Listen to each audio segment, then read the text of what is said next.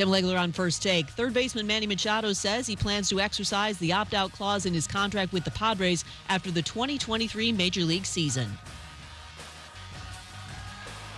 Think O'Reilly Auto Parts for all your car care needs. They're close, convenient, and have the parts you need fast, along with excellent customer service from professional parts people you can trust. Stop by your local O'Reilly Auto Parts today or visit O'ReillyAuto.com. ESPN 690 and Action Sports Shacks presents Brent and Friends with Brent Martineau. We're going to have to show a little more patience than the year 2 pom-pom people. Kasey Kurtz. Yo! Well, what are we doing, bro? Come on! And Aaron Schachter. I'm all in favor of these two showing their love, really celebrating their relationship. Get him! Get him! Hit him! Hit him! Hit him! Yeah! Boom! Jack! Boom! Yeah! Boom! Jack! Boom! This is Brent and Friends with Brent Martineau, Kasey Kurtz, and Aaron Schachter on Jacksonville's home for ESPN Radio. ESPN 690.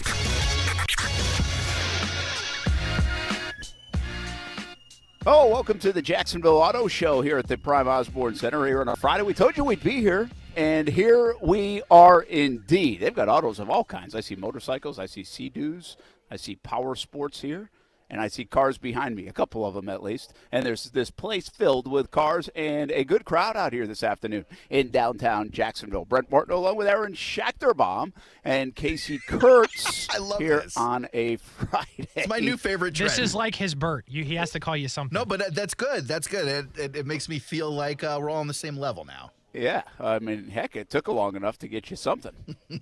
I could call you Ernie, I guess, since you called me Bert, but we're going to go with Schachterbaum instead. Hey, have you heard Kasey's chasing award season? Well, I was told I couldn't bring that up as a topic, but I was bringing it up anyway. What kind of award are we going after here So for basically, Kasey Kurtz? I'm not sure. I was explaining to Kasey as he was putting together a very special piece of programming for the audience for this weekend. Case, I don't know if you want to promote it here, but now would be a good time. We got a NASCAR special. It's going to be at 1:30. Hi, guys. I got a NASCAR special. So Kasey's producing, finally, a NASCAR special. Yeah. Based on some of these interviews he's got going. He's got a Tyler Reddick interview that he's got going today, and he did, who'd you do the other day again? We got Alex Bowman and Kyle Larson. So That's what we got. We'll replay those, and Kasey will narrate the whole thing. And then I told Kasey, hey, man, we should use artificial intelligence to write the monologue for the show. Should you say this if I'm trying to win? Yeah, don't Will worry. they They won't listen to this show. It's fine. Okay. Nobody listens to the show. It's like 2 minutes in, but okay. Brent, Wouldn't be hard to find. Kasey looked at me like I was an idiot. He looked at me like I was some dummy, suggesting he used the magic powers of computers to figure out words that are nicer than his. I don't know if you know this about Kasey. He's got the education of a fourth grader. Shout out to UNF. So basically, I showed Kasey.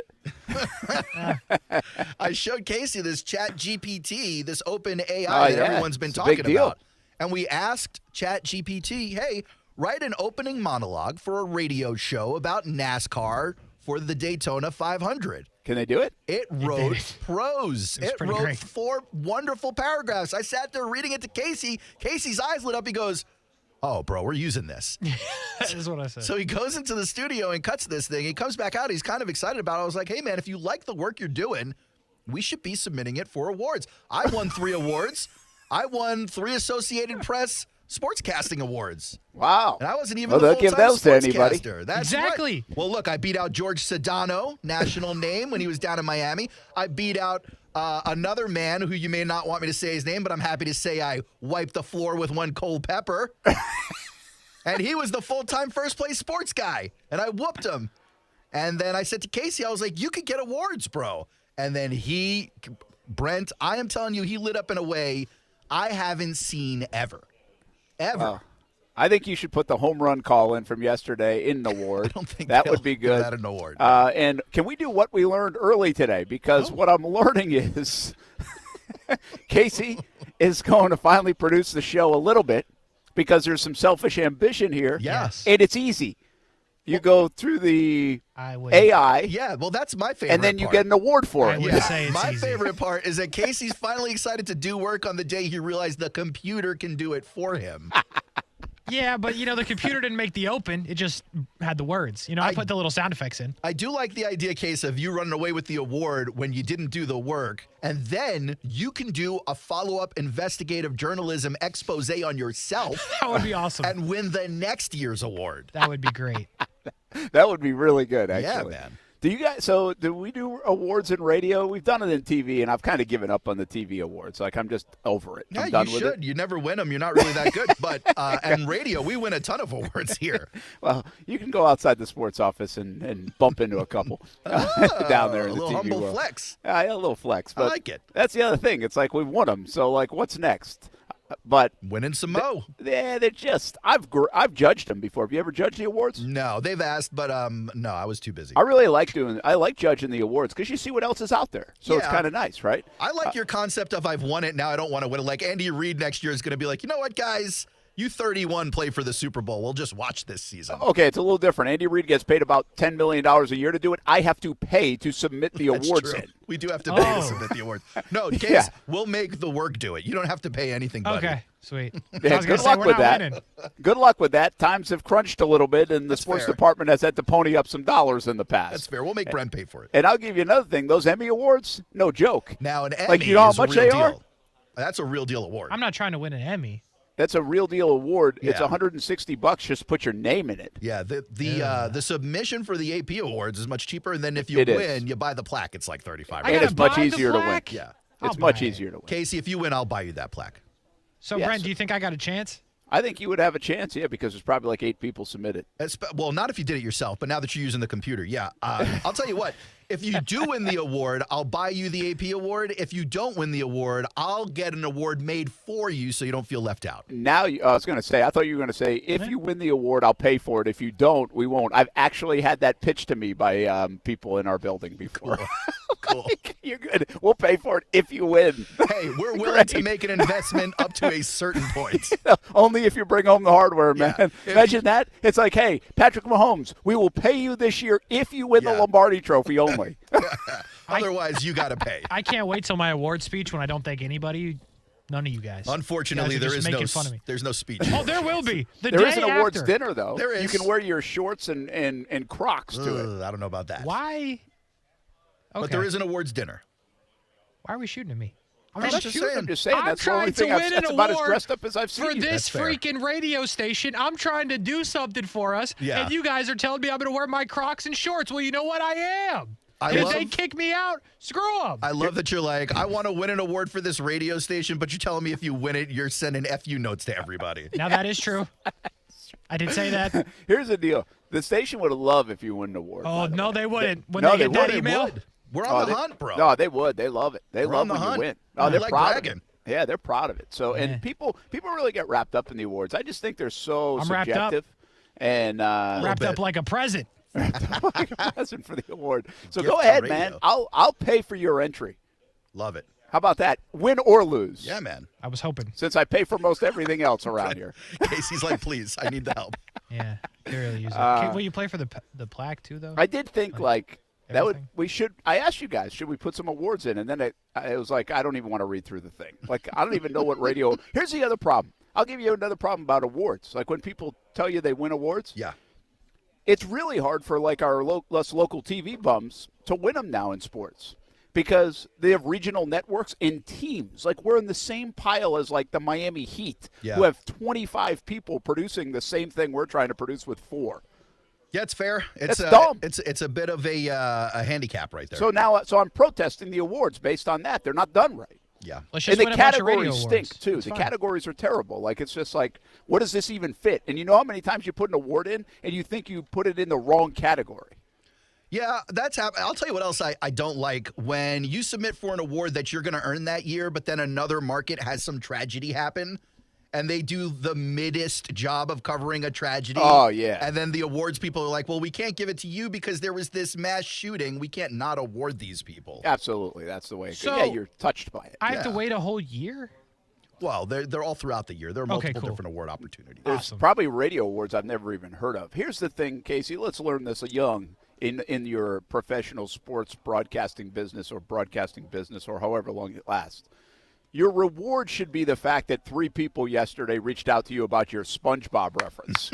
That should be your award. He considered it an award. I'm cutting that up for social media right now as we speak, actually. That's going to get more bigger run. than everything else. Yeah. The fact that if we have even 3 people on right now after this discussion about nothing, that would be our award today. It's not nothing. It's me furthering my career, you bum. Yes. Isn't this the kind of crap you're excited for? We were just talking about this. You want to see people grow. Let's grow. Winning an award would be good for you. If it means something to you, it means something to me. How about that?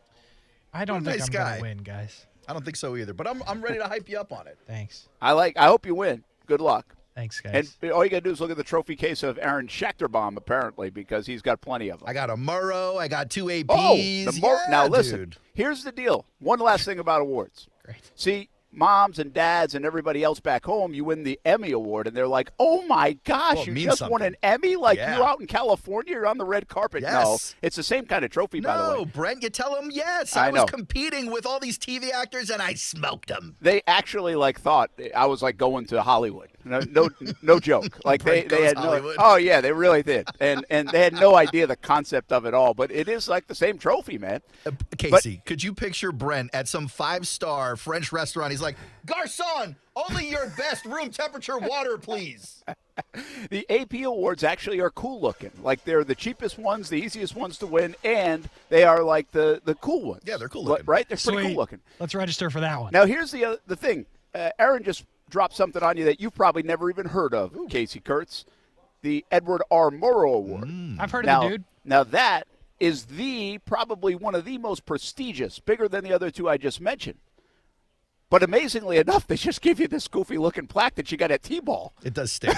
Like, it's really, amazing. I didn't even buy one of my own for this one. But it's the hardest to win and the most prestigious, as they would say, in our industry, I would think. I don't know about the radio side, but I know the TV side. I won it for social media excellence. Social media excellence. In 2018, yes. Good for you. Thank you. And you continue to bring that to our show, social media excellence. I try, buddy. Thank you. Are we going to talk sports today? Nah. Anybody know where Tiger Woods is? He's on the golf course. He's very far from John Rahm, wherever that is. Probably. Hey, that was a heck of a close yesterday for Tiger Woods. And last time I checked, he was 2 under par. Nice. So he's doing okay. So he will win again, like I said.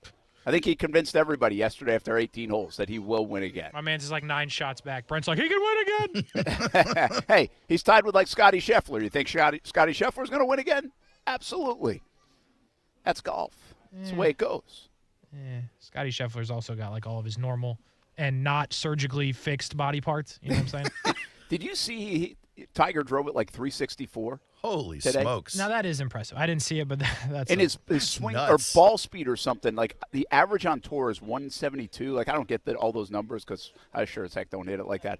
But his ball speed yesterday was an average of 177, but he had it up at 188 and stuff. And that's got to be the speed right off the club, right? Yeah. But, that's a big measuring stick for, do you have the ability? When they look at young guys now and they measure them up, they're like, hey, this guy's got tour-level speed for his swing speed. Is he hitting the ball 200 miles an hour? Is that what you're asking? Yeah. And Tiger's still doing it at 47 with this repaired body. Yeah. So I think there is hope that he can do it. Brent, at what point does all the repairs become performance enhancing? Sure, if you've got a bad back, you can't play as well, but if your back's been rebuilt with steel pins and wires and stuff, at what point is it better than the rest of the guys on the tour you're with? Maybe we're not there yet medically, but I think that's where we're going. What you're asking us is it's like the Tommy John thing. You got to be very careful about performance enhancing. When you said that, you kind of what are you talking about? But you're talking about what Kasey just said. Guys with Tommy John, MLB teams now expect if you either have had it already, it's okay, and if you haven't had it, you're going to get it. If they draft you, they think you're a pitcher, you're probably going to get Tommy John over the next 5 years. They anticipate it. And then you come back, and you're usually just as good, if not stronger, with more velocity. Kasey? Yes. And you're just better. That's how good the surgery tighter. is. How's that work? Yeah, they just want. Now it feels like you get it as early as you can just to get it out of the way. What else is there like that in life? Can I go have tonsils. vocal cord surgery? You could get and your make my tonsils voice taken. so deep and so good that then I can sit on the porch in Wyoming and just do voiceovers? That's a good point. This actually goes back to SpongeBob. So there was a time where SpongeBob thought that he laughed too much and his laugh box was fractured, so he had to stop laughing. Cool. That's a great addition to the showcase.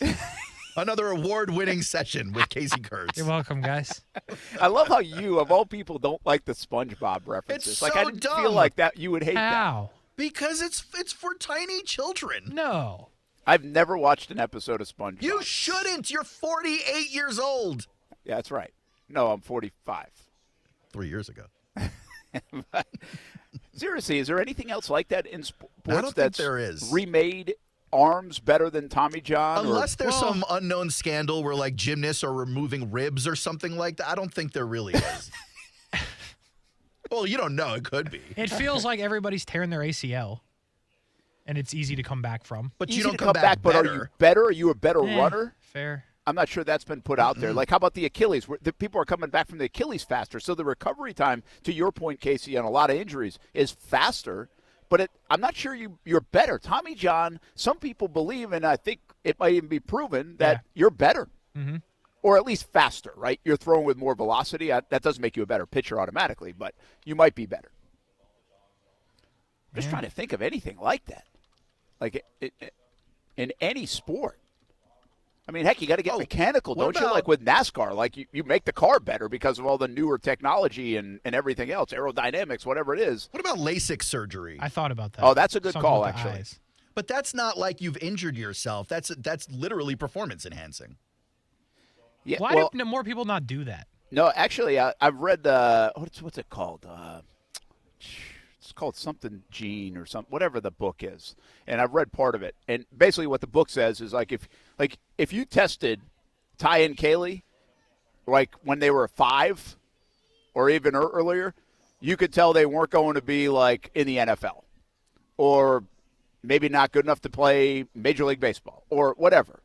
Right, because genetics basically shows you that you don't have like the 1%, but you might have the 1%. And so along those lines, in whatever book, I can't remember the title of it, and I think I even have it in my iBook catalog here on my phone, so I'll get it for you in a minute. But this says that if you don't have 20/20 vision, you're not playing big league baseball. Yeah. Like, you cannot do it. Like, it's physically impossible to pick up the bill. I thought it was better than 20/20. Well, it actually is, I think. And if I go back and read that chapter, I remember people, even at, like, what's good vision? 2015. 2015. Okay, so guy with 2015 vision, I forget who they used for the example, he would actually go get LASIK surgery to improve it to 2013 vision. Wow. That's desperation right there. That's your craft, man. That's like, it just shows you scientifically when a ball's, you have to react in that short of time. That's not craft, though. That's like being desperate enough to throw your eyes under laser knives just so you can get an edge at the plate. Does anything go wrong with LASIK surgery anymore? I'm sure it does. I don't want to find out. Never? You don't think nothing's ever gone wrong with LASIK? Ever? Is it worth the risk for millions of dollars? Sign me up. How is 2013 better than 2015? And how is 2015 better than 2020? Case, these are the mysteries of life. Really? These are them. Okay. You should do a special segment on it. Maybe I should put it in my ebook catalog. Do you know what the best vision is? No. I think you I just are played my that best self vision, out. Brent. No, I'm just like, so I've heard somebody say 2010 before, but I thought like 2013 might be like the best vision. I don't know that. I was supposed to go to the eye doctors today, but I missed it. I could have asked the question. 2010 is thought to be the maximum visual acuity of human eyes without binoculars or other magnifying devices. So I guess once you go past 2020, it's almost like it's slightly magnified in your eye lens. Huh, that's wild. Here's one other weird mutation to have. You would know this, as we live in a military town, but I think if you're like a fighter jet pilot, like it's a prerequisite, right? Yeah. Like you have to have better than 20/20 vision, don't you? I think that's what I've heard. I don't know that to be like a fact. Yeah, I don't know if that's a fact either, if just something that's kind of manifested over time that people talk about. But that's a good call, though. I like what you said there, because LASIK surgery or some kind of eye surgery to improve your vision, that does actually make you a better athlete. But to your point, did you get hurt? Well, probably not. You already had certain vision and you tried to make it better. Which before I read this book, I didn't even know you could do that. Like I was like, why would you do that? Yeah. But I guess if most people have pretty good vision, they don't even go to the eye doctor. This just in from the U.S. Air Force: pilots must have normal color vision, so no color blindness, near visual acuity of 20/30 without correction, so that's the worst it could be for them. Distance visual acuity of no worse than 20/70 in each eye, correctable to 20/20. Huh? 20/70? Yeah. What is happening? So if you can't correct the vision to 20/20, it's a no-go. Then it's okay. I see what you're saying. Now I want to know what my vision is. You don't know, huh? You've never been to the eye doctor? I hate eyes. I'm terrified. Really? Yeah. Like, I've said this before, maybe not on the radio. If the options are going blind or putting, like, a needle in my eye, because, like, I knew somebody that used to do that, blind. It's a weird thing. Like, I can't do it. It is odd. Yeah. I'm supposed to go to the eye doctor. Like, Amanda wants me to go because, like, my eyes be hurting sometimes. Well, you should. I'm not going. That's a good idea. Don't go. I'm scared to death. No, and usually fear works out fine. Just ignore the problem. I'm not going. You know what's weird about eyes? It's like the only body part that's mushy and at risk of falling out of your body. Stop. But also, it's so important. Like, don't you think human evolution would have like made some kind of guardrails over it or something? Maybe a thin, see-through layer of skin, a membrane, if you would. I guess it already has one. Yeah, membrane is a word with the eyes, isn't it? Yeah, it already has one, or else your pupils would fall right out, Case, into the keyboard. This is the worst segment we've ever done. That's fantastic, man. We just found out you were afraid of I need to write needles this down. in your eyes. I mean, I don't know. Is anybody afraid of that? I need to write this down. What we learned today. Yes, I need to write this down. Eyes and snakes, the two most things I'm terrified of. It's real life. By the way, still ahead here on a sports show here on a Friday from the Prime Osborne Jacksonville Auto Show. We're going to talk what's more real, aliens or robots? No, is it aliens or robots? It's aliens or robots. Okay. AI fits in. It's not what's more real, though, is it? No, it's what are you most worried about? I'm worried about. Yes, yeah. worried about for the future, yes. Needles in your eyes, robots or aliens? Needles in the eyes takes it. I would hope that when the aliens show up, they're not like, hey, we need to do this to your eyes to make you see better. We really have a plethora of sports on the tap today. We'll, of course, talk football because we do. We'll have tweets coming up, football at 5. We'll also have a conversation with Tyler Reddick and Kasey Kurtz as Daytona 500 weekend is here.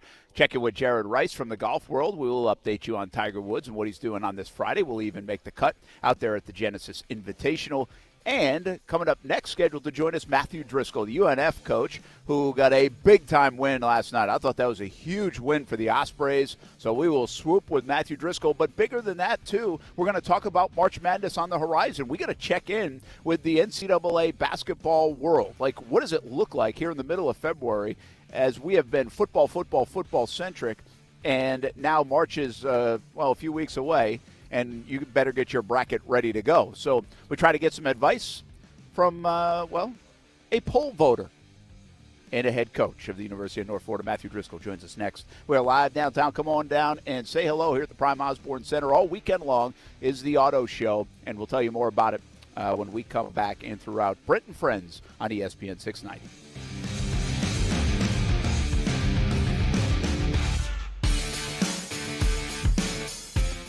Now, the First Alert Forecast on ESPN 690. Breezy and warm today, mix of clouds and sun, and by late afternoon there will be some rain. Highs reach the low 80s. Showers end early this evening, then turning much cooler overnight, dropping to near 40 by morning with wind chills in the 30s. And mostly sunny but breezy and cool tomorrow. Your Saturday high in the low 60s. I'm Chief Meteorologist Mike Burrish. Join me today beginning at 5 p.m. on CBS 47 and Fox 30 Action News Jax. The Weather Center is brought to you by Beard's Diamonds, proud to offer a huge selection of both lab-grown and natural diamonds at the lowest prices guaranteed. We're dealing at Best Bet St. Augustine, the only card room and sports bar in St. Augustine, Florida. With nonstop action, poker games of all limits, exciting tournaments and table games, and a sports bar showing all the action, Best Bet St. Augustine has you covered. Don't miss our delicious dining options, serving breakfast, lunch, and dinner, and our always popular freshly made sushi. Best Bet St. Augustine is located at 800 Marketplace Drive off exit 311, where I-95 and State Road 207 meet. Learn more at bestbetjax.com. Have you seen your financial freedom wiped out by stock market volatility? It's Rich Jones. Consider investing in real estate funds from DLP Capital. Don Wenner is CEO and founder. DLP Capital has provided our investors with consistent double-digit returns by investing in cash-flowing residential real estate. For more than a decade, we have had zero losses, little volatility, and have shot above our return targets in all of our investment funds. Plus, we offer monthly distributions and tax shelter opportunities. To get your investor's guide and learn more, dial **invest on your cell phone or visit highyieldreturns.net. Did you know that you have the power to positively impact a local child's life? It's as easy as donating to Daniel, Florida's oldest child service agency. Daniel provides counseling to abused children. Daniel helps homeless teens find shelter and learn to live independently. Daniel connects kids with foster families and strengthens at-risk families so they can stay together. They've done all this and more for 135 years. Please become a part of improving the lives of local children and families by donating at danielkids.org today. The USS Orlick is a one-of-a-kind floating ship museum. Come visit her in downtown Jacksonville. There's a feeling in the air where people seem to care in Jacksonville. The Orlick, a Gearing-class destroyer with 18 battle stars, is one of the most distinguished ships of all time, and the most since the end of World War II. Jacksonville is a military town, and the Orlick honors all those that have served our great country. She's a great location for special occasions and meetings. Weddings, birthdays, anniversaries, memorial services are all spectacularly displayed on her massive deck. The Orlick is also a one-of-a-kind location for a business meeting. Your dream event can come to life aboard this historic destroyer. To find out more, visit jacksnavalmuseum.org or call 904-789-SHIP. This is where I'm meant to be. Hello, Jacksonville. Hello, Jacksonville.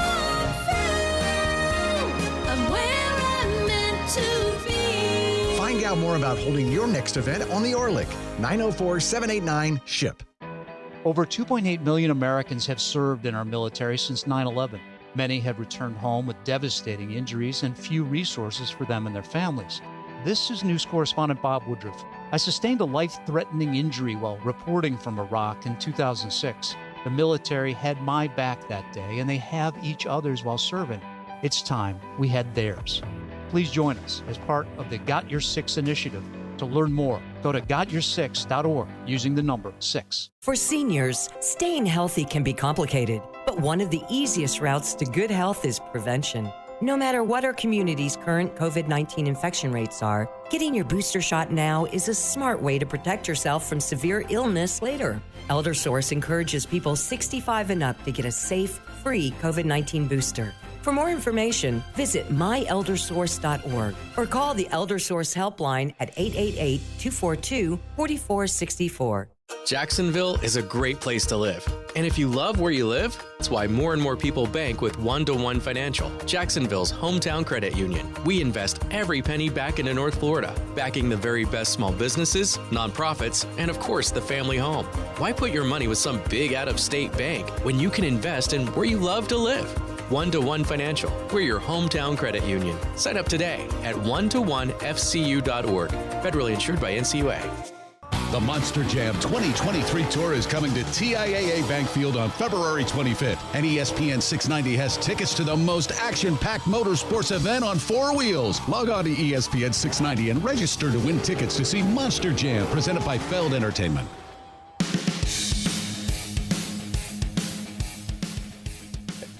Every time I come here to the Jacksonville International Auto Show, which has been a couple times, by the way, we broadcast here from this convention center for this weekend on ESPN 690 before. That's how old we are now. We have made it this long. Nice. And when I come here, look at us. I just start thinking about which car I want to leave with. But then I'm facing, now the video camera is, you can see probably some cars behind me down the way. Yeah, we see like an SUV with the hood up. I think that's the Mach-E, is it not? No, no, maybe easy. not. I don't know. That's Volvo. Okay. And down there is Cadillac. That's There's the new Escalade. electronic Volvo. I love Volvo SUVs. That is man. the electronic Volvo. You're right. I love Volvo SUVs. It's probably my favorite SUV. Really? Yeah. They're gorgeous. I can never afford one, but they're gorgeous. I'll check the price, see if there's a good discount. Yeah, the electronic one. Yeah, find that discount, bud. I appreciate that. You might need 2010 vision to find a discount on that one. You know, I almost did this for Christmas. I thought about it. Have you ever tried the electric bike? The e-bikes. No, yeah, I've never got ridden them right one, over here. but I kind of wanted to play with one, yeah. Yeah, like they look. Well, interesting. Aesthetically, right? they don't look like you're going to go down the street like for a ride with your wife or something. Yeah. But they look like they'd be kind of cool. Yeah, it sits somewhere between leisurely stroll and kind of fun ride. Yeah, I think you're right there. And then we've got Sea-Doos and other things down there with Jacksonville Power Sports.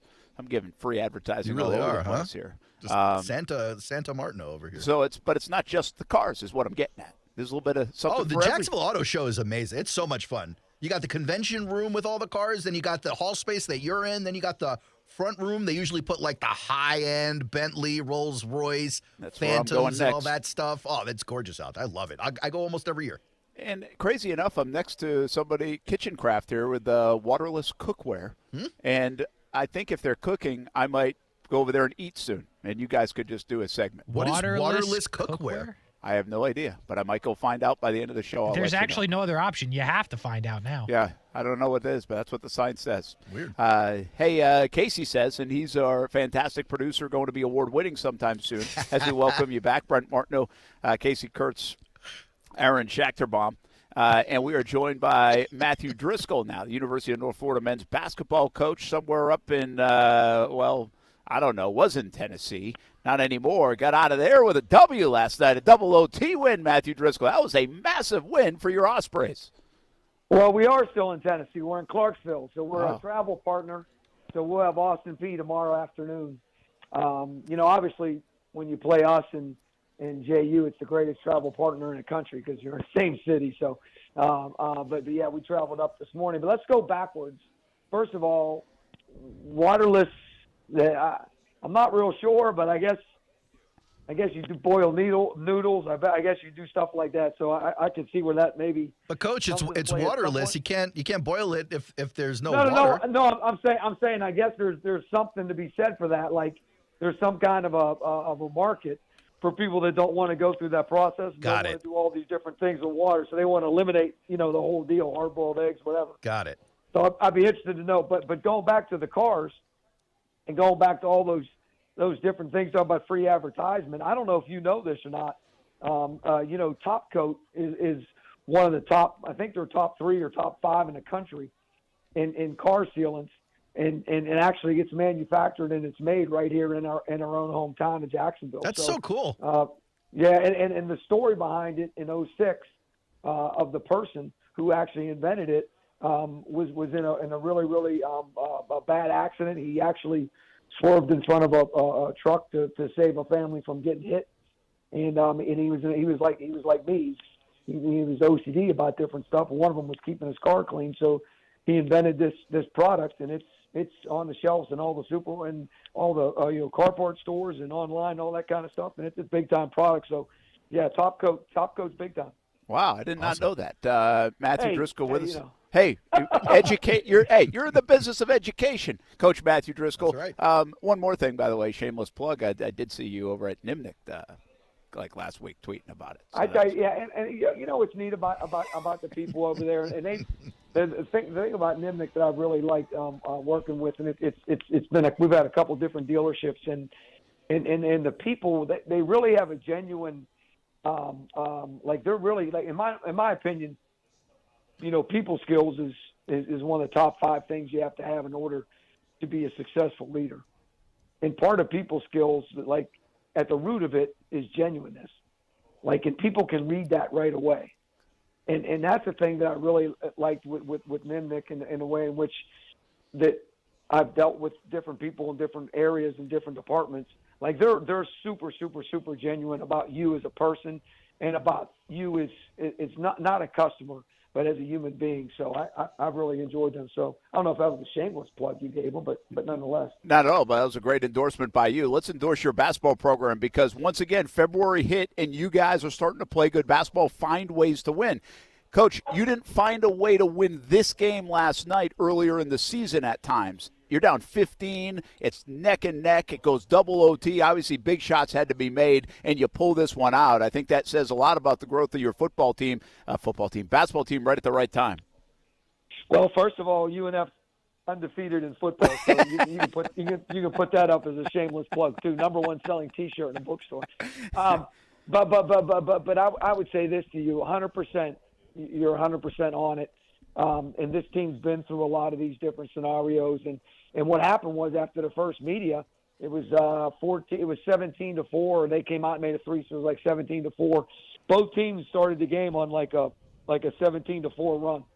It was one of the weirdest thing. But I told them we went into the media, so we really talk about playing media by media. And I said, okay, listen, we lost that media, and it doesn't really matter how many you lose it by, but it does. But I didn't say that to them. I say we lost that media, so let's just wipe that one away, and then let's just move forward from now moving forward. And we won the next four medias.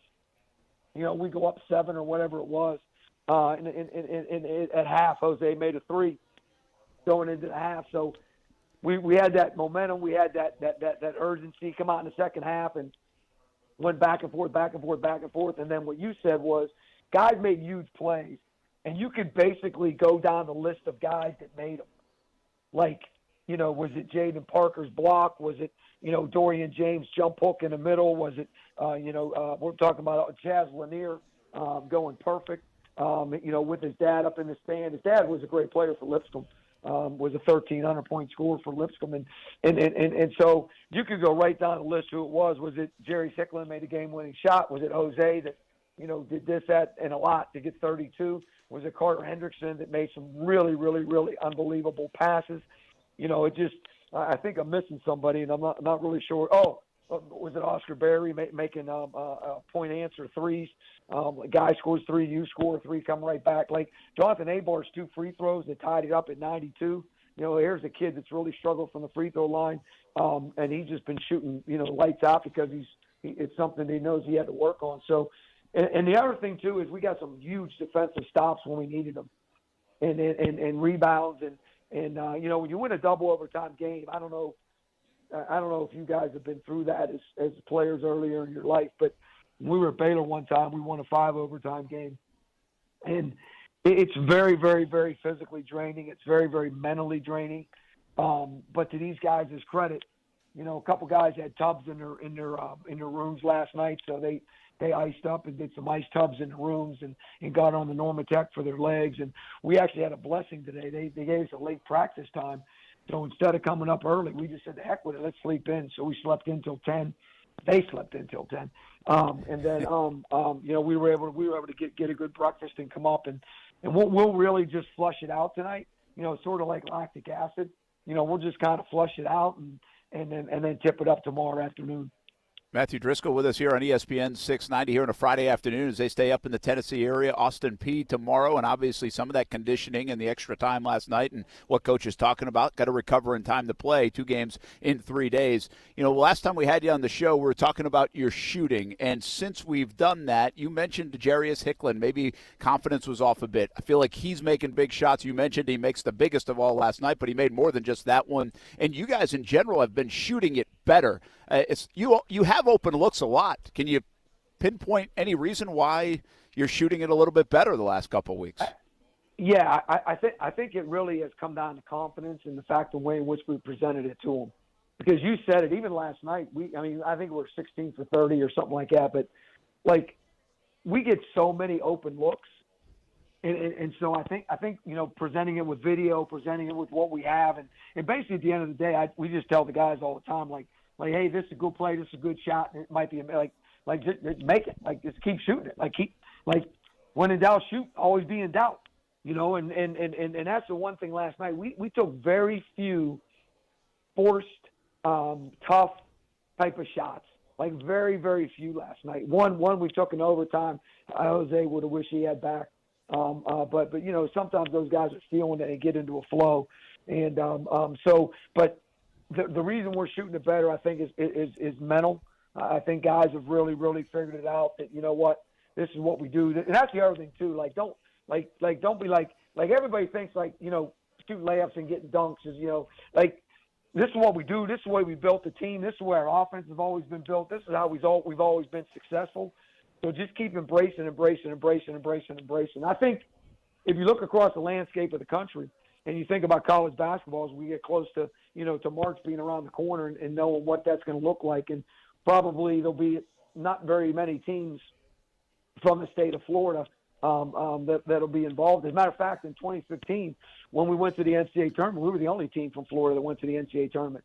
And but we look at the landscape of basketball right now. Like Purdue's a good example. Everybody's like, well, Purdue's lost, 3. I forget the number, 3 out of the last whatever. But they were all on the road. They were all against very, very, very good teams. And say whatever you want to say. And Brent, I'll be interested to see what you think about this and your opinion on this, because you sit next to the court when you do our games. Like, it can't be easy to referee the Edey kid. Like, it can't be easy because you don't see a 7'4" kid. So you almost like he gets bumped, he gets hit. You're like, he's big enough. He should be able to take that.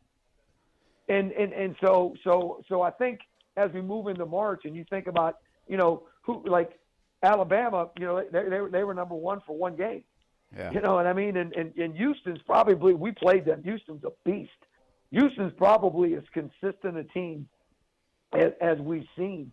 And then you look at UCLA last night. Stanford almost smacked them at home because they don't score very well. So they're a team that you're like, okay, I'm not real sure. But the Big 12 the other night, when Oklahoma won the game the other night, it was only their 3rd win in the league, and they're talking about them being on the bubble. Crazy. It doesn't make any sense. And then you look at the SEC and like Texas A&M, like nobody even talks about Texas A&M. Like nobody talks about Texas A&M, and they're 2nd place in the SEC, behind the number 1 team in the country, and they're barely ranked at 25.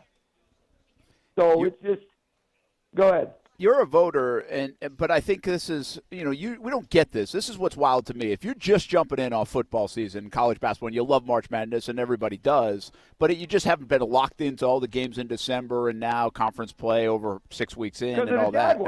Yeah, because of that. Because a lot of people do that, especially because of the Jags run, to your point, It's 100% because of the Jaguars, because in the last several years, they were a non-entity or whatever. It's like when it was over early, and you guys were talking about the draft every day.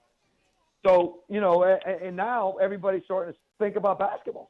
And so, I guess if you just jumped in, you're seeing Alabama in the top 5. You're seeing Houston in the top 5. And they've been good the last couple of years. But I even go down the list. You've got some blue bloods in there. You got UCLA, Kansas, and the Texas and Arizonas of the world. But you keep going. Marquette's really good with Shaka Smart. Gonzaga's actually a little bit down, who you played earlier in the year, compared to where people have seen them in the polls the last couple of years. But then the Miamis, Indiana's back a little bit, Coach. Xavier, St. Mary's, Creighton right there. Kansas State. I mean, all these, Kansas State's a great point here. Kansas State good in basketball, like maybe a team that could threaten for it. I mean, it seems we've got this mix, and of course the obvious one, which we talked about in the past, like the Duke, the North Carolinas, the Kentuckys, they're not there at the top, which is very odd for people's eyeballs to see. 100%. I don't even think those guys are out. Yeah, Duke just fell out, so Duke's not even in the top 25 anymore. I mean, I tell you this, Brent, and people, I don't think people don't not understand what I'm saying. But I've been doing this for 35 years. I was at the highest level when I was at Clemson, 2 national championships with Maryland and Duke while I was there. And then I was at the Big 12, and I was in the Big 12 with Kevin Durant, Blake Griffin, and Michael Beasley, three in a row, 3 national players of the year in a row. And so I've seen incredible basketball and great basketball. So here's what happened, and this is just my opinion, and I'm going to say this from our perspective. When they took men's basketball from 15 to 13 scholarships, parity became a whole lot more relative because it's all trickle-down effect. Now, when you add in the transfer portal, you add in the ability to transfer immediately to be eligible, and then you add in NIL. Florida just passed the rule, so now Florida can go out and try to get people to give guys money. So like now, the kids are finally getting paid legally, and then of course the other people are still getting paid illegally. Don't think that's ever going to go away. But my point is, with the NIL, the transfer portal, and the fact that you can transfer and be automatically eligible, and it's still at 13 scholarships. So now, if you think about it, a lot of guys, they don't even use 13 scholarships. They either save 1 or 2 in case there's a mid-year guy, that's going to enter the transfer portal. So now you're talking about a whole lot. And then you throw in the coup de grace on top of that, which is COVID. And now you got dudes that are playing that are 22, 23, 24 years old.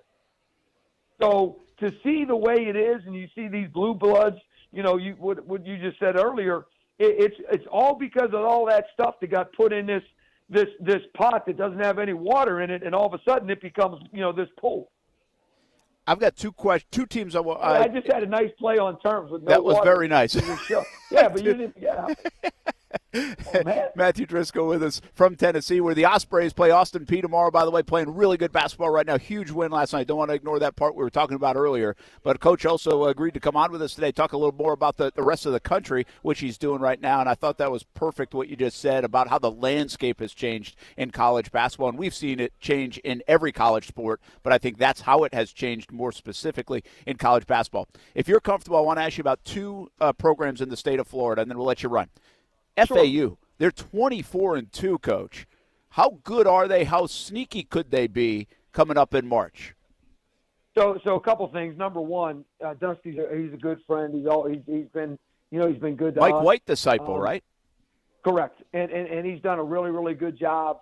He and I actually were in the mix together at Louisiana Tech when Mike left, and he's done a really, really good job. And the thing about them is they're older. Like, they're sort of like Kennesaw State in our league. Like, none of their guys left, and all of their guys stayed. And then some of their guys were trying to get poached, but they didn't. And so when you got an older, experienced group that's been together, as opposed to bring all these guys in and try to figure out by the time you get halfway through the conference, they hit the ground running. They built that confidence. They buy some home games. They get a lot of home games. They get some wins. Next thing you know, bada bing, bada boom. And what's crazy is what nobody will talk about, because you don't know this, because, again, this isn't your world, but he's in my family. Here comes North Texas sneaking up right behind them, and they're a half game out of first. They're like 21-5. Yeah. And nobody talks about them, and they had a chance in the Sweet 16 with Oral Roberts, another disciple of Coach Struz. So. Like, by the way, they're only one of two undefeated teams in their league in the country, Oral Roberts. How good can they be when they get into the tournament? They shoot a lot of threes, and so I think you're going to see a lot of those kind of teams because they have older, they have high major guys that didn't play high major that are transferring down to where they're at, and then you got some teams like you said, FAU, that's put together. So, because of that, they're extremely, and here's the other thing too. You could say whatever you want to say. It don't matter if it's March Madness. It don't matter what it is. At the end of the day, if you're playing North Florida and you take your hand and you put it over the top of the word North, they're going to play a little different. Yeah. They're going to play a little different. They're going to play thinking they're playing Florida. So that still comes into play, even in the March Madness, which sounds crazy, but it's just human beings. What's the second part? Yeah, well, it's real. One other anecdote there. Florida Atlantic, in my life, I don't remember them ever being good at basketball. They're 24-2, and so that's why it got my attention here in the state of Florida. And 100%. I voted for them. Yeah, I voted for them top 25. Yeah, and they're 25 now in the country. The other one, a different story. I know you have a lot of respect for Leonard Hamilton and Florida State, but my goodness, I'll say this part. I mean, they're bad. Like, they're really bad. Like, what's happening in Tallahassee, in your opinion? So I think it's a couple fold. Number one, I think it's definitely personnel. I just feel like they had a bad start. I think they had a bad inability to have the guys that they wanted to have. And remember now, he's always been a play 11 guy. He's always been the guy that played 11 guys. And he had guys playing 11 minutes that were like the 11th guy. And so many guys were going through that when you had an injury, you could really, really be okay with it and sustain it because you had enough people that were playing high major minutes. And so it really didn't hurt you or it didn't affect you. And I think they've had so many dysfunctions from that standpoint that they haven't been able to get any kind of flow, haven't been able to get any kind of feel. Obviously, like everything else in life, when guys come back, you would think it's really going to help you, but sometimes it works the other way. They got other agendas. They got other thoughts. One foot in the boat, 1 foot out of the boat. And so I don't know them intimately like that, but I know Coach, and I have a ton of respect for what he does and how he does it. So, it just, it might be one of those deals. Yeah. Maybe just they just all the stars aligned for the wrong reason, and then you just have to move forward and trust, and trust what he's done in the long haul. Well, the other part of it, in the last 5, 6, 7 years, he's really raised the bar and the standard, and so it looks like, whoa, what is going on? Losing by 40 points here and there. I mean, just been a wild scene in Tallahassee. Believe me, I know. I know about raising the bar, and I know about expectations, and I know what that does. So I'm with you. Well, your expectation is now to maybe get a sweep up there in Tennessee. Austin Peay, record-wise, you could look at them. It hasn't been great, but they battle seemingly most teams. Oh, yeah. And you're on the road. It's tough. You're probably a little fatigued, even if you think you've recovered. That's a big one tomorrow for you guys, right? 100%. And what it does, it also, it brings you off this road and it sets you up for the last homestand, which is going to be another huge situation in the sense that all that seeding is really starting to sift itself out, so to speak, and placement where it's going to be and whether or not you can get a home game or not. So we're always 1-0. We're always the next. Austin Peay is obviously the most important one, and also too next week. Just so you know, it's a Wednesday Friday deal. Oh, I know. It's on my calendar. I'll be there. But I'm saying it's a quick flip. Oh yeah. So we don't travel home until Sunday. Usually, Monday wash it out, Tuesday, ramp it up, Wednesday preparation, Thursday you play. This one is going to be just the opposite. It's 1 day short, and so it's going to be, tomorrow is what you said. It's not only the next one, but it's really important for a lot of different reasons, and we've got to make sure. And the other thing too is, I think you said it best. I mean, in our league, our league is a beast. It's an absolute beast every single night. And, Kennesaw State now is at the top of the league, beat Liberty last night at home. And, so we'll be prepared, and Coach Evans it's his scout will do a great job making sure the guys understand the differences, moving forward with them compared to Lipscomb last night. But if you were a college basketball fan and you were able to watch last night's game, boy, I'm telling you what, it was a heck of a game, boy. It was a heck of a game. And you guys have had some awesome games over the years against Lipscomb. Good luck tomorrow against Austin Peay. For some reason, because you guys are a darn good coaching staff, you have them playing their best basketball right about now most every year. The record in February is phenomenal for Matthew Driscoll and this coaching staff at the University of North Florida. Go get another W tomorrow, Coach. And by the way, when I see you on Wednesday, I'll have some more answers about this waterless cookware, I promise. And I also want you to get some top coat and put it on that truck, because I think it'll make it great for when you do your tailgate show from the back. It'll make it shine like no one's business. Trust me, I'm telling you, it's a local product. I love it. Thanks, man. Have a good one. Safe travels. All right, that is Matthew Driscoll, University of North Florida men's basketball coach, endorsing everything in Jacksonville. He's all about Jacksonville. That is your swoop. 20 minutes tonight, Kasey Kurtz and Aaron Schachter. Here getting them all in. On a Friday. Big stuff now, man. March is fun, especially with the local teams. Can JU, UNF make a run in March? Oh, it would add to it so much more in what seems like a wide-open NCAA tournament on the horizon here in the month of March, which also is on the horizon. We'll be back from the Jacksonville International Auto Show. Brent Friends on ESPN 690 here until 6 o'clock at the Prime Osborne Convention Center.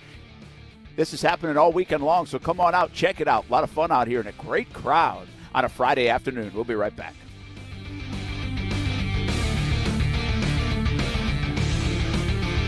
Brent and Friends is sponsored by Best Bet, now open in St. Augustine. As a business owner, wouldn't it be nice if you could eliminate all the waste on advertising to people who just aren't ready to buy from you? What if you could spend your marketing dollars talking solely to people who are ready to buy a product you sell? Cox Media Group has a very large database to help you reach those exact people. Cox Media Group offers a program called Omni-Channel that starts with an email to your ideal customer who's ready to buy now, and then once they open the email, they will start seeing your message on Facebook and through display ads and video ads. Let us answer any questions you have by heading to cmg.com to find out more. That's cmg.com.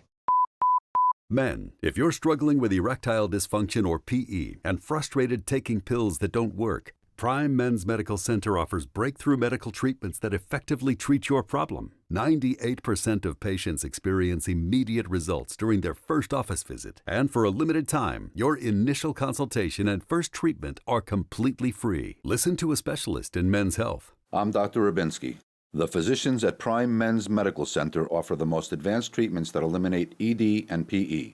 Now men are lasting 30, 60, 90 minutes or longer, regardless of age or medical history. Guys, to eliminate your frustration in the bedroom, call Prime Men's Medical Center now to take advantage of this exclusive limited-time offer. Your initial consultation and first treatment are totally free, and you'll see instant results right in the office. Call now, 904-664-8214. 904-664-8214. That's 904-664-8214. Jason Aldean. Highway Desperado Tour 2023. Friday, August 25th, VyStar Veterans Memorial Arena. With Mitchell Tenpenny and Corey Kent. Jason Aldean. Presented by Wolf Moon Bourbon. On sale now at Ticketmaster.com. Hey guys, this is Keenan Thompson. I have a problem with you. Yes, you. None of y'all told me that AutoTrader has millions of new and used cars that I can shop from home. I thought we were friends. I put smiles on your face, but I'm not smiling. No one told me that with AutoTrader, a dealer can deliver cars to my home or that I could shop by price on AutoTrader. No one. Consider this friendship that you just learned we had officially over. Finally, it's easy. AutoTrader. Start the new year off with worry-free water. Discover how good your water can be with a new Connecticut softener and drinking water system. Connecticut's twin tank, non-electric softeners are the most efficient softeners available, and their drinking water systems remove up to 99% of contaminants. If you're not filtering your water, you are the filter. Don't be the filter. The experts at CGC Water Treatment will test your water for free and provide solutions that are right for you and your family, like they've done for my family for over 5 years. Imagine having clean, clear, purified water at your home. No more plastic bottles, no more waste, just great tasting, purified water that you can trust. Call 904-552-1242 or visit cgcwater.com. That's 904-552-1242. Financing options available with approved credit. CGC Water Treatment are proud partners of the Jacksonville Jaguars, and I'm a proud customer of CGC Water Treatment.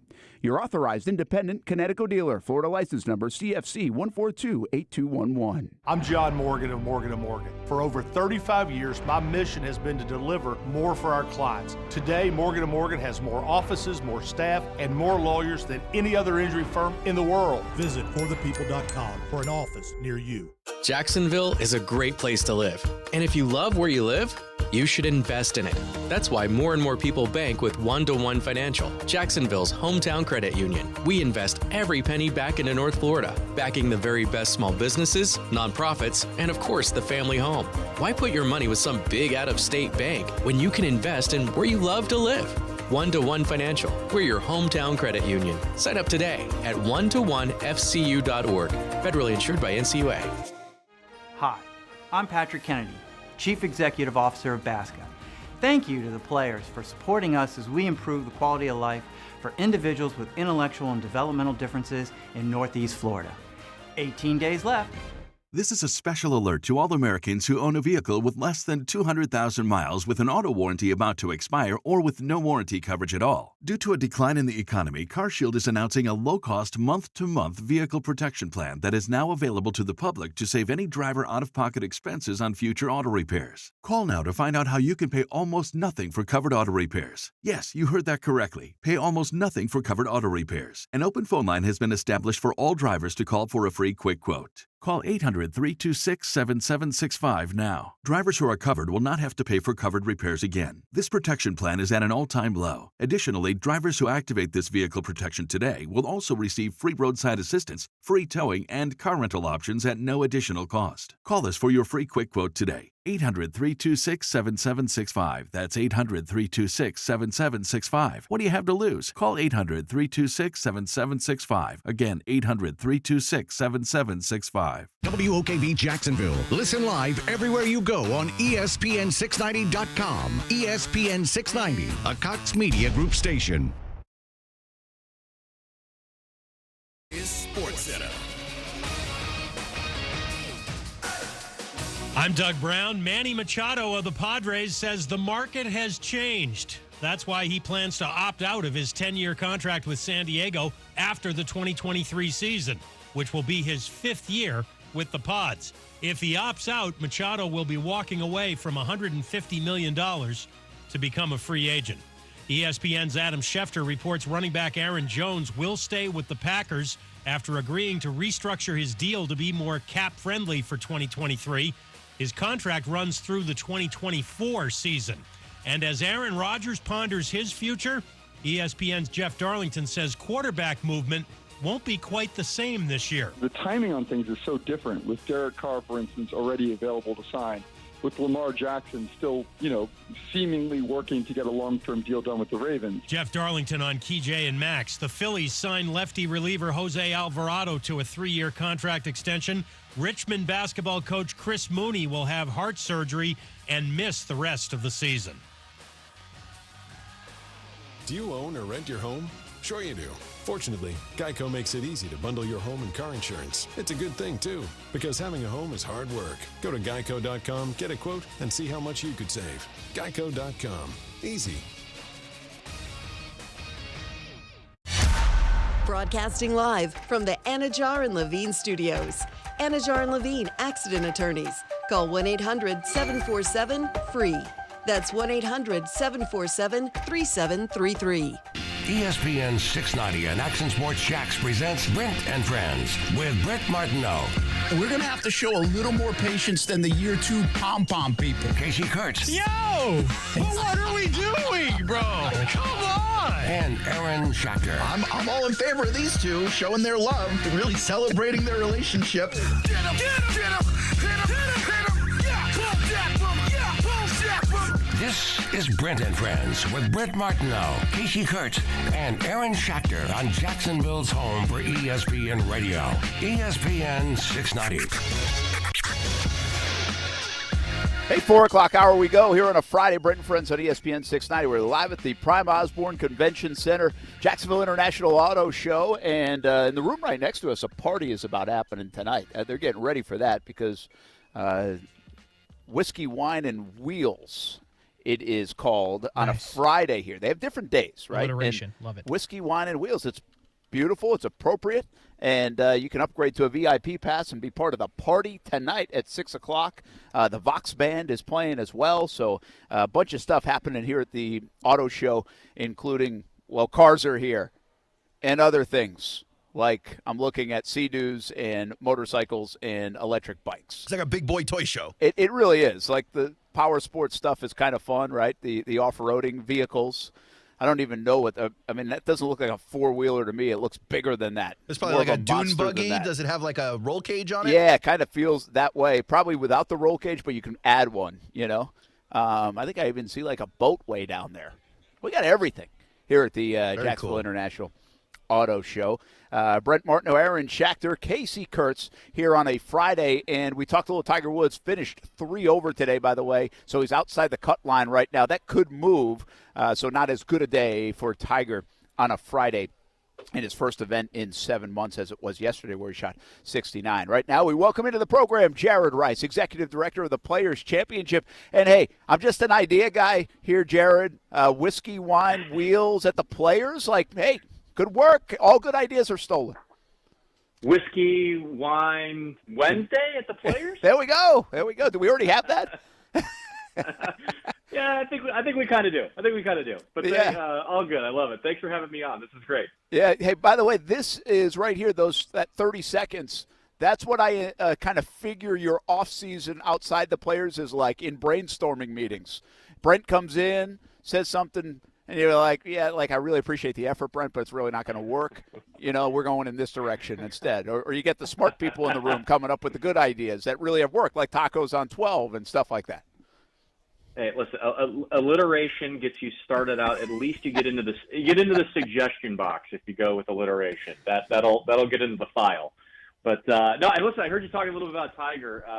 We've had, as you might imagine, the the telecast on today, and I just glanced over a few times, and it's unbelievable to me. Like it's definitely playing a little tougher out there. So don't give up on that cut line quite yet. I've seen a lot of guys come up short on shots. Really, I mean, not that I'm watching that much, but it's a little strange. And I just popped on our leaderboard. I think the low round of the day today is 68, and that was Morikawa. So seems like it's playing a lot tougher. They're wearing short sleeves versus knit caps, but seems like it's playing a little tougher today.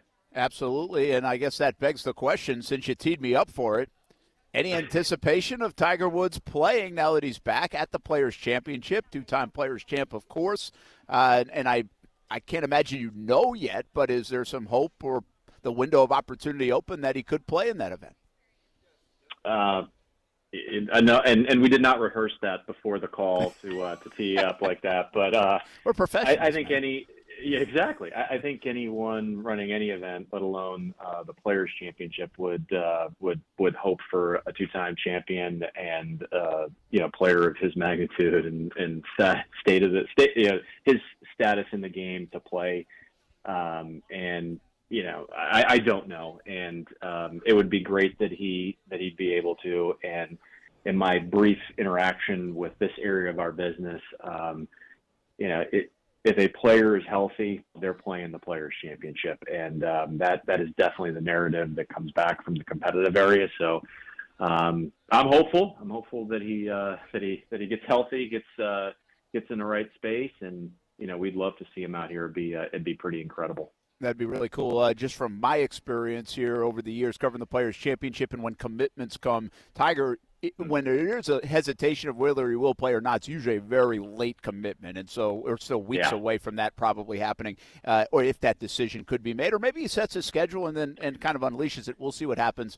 Jared Rice with us, Executive Director of the Players' Championship. And, hey, you're inside a month. Has the course been shut down now? Is it shut down, ready to go for the players? Yeah, we're 17 days, so I wish it was just a month. No, I'm kidding. We are in the final final throes of it.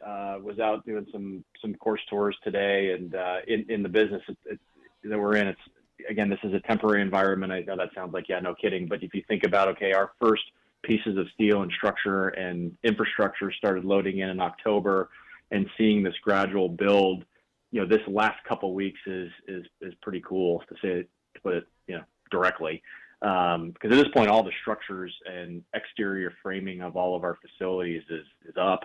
It's now about not dissimilar from building a house. It's now about the interiors, and we've got partners and vendors running around getting everything buttoned up. So 17 days away. The course closed to play on Sunday, so the only people that can play the course now are players in our field.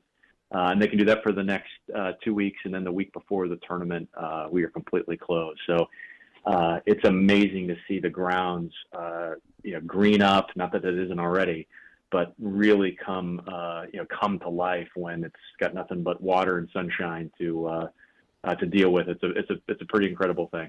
Well, listen, we just watched the Waste Management. We're out at the Super Bowl in Arizona, and then everybody saw it, of course, the Waste Management Phoenix Open, and you see the theater on 16, and it's different. I've done this story before, comparing 16 to 17, and each has its unique element to it. But one thing that's similar between the two is this double-decker arena kind of experience that takes place at the Waste Management. And you guys have built that up around 16 and 17 as well. I mean, can you go any higher, man? I mean, how many more levels can you put out there?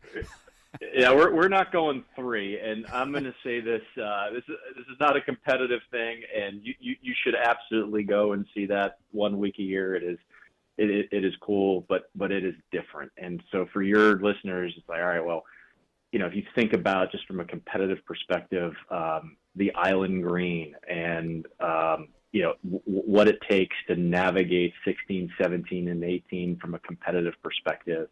The pressure, the field of 144 players that are, statistically professional golfers. They are an exempt group of players. It is a harder event, and that's indisputable. It is the hardest PGA Tour event to win in light of that fact.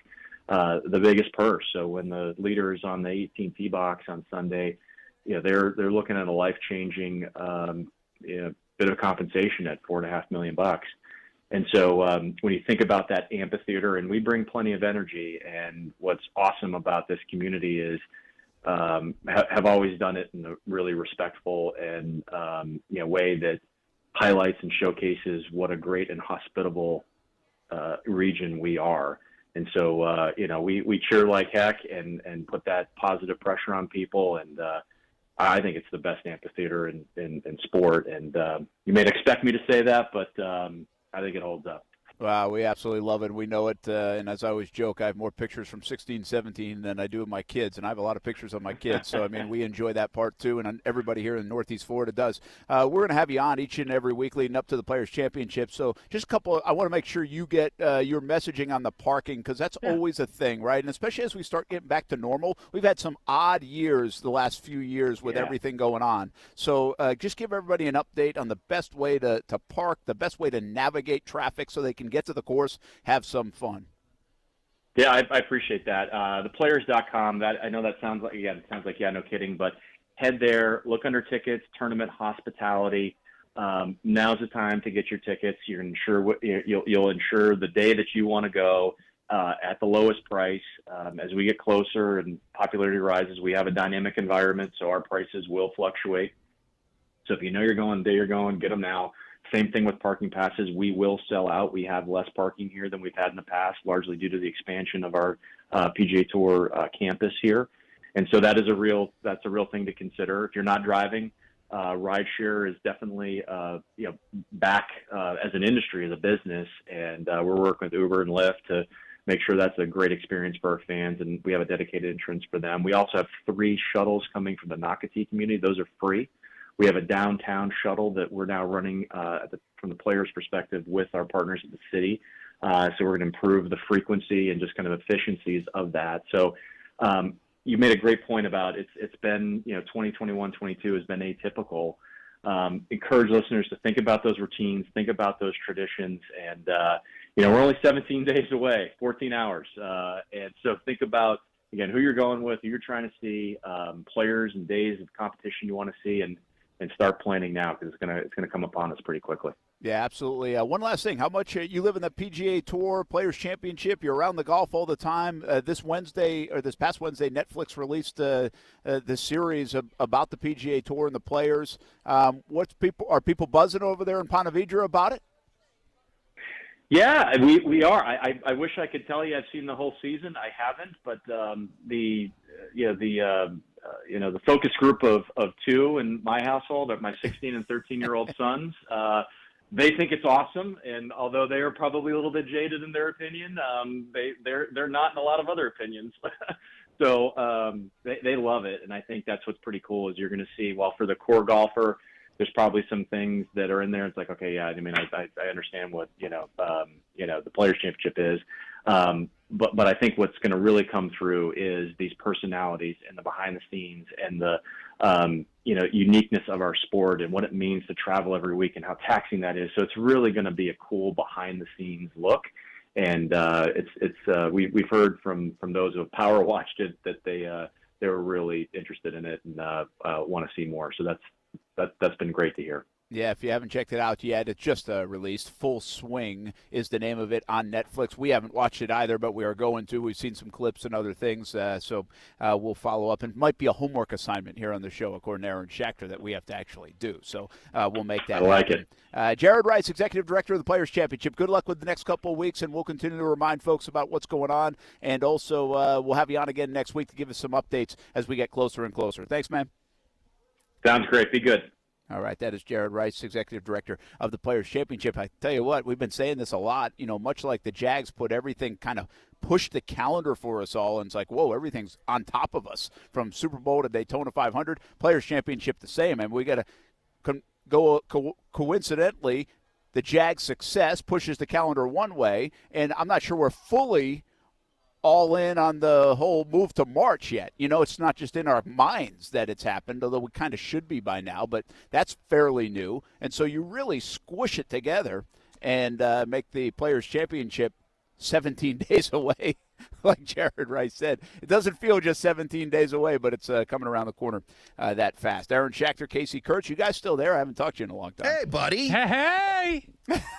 Hey. Just a lot here of helping coffee Kasey, and whipped cream back there. just helping Kasey win some awards during our off time.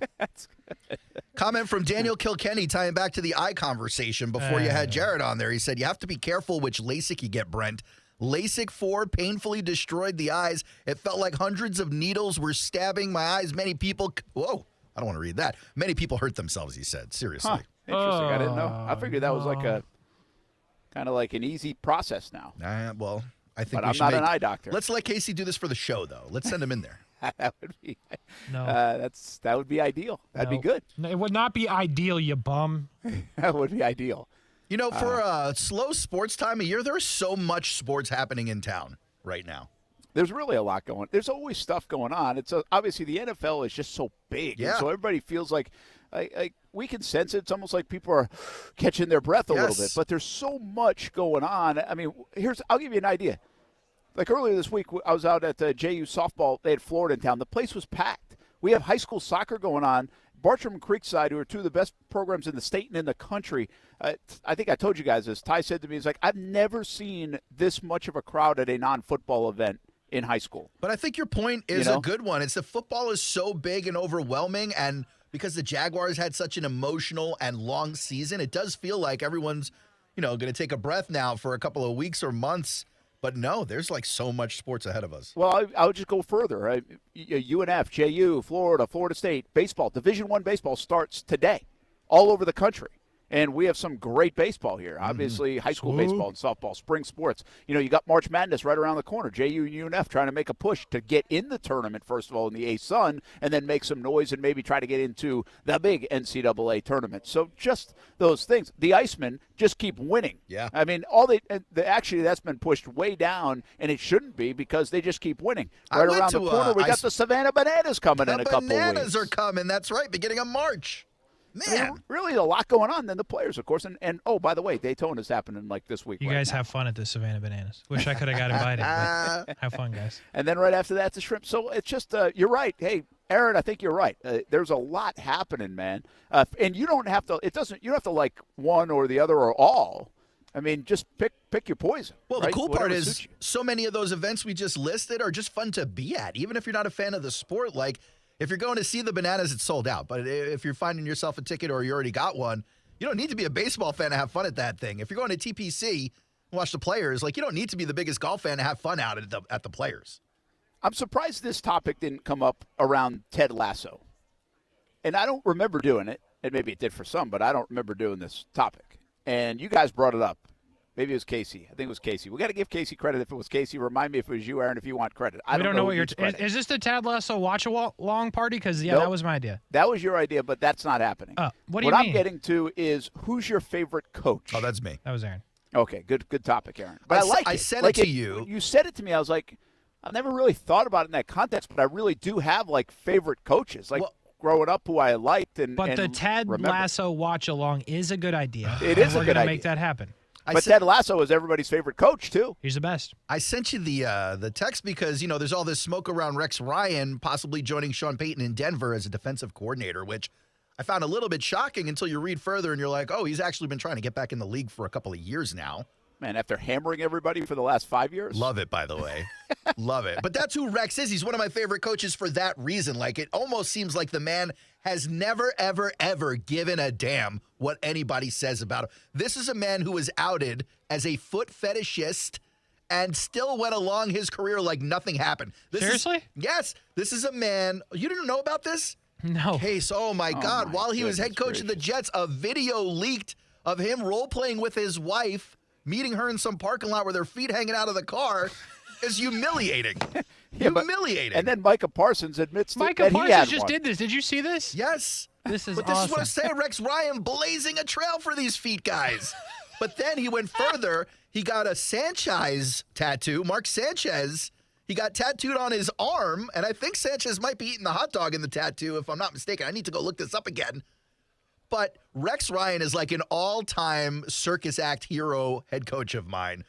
And it started, actually, during Hard Knocks, when the Jets were on Hard Knocks, and Rex Ryan bursts into the training room, the classroom, and he's lecturing the team, and he is hot.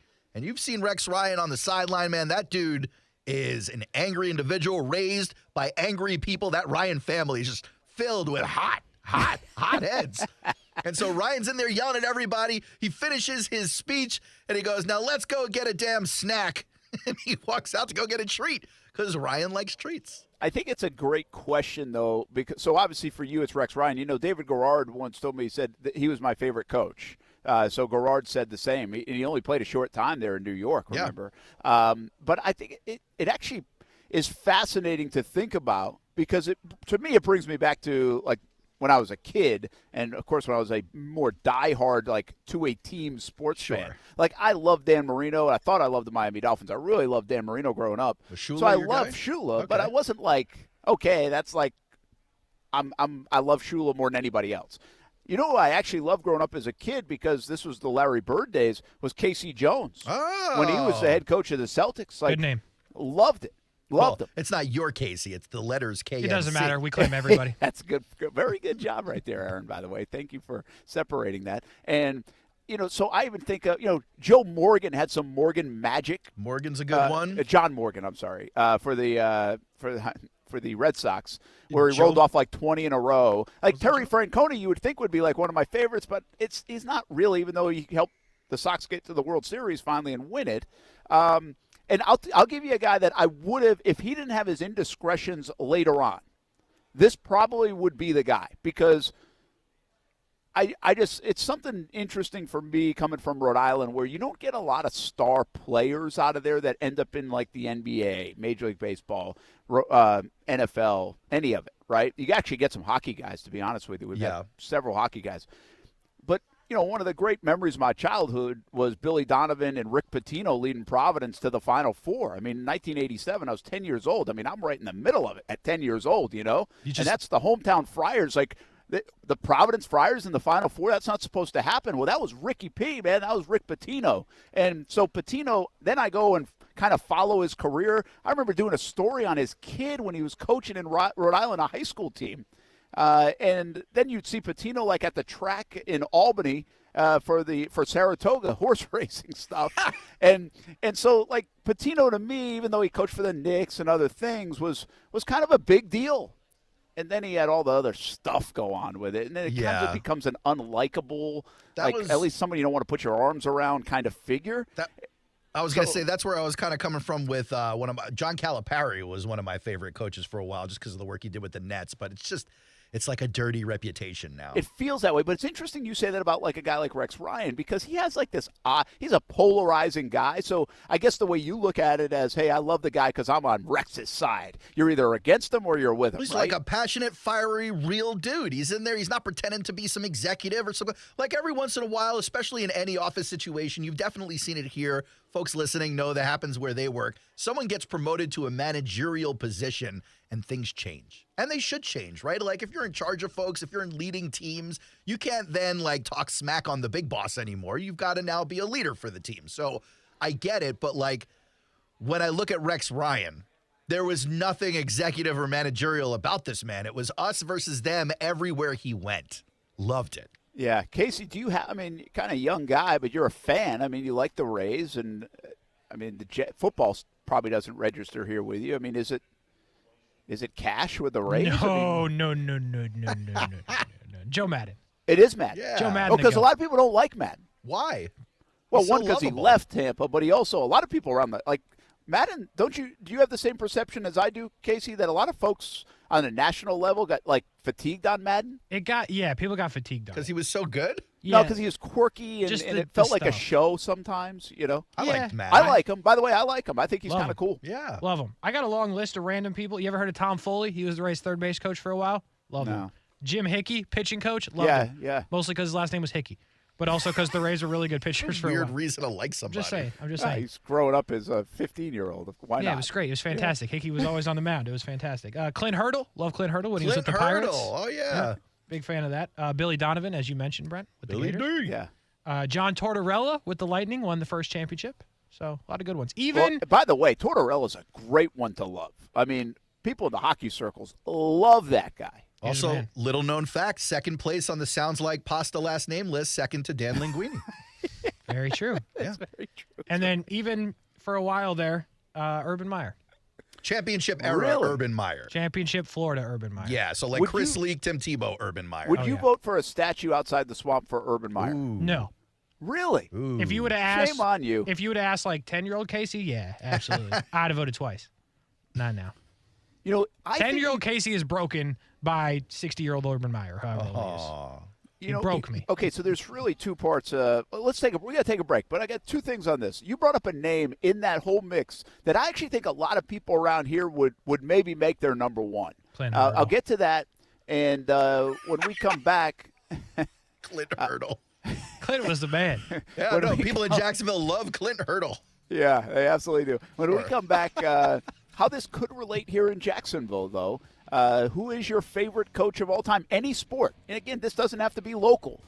Growing up somewhere else or just like someone somewhere else or a favorite team, your favorite coach, Ted Lasso, is not an answer here. He's everybody's favorite, but not your favorite. Yeah, We are live at the Jacksonville International Auto Show, Prime Osborne Center. Come on down here until 6 o'clock. Really, come on down all weekend long, having some fun. Brent Friends on ESPN 690. Don't forget on deck, 6 o'clock tonight, overtime with Kurtz and Middleton.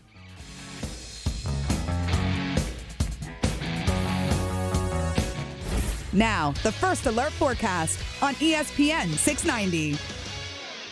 Breezy and warm today, mix of clouds and sun, and by late afternoon there will be some rain. Highs reach the low 80s. Showers end early this evening, then turning much cooler overnight, dropping to near 40 by morning with wind chills in the 30s. And mostly sunny but breezy and cool tomorrow. Your Saturday high in the low 60s.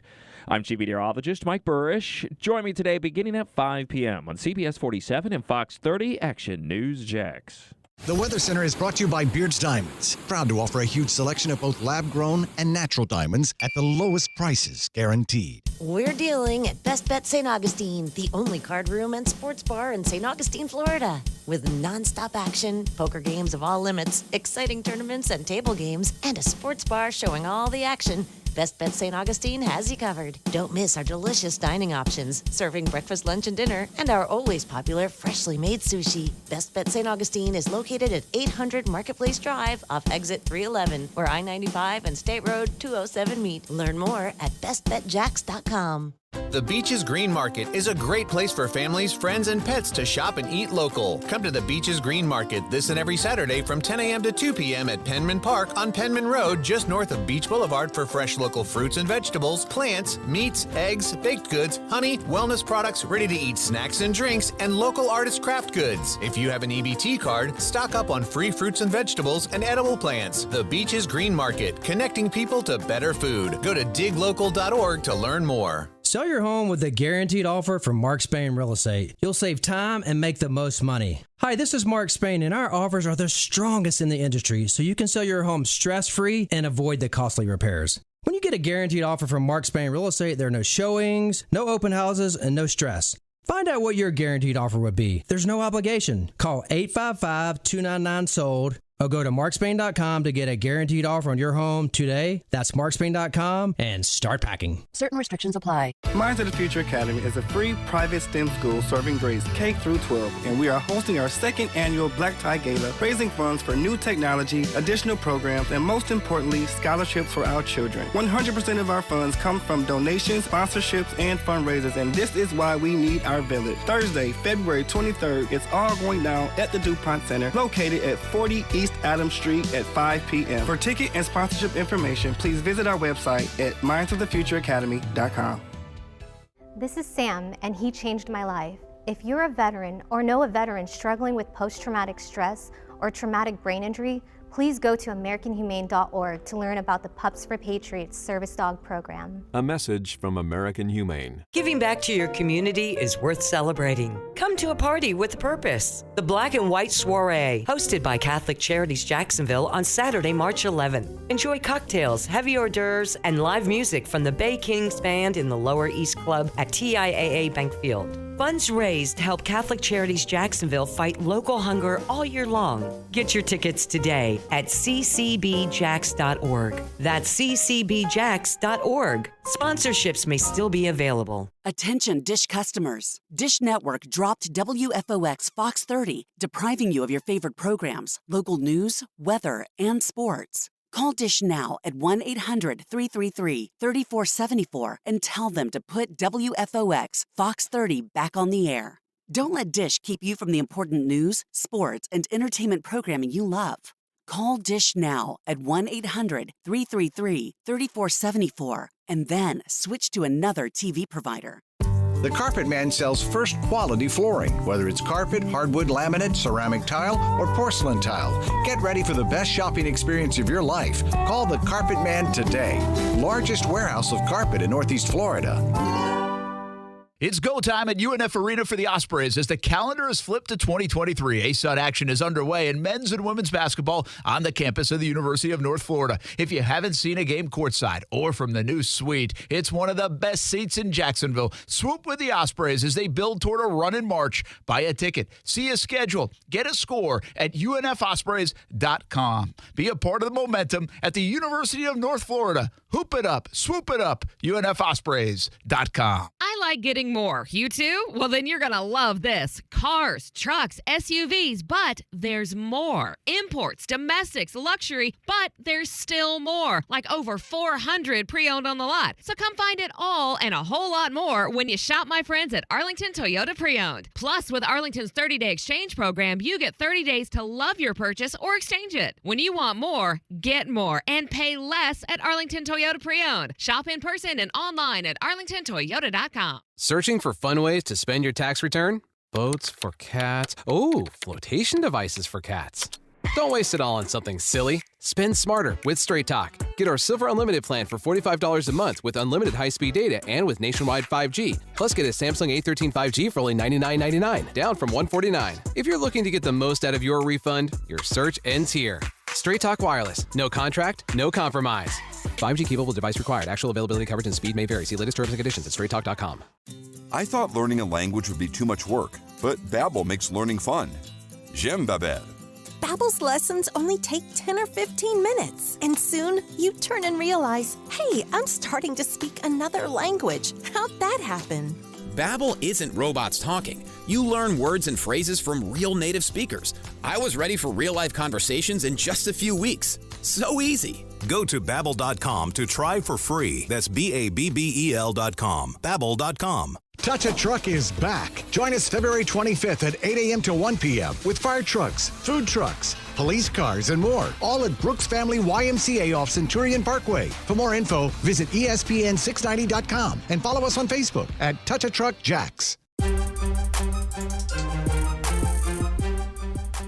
Hey, welcome back here to the Jacksonville International Auto Show. Brent Martineau along with Aaron Schachter, Kasey Kurtz. We are at the Prime Osborne Center downtown on a Friday afternoon. And whiskey, wine, and wheels, part of the upgrade on a Friday night that you can get and be a part of the VIP section in a party going on right over here. The Vox Band will be playing, so will be a cool thing right after our show, actually, at 6 o'clock. I will not be singing tonight as part of the band, but we will have the show up until 6 o'clock. So come on by and say hello. And all weekend long here at the Jacksonville International Auto Show, they have a bunch of vendors here, obviously a ton of cars, different kind of vehicles, and motorsports as well. And the crowd has been terrific here on a Friday, and I would imagine I've had a lot of folks on social media say we'll be here on Saturday and Sunday. So nice. I think the crowds this week should be really good. As Aaron said, he's been here many times before. We're going to stay with favorite coaches. Let's get South Beach Gary on the line first, though. South Beach Gary, what's happening? Hey, guys. Brent, I love you, but you'll never give up the ghost about Tiger, all right? He'll never win big again, all right, Brent? It's over. I don't think you're wrong, Gary. I think you're wrong. You want to make a small wager on it? What's that? If he wins a major, what's the bet? Well, how I'm not talking about any tournament. I'm talking about a major, the players, something like that. Okay, so if you include the players in this, although I don't really think he'll win the players, but I would go majors and how about like majors and World Golf Championship level stuff? No, well, how long do I have to wait to collect the spread? Do I got to wait 20 years? No, it's a 10-year bet. No, yesterday, like I said, it was 10 years. So over the next 10 years, I will wait. I'll just limit it. I'll go majors and the players. That's fine. So we're going to get about 30 events is my guess, and I bet that he will win one of them. Okay. Well, I don't know what we're wagering. Like we'll figure it out. Maybe like I have tiger the perfect hat. wager. How about that? No. Gary, if you win, you get to host the show for a day, and Brent, if you win, you get to sleep over at Gary's. Hey Gary, how about a hat? How about a tiger hat? How about I buy you a dinner, Brent, if you win? Oh, yeah, all right. Well, there we go. That nothing like sounds good. Lubies on tap for Brent. Let's go. hey, guys. Of course, my coach is Don Shula, but with a caveat, love early Don Shula. Of course, the undefeated season, the back-to-back Super Bowl, so I'll always be special in my heart for that. But disappointed that he didn't win a Super Bowl with Dan Marino. What about Jimmy Johnson for your Canes, Gary? No, because I'm more of an NFL guy. You know that, Aaron. I'm more of an NFL guy. Okay. And the last thing, guys, no more hemming and hawing. You heard my Daytona pick, Kevin Harvick. I want your pick, and have a great weekend, guys. Thank you. We'll give our pick later in the show. Thanks for helping us produce it once again here on a Friday here on Brent Friends on ESPN 690. Brent Martineau, Aaron Schachter, Kasey Kurtz. I think we have Richard on the line. I don't think it's Richard Patino, but here we go. Richard, favorite coach, what you got? I'm actually disappointed that he didn't recognize the Richard part and who it was. But hi, guys. Hey, Rich Jones. What's happening? As a native, sorry, Kasey. As a native of Detroit, Richard, hello. I have to give you two that I grew up watching as a native of Detroit. One's got to be Sparky. Yes, Sparky great one. Anderson. Yeah. Great. And actually, a close second to Sparky Anderson. I think I know it. In a generation later, it was Jim Leland. Oh, okay. And it was simply because Jim Leland, to your point, Aaron, Jim Leland didn't give a rip. The guy would still smoke in his office until like 2015. He was just refusing to give up on the heaters. He would swear, and about halfway through swearing and throwing a fit against a player or a question, all of a sudden he would cry. And it was because the guy was truly as genuine as he ever could. And the thing that anyone who's a native of Detroit or cared most about him was how much passion he showed for the city of Detroit and the fans of Detroit. And that's because he played with the Tigers and came up under Sparky as well. So those are my two from baseball. And then I have to give the kudos, and this again showing my age, but as a fan of the Bad Boys, dapper Bill Daly. That man, he dressed like you wouldn't believe. I loved that guy. I loved that guy. He was a great coach, a winning coach, and I loved the fact that he was able to win 2 championships back-to-back with the Pistons. Yeah, I hate Bill or Pistons. Chuck? It was Chuck Daly. What did I say? Bill Daly? I'm thinking Bill Daly was the deputy commissioner of the NHL. Chuck Daly my God. coached the Pistons, and then after that successfully also coached my Nets in New Jersey. Actually, yes, you're right. You're right. You know where I thought you were going with the only this? one I would.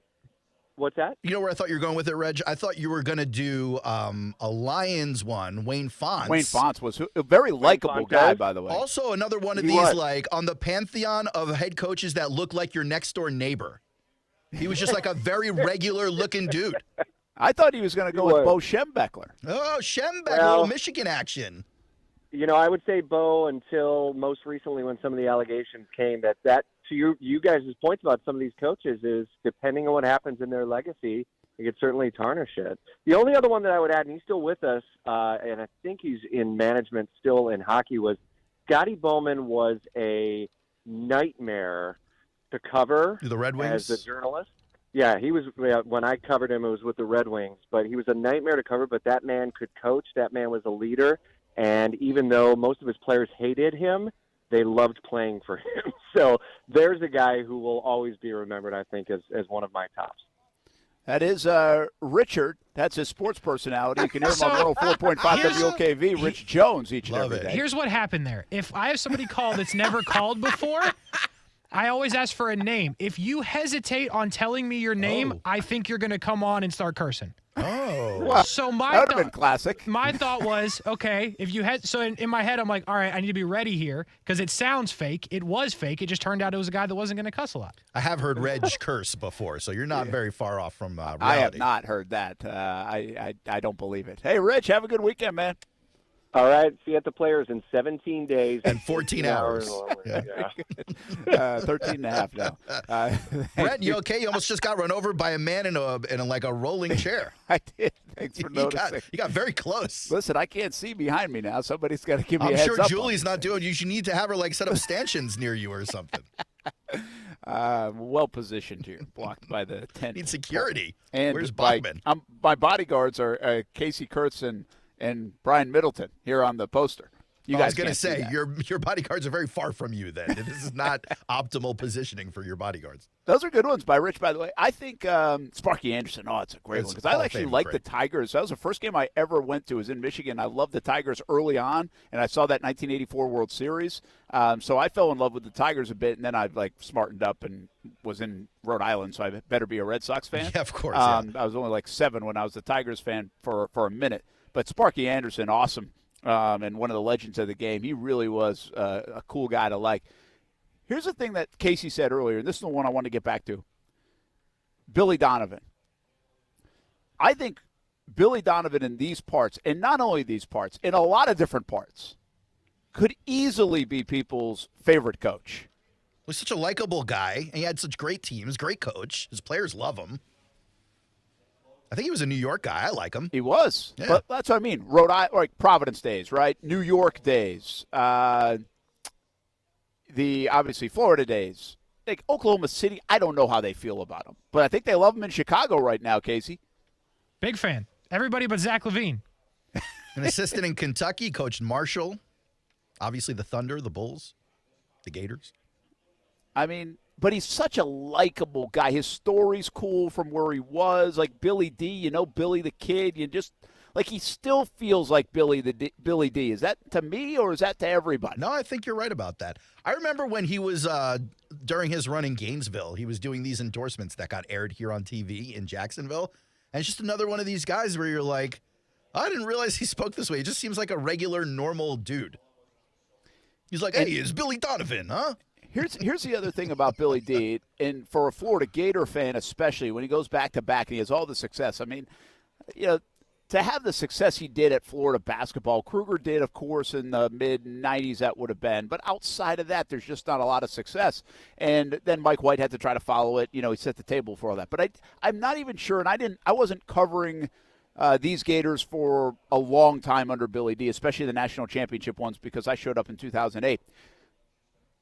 But I'm not even sure Gator fan knew how good they had it with Billy D. Yeah, like a 20-year run with the Florida Gators. Oh, yeah. But, I mean, amazing run at Florida where, okay, maybe you should be able to be good at Florida in basketball, but should you really be, all the time? Probably not. Probably not. I mean, because they care about football. Yep. And people in Florida care about football. Two-time NCAA champion. He was a 4-time regional champion. That's the Final Four for those of you following along at home. 4-time SEC tournament champ, 6-time SEC regular season champion. He just lit it up. To be honest with you, you can make this case, and I don't like making these blanket statement cases because there's so much time for other people to come in and do a heck of a job. We just talked about with Matthew Driscoll earlier, FAU. I didn't even know they played basketball for the most part. And all of a sudden, they've got it cooking down there and playing really well and really one of the best teams in the state of Florida, which the state of Florida right now has Miami and FAU, and that's it seems like.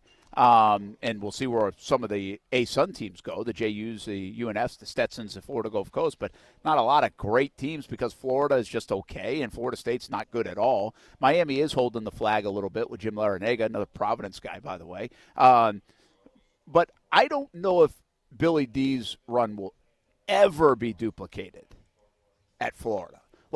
Spurrier's run, yeah, you can win like that at Florida if you get the right guy. Could you find the next Kirby Smart and win like Spurrier and Urban Meyer did at Florida? Heck yeah, you can. Sure. I'm not sure you find that because in today's day, I believe you find that guy at University of Florida, he might be at Duke, Arizona, or even the Kansas, NBA. Kentucky, or go to the NBA, right? So keeping him is really hard. Keeping Billy D for a long time was really hard, and he finally went. Yeah, but in 1996, he was probably making 75, 100K or something like that. Probably more than that. These days, you're going to the NBA for a $10 million contract. You just made 1996 feel like 1946. I mean, I'll pull up an inflation calculator, but we'll do some math here. I guarantee he's making more than $75,000 in 1996. Okay, I'm gonna go look it up. Let's find out.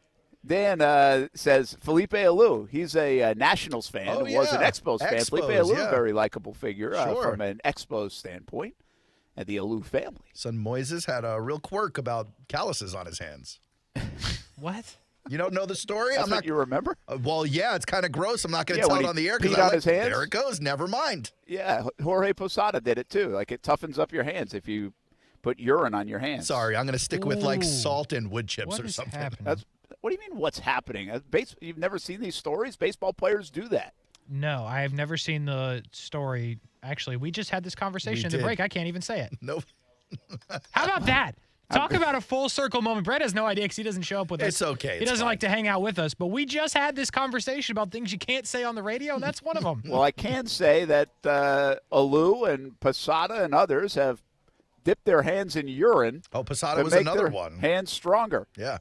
And Can he avoid say calluses. that? Should I blisters. dump that? No, you shouldn't dump that. What's wrong with that? I don't know. I just got to talk. We've said a lot worse. Yeah. I wasn't on the show today, should've. so I have no idea. Let's take a break. We are live at the Jacksonville International Auto Show. Brent Martineau, Aaron Schachter, Kasey Kurtz. We'll be right back with Carlin and Canty on ESPN. We could do. We should really do bonus coverage of whatever the heck you guys say during the commercial breaks. Yeah, it's fun. That wouldn't be on the air, but it could be somewhere. I would get in so much trouble. Cameras look good today. You have no idea how lucky I am that the one time the mic was on in here, I'm talking about cameras instead of cursing up a storm about somebody that I know and see every day. Not to produce on the fly here, but why haven't we made that a drop yet? That's a good point. We'll be back on ESPN 690.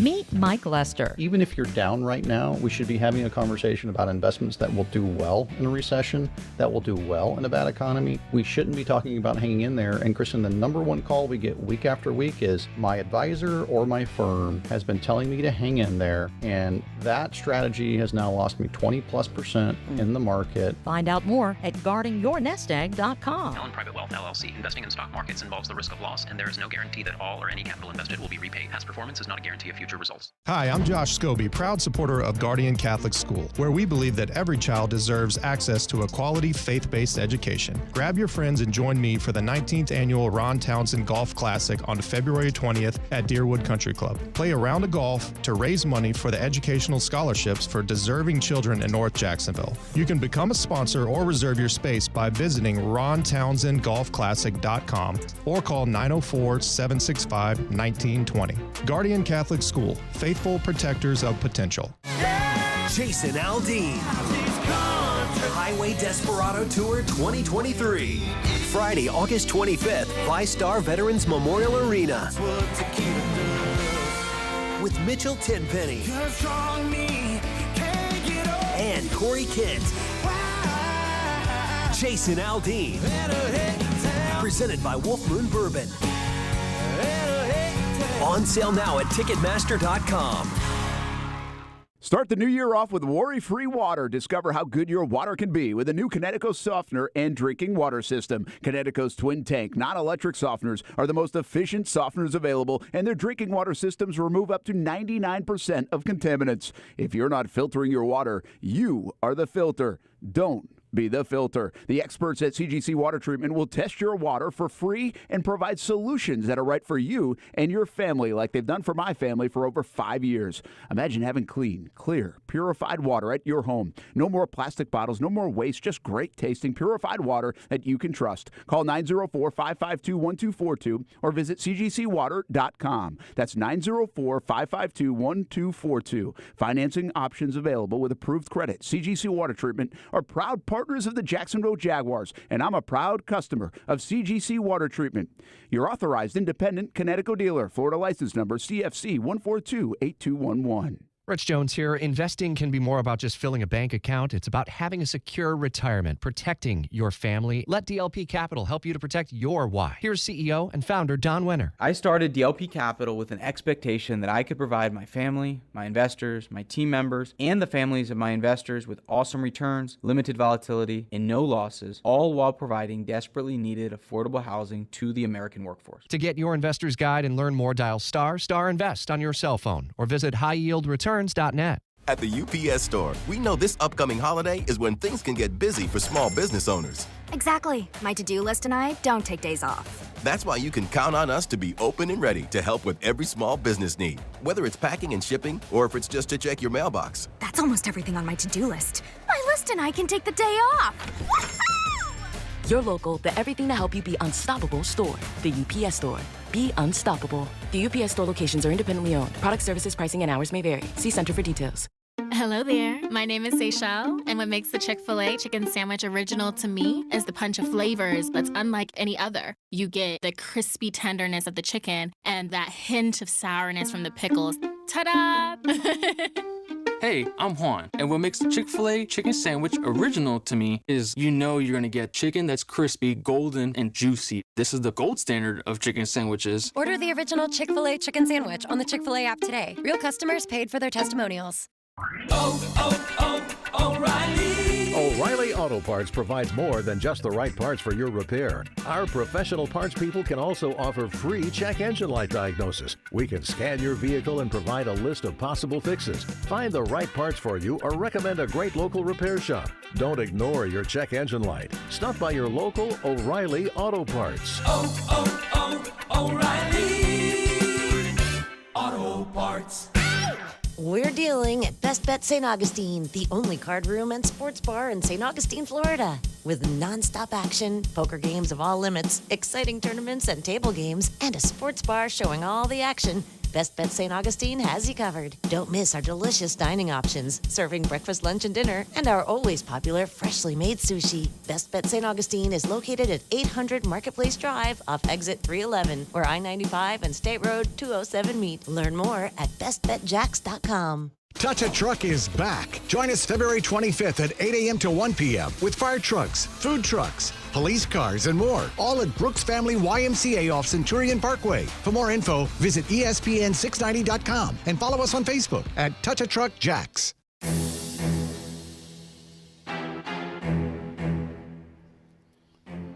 Welcome back, everybody, to the Jacksonville International Auto Show here at the Prime Osborne Center. Brent Morton, Aaron Schachter, Kasey, Kurtz football at 5 around the corner. Right after that, overtime with Kurtz and Middleton. So we do have a special NASCAR show tomorrow, 1:30, you said?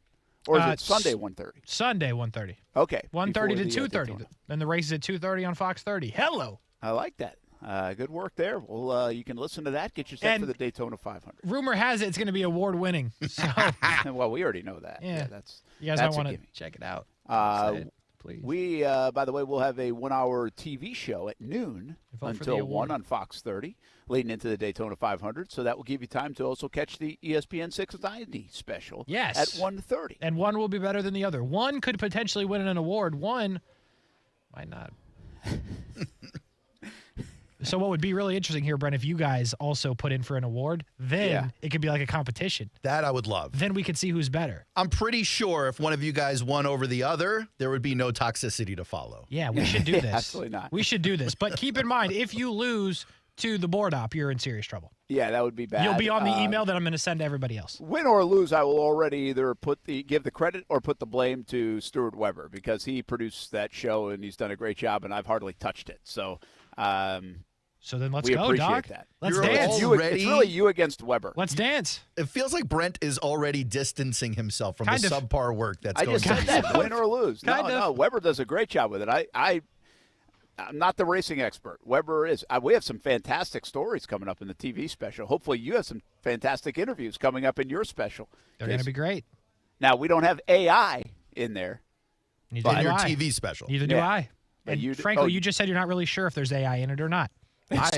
Did Stuart write the script or did AI? Well, I literally copied it to an email and sent it to you. You shut up, you bald bum.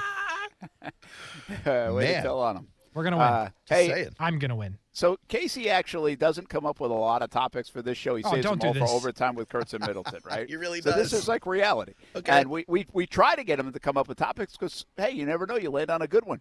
So he comes up with the topic today. Are you more worried about robots or aliens? Yeah, great question. And I actually think it's a damn good question. Finally, spent 20 months working at this damn thing and came up with a good topic. It was actually, I think, born out of a little bit of the spy balloon conversation from earlier this week. It has been about 20 months, Really? too. So, like, not to get too political, but obviously there have been these balloons flying over multiple countries in the world. Well, last week we shot everything down over, like, Montana and there was one in South Carolina, Canada, one in Montana, one in Canada, yeah, all over the Alaska. place. Yes. So they're sifting through the evidence now, and the big story was that while yes, that first balloon they suspected to be a Chinese spy balloon, these other three are not as easily identifiable. They don't think they belong to governments. And all the media, Brent, you and your media brethren, Brent. we're creating this weird narrative because the military is just going to go no comment. And that's what they're going to. They don't have to comment. They don't want to comment. They would much rather keep everyone on their toes, not knowing. So fine. But then the media goes, the military is refusing to rule out UFOs or aliens because the military calls these things UFOs, unidentified flying objects. It's literally what they are. And so Kasey looks at me and he goes, aliens, or do you think the robots and artificial intelligence are taking over? Which one are you more scared of? That's a great question, because we've had this aliens topic before, and I'm not an aliens guy. Like I You just don't believe they exist? No, I've just never I was gonna thought. say. I don't think about it, right? Like I just don't. Yeah, we have no reason to. Like a lot of people think about this stuff, like whether it's sci-fi stuff. Like I don't get into any of that. All right, just not. My mind doesn't go there. But we've had this conversation about aliens before, and so then I do get thinking about it, and the UFO stuff or whatever else. It's kind of fun, like the conspiracy theory. And then it's when this was all happening the other day, I was like, why does everybody view aliens as a bad thing? I don't. You know, like what? Maybe they are here to make us all better. Like I think they've already done that. Well, they've already done it? Yeah, my theory is that all of these things that, like, from 5,000 years ago we see written on the walls in hieroglyphics that portray themselves to be deities or spirit coming from the sky are aliens visiting our very young society and maybe advancing us a few millennia with a tool here or there or a little piece of information. Like suddenly everyone's walking around in caves and then an alien drops down with a remote control for a TV and goes figure the rest out and leaves. Yeah, I don't know. I haven't, like I said, I don't think about this stuff as deeply as you do. Well, listen, the last time I was hanging out with Aaron Rodgers in ayahuasca, this is all we talked about. I am more worried about robots because I don't want those damn things officiating games or doing strike zones. You'd rather have little green men calling the play at third base than a robot ump. I would rather have alien umps than robot umps. Wow. You hijacked a great topic and made it about yourself. Wow. That is shocking to me. Kasey, you haven't even answered the question. Aliens or robots, which one are you more worried about? Robots. 100%. Aliens could at least be on your side. They could be nice. You could convince them. The robots, we've been making the robots less and less important the whole time. When they get the chance, the robots are going to eat us. Here's where you guys are both wrong. Robots are limited by the people who create and program them. Aliens, if they get here, are so far advanced from us, it's not even a competition. But you know, but they could be friendly. Like, what is that thing called where you see all those robots lined up and they're like dancing and moving all in unison, like it's an army of robots? It's a small world. No, like we've seen videos of this stuff. You asked about it the other day, like the Boston Dynamics robots. Yeah, that stuff's scary when you see them all marching in the same creepy. direction. Yeah, it's creepy. Yeah. So here's what I think is going to happen. Just as the robots are about to take over, like they're about to do whatever the takeover would be there, the aliens are going to come out of nowhere, step in, and it's aliens versus robots in real life, not in a movie, and we're all just kind of watching, and then we pick sides, and then we fight as well. Very good. And to that, we go to break here on ESPN 690. Pick the right side, folks. Aliens. Up next. UFOs for the win. We waited a lot of time to talk some football. We're going to do that when we come back on ESPN 690. Brent and Friends is sponsored by Best Bet, now open in St. Augustine. The experts at Wake Off's Cooling and Heating can help you save big, replacing your aging heating and cooling system with a new one backed by an incredible up to 10-year worry-free warranty and have it installed as soon as the next day. Put zero down and have zero payments until 2024. Don't wait. Get a new heating and cooling system from Wakeoffs and save. Book fast at wakeoffeasybook.com or call 904-204-3214.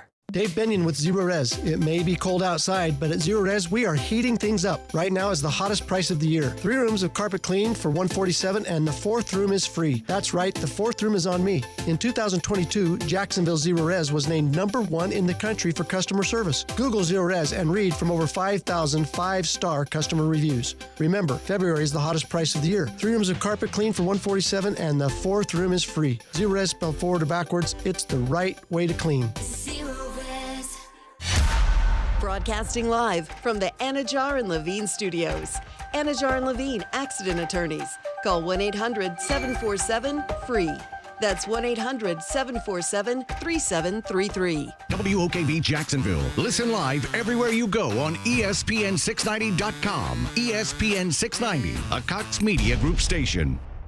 Hey, it's Brent Martineau. Check out Action Sports Jacks weekdays from 3 until 6 on ESPN 690. I'm Doug Brown. Padres third baseman Manny Machado plans to opt out of his contract with the team after the 2023 season. Machado signed a 10-year, $300 million deal with the team in 2019. That deal has an opt-out after 5 seasons. Free agent quarterback Derek Carr plans to meet with the New York Jets. Carr was cut by the Raiders Tuesday after he refused to waive his no-trade clause. ESPN's Jeff Darlington.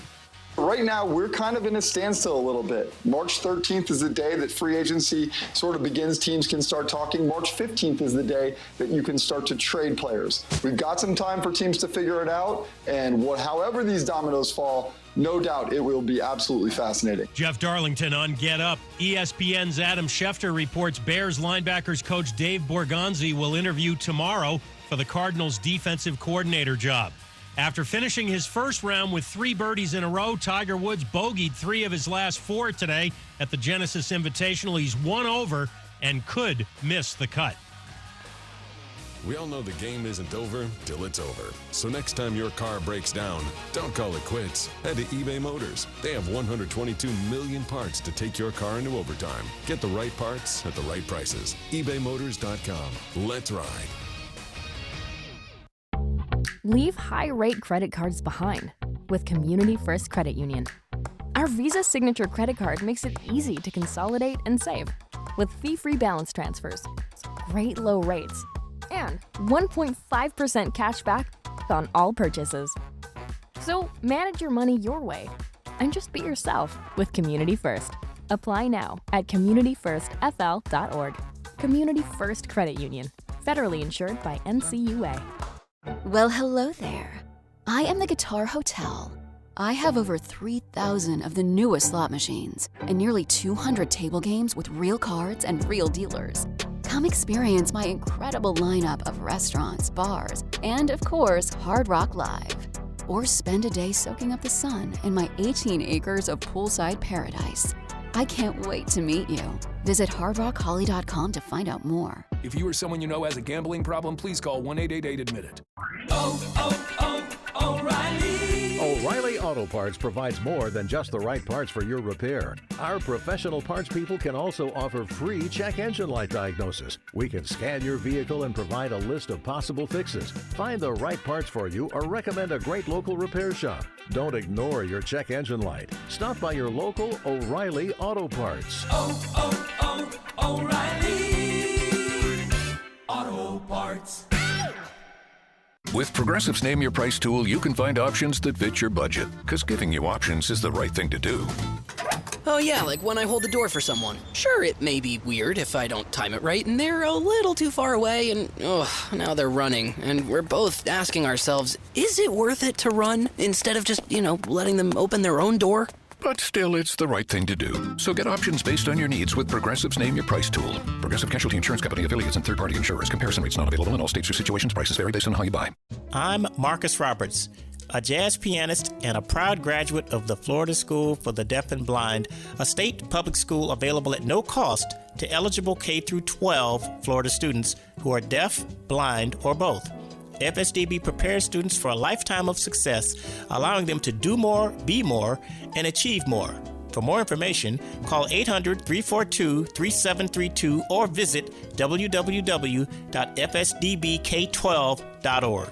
The unimaginable became our new reality. Seeing that the world is starting to pick back up from where it was left in 2019, the chip shortage will be no more and manufacturers are going to start sending more cars, skyrocketing inventory. But cars won't be flying off the lots as speedy as they were before. So how often do you really put in the time and effort to continuously make your dealership's website more reliable and credible to your potential buyers?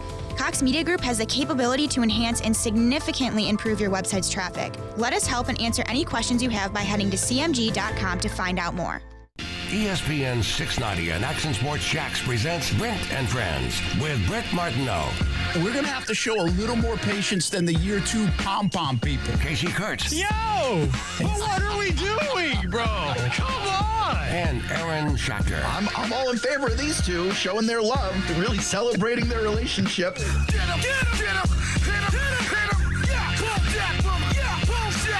This is Brent and Friends with Brent Martineau, Kasey Kurtz, and Aaron Schachter on Jacksonville's home for ESPN Radio, ESPN 690.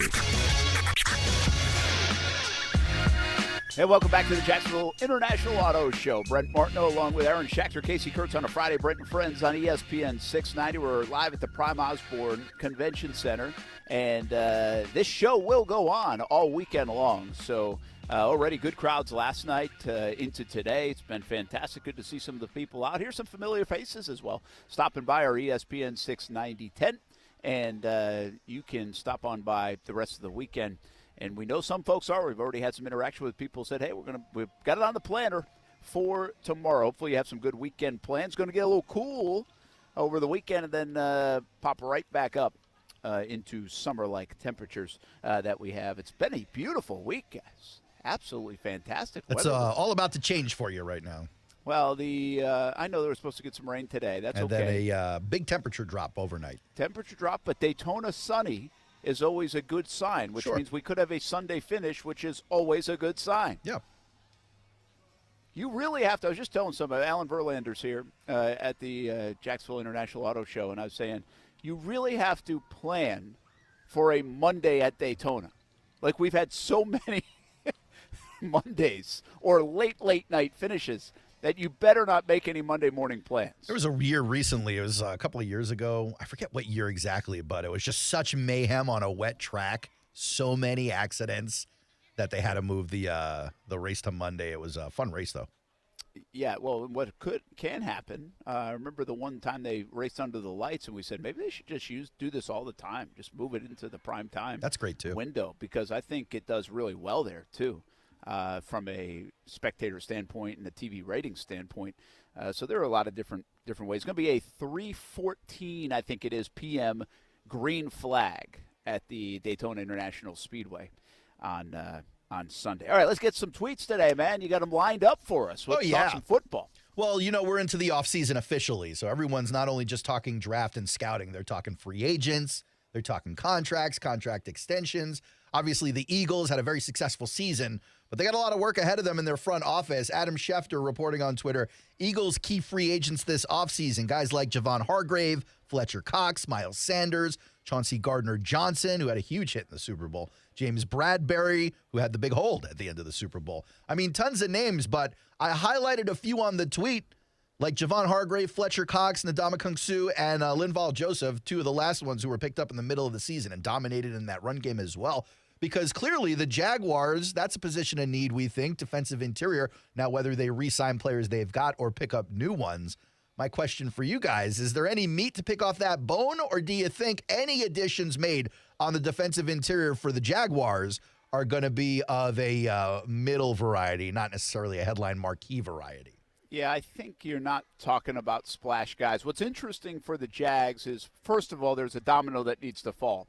They need to make some decisions. They need to decide if Roy Robertson Harris, a guy like that, is going to be here or not, with a cap hit, I think, of around $8.5 million. Maybe it's closer to $10 million.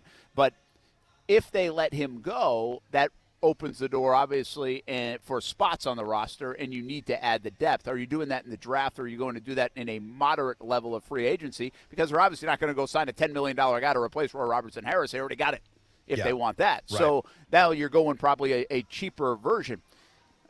Or do they keep him?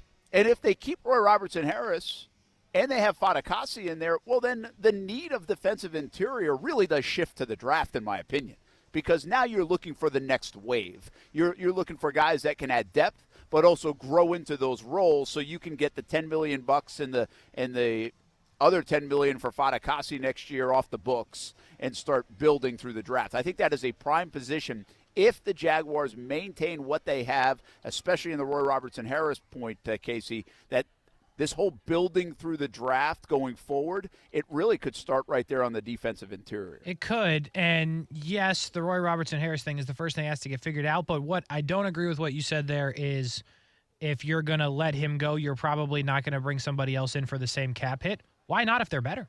Because you would have kept Roy Robertson Harris. He was already on the team. He understands the playbook, the players, the locker room. You know the chemistry is there. Like, why not? If you can get better, if you can get a better football player for the same cap hit, you do that. And if you're looking at the names that the Eagles are, at least are free agents, not necessarily getting rid of, but like if you're telling me, and I know he's 32, but Fletcher Cox or Roy Robertson Harris? I agreed. Same thing with, obviously, with who was the first name on there? Hargrave. Javon Hargrave. Yeah. So, I mean, if I'm not totally away from that, I know the cap hit, they need the money more than anything. But listen, if one of those players is available, especially a guy, I really like Fletcher Cox, the leadership, he still plays at a high level. I mean, I'm not saying that's what they should do, but I'm saying you could sell me on it very quickly. Quick follow-up case. What if the guy that's targeted is an upgrade from Roy Robertson Harris, but much older and probably only another year or two. So you're saying like Calais Campbell? Yeah. I'd be down for Calais. Well, Calais specifically because of the sentimental value, but what about a player like Calais who's never been here before? I don't see how you could do it. Yes, but I think the leadership is big there, especially when you think that you're going to win this division and you're playing for a lot more than just the division. I know that's easy to say right now, but I think you need those guys in your locker room. And although keeping stuff together is key, I think bringing in a big-time player who in a big way will be the leader of the team and has been there before, I think that's invaluable for where they are right now as a team. Great. Hey, just point blank, if you're the GM of the Jags, are you saving money at the Roy Robertson Harris position? Or are you saying, we need this guy, we need him in the interior, we like what he did, and we'll figure out the money in other spots? The position or the human? I'm talking about Roy Robertson. That's your guy. Like, are you move on from him to save money? Or, he's too valuable to us, we'll find the money elsewhere to shave off? I would save the money. Interesting. To spend it elsewhere, not... That's what Kasey's saying. Put the that's money fine. elsewhere, yes. You basically think you can get an upgrade with more money, or you're with the same amount of money, or you're going to save the money. Like one of the two options. Mm-hmm. Yeah. Over keeping Roy Robertson Harris. I think it's a tricky one, by the way, because Roy Robertson Harris was very good at times, like really, really good when they needed him to be good. But he was also inconsistent. I think it's fair to say that. I believe that I probably, given the cap situation and where else you could spend from the Arden Keys to the Ingrams, that I probably would move on to and try to find that in the draft, a moderate level guy in free agency, and then really try to find it in the draft. Like, I actually think that should be their pick at 24. Yeah, you can get a starter there. A cheap starter, yeah. And here's the other thing. If the Jags are going to play well in that position in 2023, Foley Fatukasi has to be way better and way more consistent because they are paying him to do that. And they didn't get it. They got it for like a game or two, and that's it. Hopefully he's healthier, too. I know he's battling some injuries. Yeah. All right, next tweet is from the NFL Rumors account. Tennessee Titans expected to have interest in the Cardinals' DeAndre Hopkins if he becomes available. We know he has become available. Mike Vrabel and D-Hop were together with the Texans. We learned just the other day that DeAndre Hopkins actually voided his no-trade clause when he got popped for PEDs and had to sit out 8 games this last season. So the Cardinals fully in the driver's seat. If they want to blow it up and start over, and get rid of Kyler and get rid of DeAndre Hopkins and probably James Conner and all these other guys, certainly J.J. Watt just retired even though he's refusing to do the paperwork, then they can do that. But even if they don't move on from Kyler, chances are they're going to move on from DeAndre Hopkins, and now they can send him wherever they want to. So my question to you guys is, where do you think the best fit might be? I think it's the Patriots. Are rumored on this tweet, right? Yeah, you said? The Titans are rumored on the tweet. Yeah. Because him and Vrabel were together in Texas, in Houston. Yeah, that's probably a stretch, by the way. But now, also, if the Titans pick up a big-time wide receiver and then run it back with Tannehill, it's a little more serious of a team than what you saw this past year. Well, not even just Tannehill. It could be anybody. This would be fascinating with Hopkins. You know what Hopkins would be to the Titans? He would be now listen, I'm not saying it would work out the same way, but listen to the context of it. He would be the Jaguars picking in the draft C.J. Henderson and Kayvon Chason. And what I mean by that is, in my opinion, the Jags picked those two guys in those spots because they were trying to replace Jalen Ramsey and Yannick Ngakoue with everything that happened.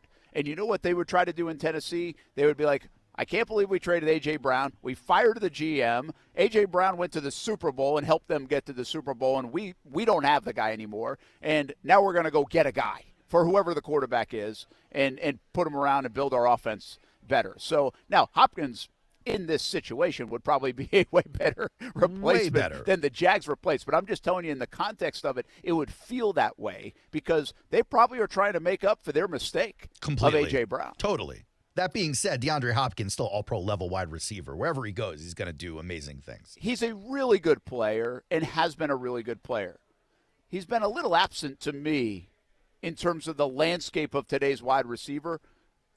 There's so many other guys that have just been better in the last year and a half than him due to suspension, volume of play, some injuries, maybe the coaching situation, quarterback situation out in Arizona. Listen, I think he's fantastic. But I also, it's kind of like, what have you done for me lately? And what has he done for me lately is not really that much, guys.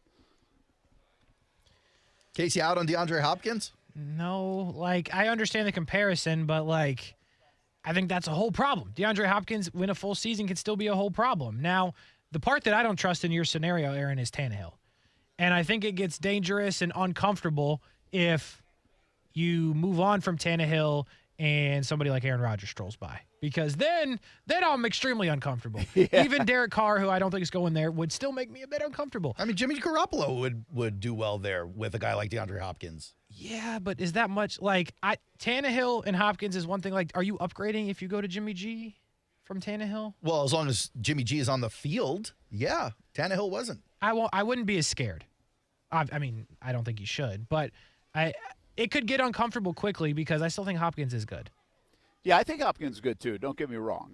And they still have Derrick Henry, by the way. In your situation, if they get Hopkins, Henry, they got what's his name, who they drafted? Treylon Burks. Burks going into year 2, and then name your quarterback that's not Tannehill. Tannehill doesn't do much for me. I think he had his best. I think if you even brought in a Carr or even a Jimmy G, I'd be a little concerned. And then if you brought in a guy like Aaron Rodgers, I mean, just think how much you can change the dynamic of that football team with 2 moves. Yeah. Bring in Aaron Rodgers, bring in DeAndre Hopkins, and now all of a sudden you're like, whoa. I'm not scared of Tennessee right now at their current place. Not scared of them at all. I'd be extremely worried about them if they did that. The problem with bringing in Aaron Rodgers to a team like Tennessee is you already have enough pieces there that changing the entire offense to suit Rodgers would be tough. And they don't play his style. Yeah, but I don't know if I agree with that. It might favor Derrick Henry, though. It might favor if you could take it off of him a little bit. Well, sure. Absolutely, Kasey. Yeah, you're not giving him the ball 300 times, yeah. Everybody knows what's coming in Tennessee, when you play them. Now, can you stop it is still a question, but everybody knows. There's no mystery. And I think it would actually be a good thing for Henry. But I also think people sleep on the fact that Aaron Jones and company, they ran the football quite a bit in Green Bay. They didn't just drop back 50 times like the Chargers are doing or even Mahomes does a lot. They were not handing the ball off to Aaron Jones 300 times, though. No, they weren't, but they did mix in a good amount of run, I think. And I don't have the numbers in front of me, but the way I've watched them play, I think Aaron Rodgers works with the run game fine, even if it's Derrick Henry. One more point on D-Hop before we move on. In his last full season, that was his first with Arizona, 1,400 receiving yards. The following season, which, by the way, his age 29 year was where he had the injury, He had 8 touchdowns. It was the most touchdowns he had since 2018. That was in 10 games. Then he takes the PEDs coming off the injury. He gets popped. He misses the first 8 games this season.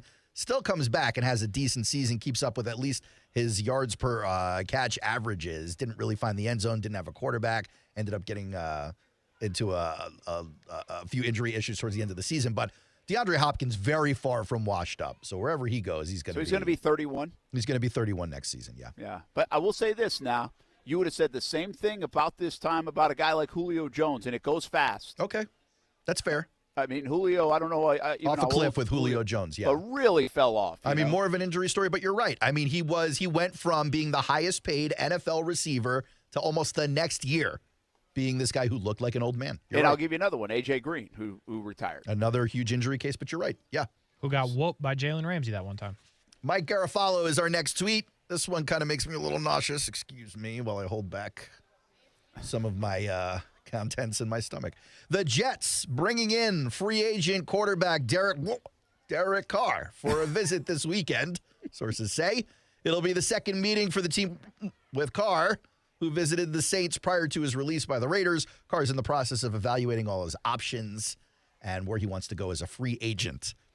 Guys, do you think Derek Carr is the right answer for the New York Jets? I kind of think Derek Carr could be a good answer for the New York Jets. Really do. Like, I think he can handle that city because I think he's comfortable with who he is. He doesn't care about all that other stuff. You don't think he's too sensitive for the New York media? I don't think so. I think there's a difference between being sensitive and kind of knowing who you are and comfortable in your own skin. I think he is that. I also think he would be buoyed by a defense, and if you've seen the stats on the Raiders in Derek Carr's tenure, I think nothing above the 28th or 29th ranked defense in his entire career. Yeah. So that would erase that part of the equation where Derek Carr and company struggled because their defense is way better than the Raiders would present. NFL insiders say that the Raiders have been leaking Derek Carr cannot play in cold weather. Comment, Brent. I don't know. I mean, I don't know the numbers or whatever. That is possible, and you're going to have to – that factors in. If he's not – I mean, if there are just absurd stats because you're playing in Buffalo and New England and obviously in your home stadium where in November and December and hopefully in January is where you're trying to be. Don't you think it's fishy, though? It's been like 7-8 years of this man's career, however long he's been in the NFL, and now we hear the cold weather rap as they're divorcing? Yeah, I mean, I don't know – to me, I wouldn't worry about that unless the numbers are eye-popping. Yeah. Like if you're about to show me, like when it's under 45 degrees, he can't play at all. He's better off throwing left-handed. Then maybe I would be like, whoa. But I just think this is, hey, defense. He can handle the situation. He's veteran enough. He knows who he is. They know who he is. And I also think he could sit and help out a guy like Zach Wilson. I'm not saying he'd be more willing than Aaron. Well, yeah, he would be. He'd be more willing than Aaron Rodgers, and he'd be better at it. And you do have a running game there in New York, too, that you can lean on. So, like, I really don't hate the Derek Carr to New York. In fact, I think it might be the best fit of them all. I think it can go really wrong with Aaron Rodgers, and it can go really wrong in a variety of different ways. Kasey, I kind of like the Derek Carr to New York and make Aaron throw up a little bit more. I love it. Listen, Derek Carr is not bad. It didn't go great this year. None of these guys are bad. He's good. The Jets have a good roster. It's a 1 to 2 year Band-Aid you're going to pay $40 million a year for. Dude, at some point, you have to give up on that. Like, you have to give up on that argument. Like, it is. It's what it is. It's true. But, like, this is what this is. Like, this is what the Jets put them in. I like this better than Rodgers because you're not giving up 2 first-round draft picks for a 1-year rental. But this is the reality of the situation when you miss on the number 2 pick. Yeah, no, I get you completely. Either way, you're getting a 1 to 2 year Band-Aid. The question is, are you giving up everything or are you giving up just cash money because you don't have to trade for Derek Carr? I think you should be excited about this because he can throw it. Can you imagine the shirts they're going to get when they're happy with him? Like, they're going to get full-on jumpsuits with his face on it because he's not only going to get balls in their zip code, they're going to make plays and score touchdowns. That's true. It's going to be incredible. Let's go to Ian Rappaport for the next one because I think this is a little bit of a conversation for us.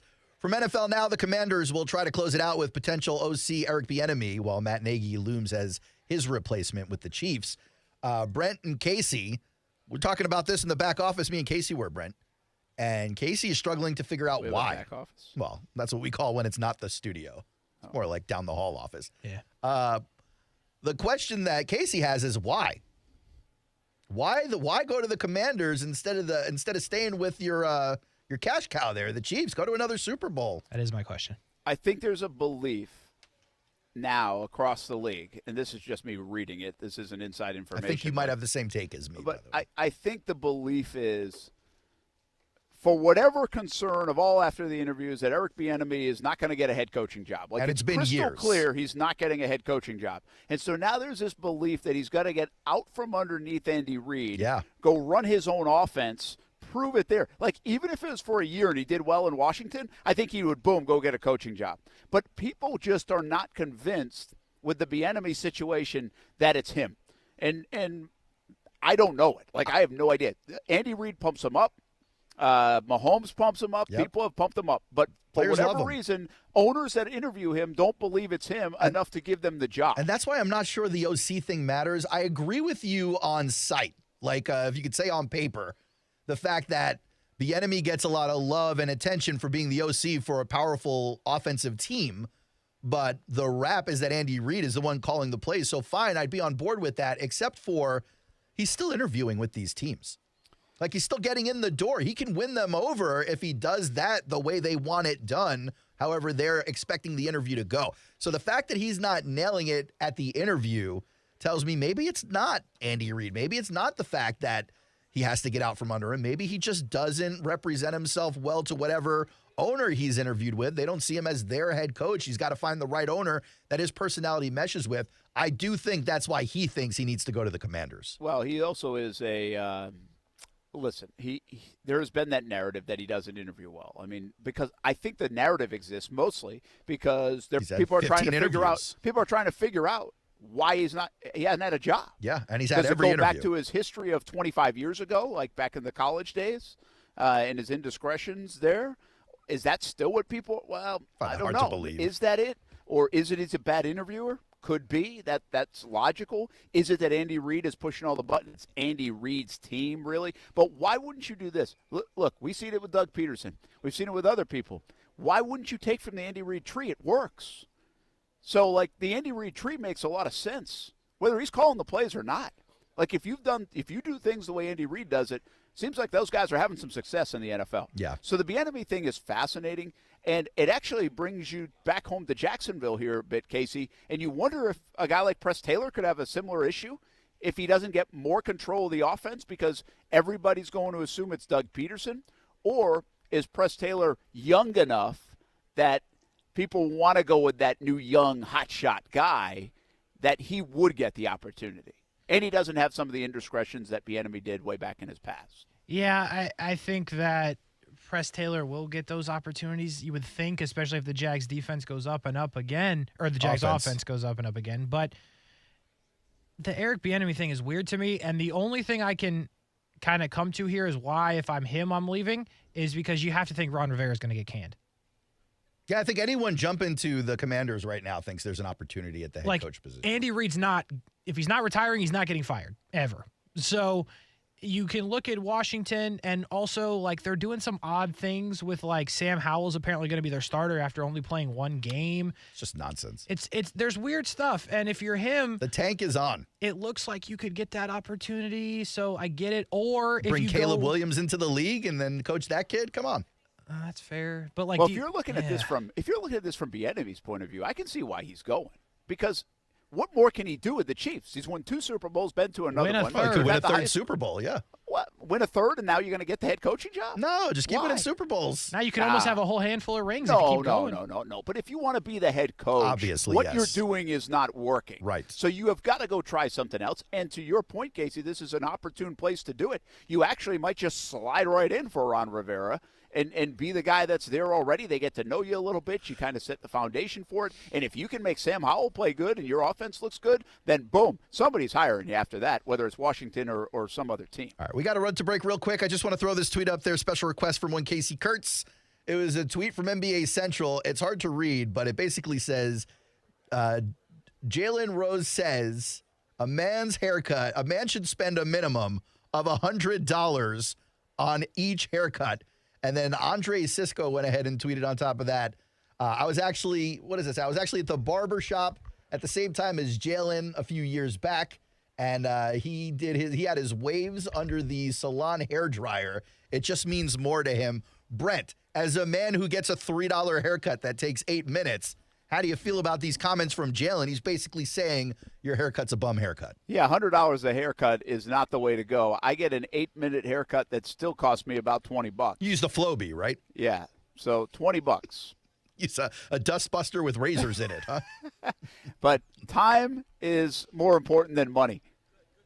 Speaking if I of could which, do it, I still wouldn't pay $100 though if they could do it 3 minutes faster. Like that wouldn't. You wouldn't go to like a men's barber that pampers you a little bit? No, I would have no desire to go to the pampering barber. Oh, you're missing out, get buddy. My haircut. You are missing. I got a fun story about getting my nose waxed, and I had no idea what was happening. You got your nose waxed? I'll tell you the story another day, man. We got to go. Oh.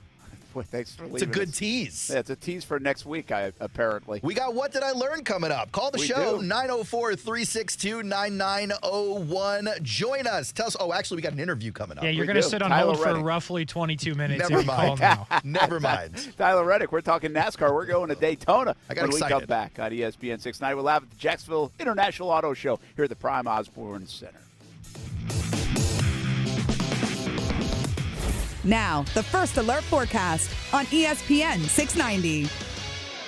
Showers will come to an end this evening, clearing skies overnight and turning colder, dropping to near 40 by morning with lower wind chills. Partly to mostly sunny, but breezy and cool for your Saturday, highs between 60 and 65. From the CBS 47 and Fox 30 Action News Jack's First Alert Weather Center, I'm Chief Meteorologist Mike Burrish. The Weather Center is brought to you by Beard's Diamonds, proud to offer a huge selection of both lab-grown and natural diamonds at the lowest prices guaranteed. Start the new year off with worry-free water. Discover how good your water can be with a new Connecticut softener and drinking water system. Connecticut's twin tank, non-electric softeners are the most efficient softeners available, and their drinking water systems remove up to 99% of contaminants. If you're not filtering your water, you are the filter.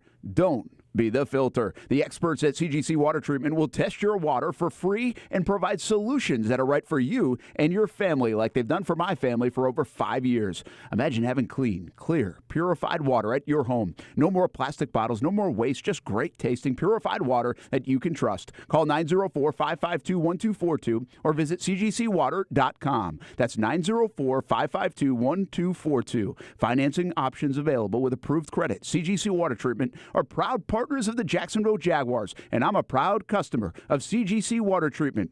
Your authorized independent Connecticut dealer. Florida license number CFC 1428211.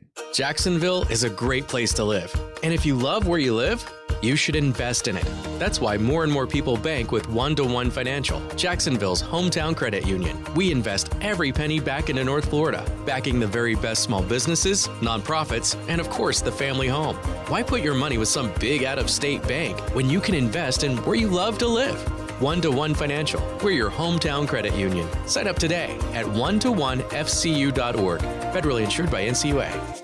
We're dealing at Best Bet St. Augustine, the only card room and sports bar in St. Augustine, Florida. With nonstop action, poker games of all limits, exciting tournaments and table games, and a sports bar showing all the action, Best Bet St. Augustine has you covered. Don't miss our delicious dining options, serving breakfast, lunch, and dinner, and our always popular freshly made sushi. Best Bet St. Augustine is located at 800 Marketplace Drive off exit 311, where I-95 and State Road 207 meet. Learn more at bestbetjacks.com. Still overpaying for a razor? In this economy? Gross. At Dollar Shave Club, you can get a top shelf shave at a regular shelf price. We've been hawking shaving products for years online, and we're excited to bring you the same great quality and low prices at a store near you. From high-quality stainless steel blades to super smooth shave creams, Dollar Shave Club's in the business of making your shave easier. Find Dollar Shave Club in the men's razor aisle. Getting your Dollar Shave Club razor wherever you want. Isn't that great? O'Reilly. When you need auto parts, O'ReillyAuto.com is just a few clicks away. We offer convenient options for you to get your parts quickly. Order online and pick up for free at your local O'Reilly Auto Parts store. We'll even bring it out curbside. Or you can have your parts delivered right to your door with free shipping on most orders over $35. Visit O'ReillyAuto.com. O'Reilly Auto Parts. Look around you. There's history being made. Has been. Will be. Just something about those blue skies High banks and high speed, all coming together in one perfect race. And it'll be here sooner than you think. The Daytona 500 at Daytona International Speedway, February 19th, 2023. Get your tickets now at Daytona500.com. Finding great candidates to hire can be like, well, trying to find a needle in a haystack. Sure, you can post your job to some job board, but then all you can do is hope the right person comes along, which is why you should try ZipRecruiter for free at ZipRecruiter.com/free. ZipRecruiter doesn't depend on candidates finding you. Its powerful technology identifies people with the right experience and actively invites them to apply to your job. You get qualified candidates fast. So while other companies might deliver a lot of hay, ZipRecruiter finds you what you're looking for. The needle in the haystack. 4 out of 5 employers who post a job on ZipRecruiter get a quality candidate through the site within the first day. ZipRecruiter, the smartest way to hire. And right now, you can try ZipRecruiter for free. That's right, free. Just go to this exclusive web address, ZipRecruiter.com/free. That's ZipRecruiter.com/free. ZipRecruiter.com/free. Welcome back into ESPN 690, getting set for the Daytona 500. Just a couple of days away. The Super Bowl was last week, and now we transition to the Super Bowl of racing up here in Jacksonville. And we are pleased to be joined right now by Tyler Reddick, the driver of the number 45 Toyota Camry. Tyler Reddick, it's just days away. What are the emotions like coming into another Daytona 500 for you? It's new. It's refreshed for me. You know, I've switched over to Toyota Racing and moved over to the 2311 Racing team. So, yeah, it's like a fresh start for me. You know, working with a new group of drivers, a new manufacturer, a new team. So, just trying to get acclimated as quickly as possible for this stretch.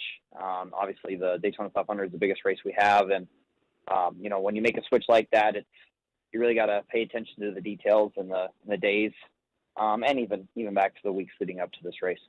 Absolutely. And when you talk about the transition that you've made to a new race team, they bought out your contract, you go over there early. What has that been like, obviously, working with Denny Hamlin, obviously, but Michael Jordan as well? Just what has that been like through the offseason and coming into your first race with the team?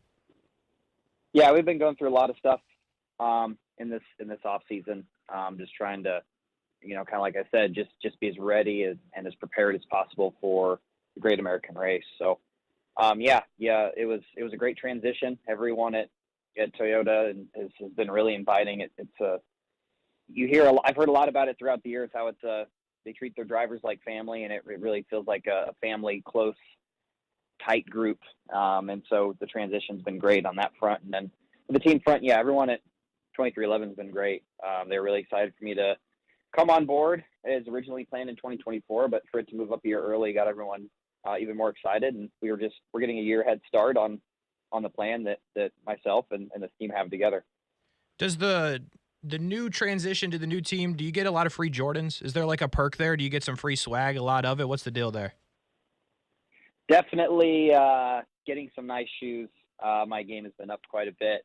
You know, normally it's been pretty hard to get a hold of the right pair of Jordans or the ones that I'm looking for, whatever it is. And yeah, they've been really taking good care of me between that and just yeah, you know, like right now I'm wearing these shorts that are really comfy, Jordan brand shorts. So yeah, they've set me up. I need to refresh my wardrobe as it was anyways, changing teams, and yeah, they got me a nice head start on that. There we go. I love it. Talking about obviously the merchandise you have, the other side of the ownership is Denny Hamlin, and you're going to have to race against him like week in and week out. What's that going to be like if, you know, maybe you accidentally spin him out, something happens? Are you worried about how that's going to go down after the race or what?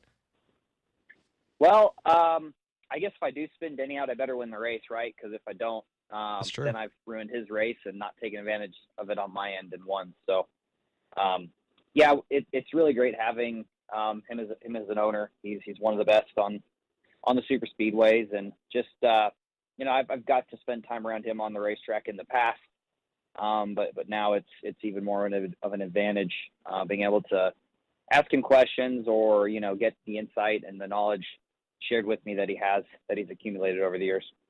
Tyler Reddick with us right now on ESPN 690. Tyler, rumor has it, this is what I found in my research, you started racing at the age of 4. Is this true? It is. Well, I mean, 4.5. So I mean, yeah, I was 4, but not like I didn't turn 4 and then go racing. I was halfway through my 4th year on the earth.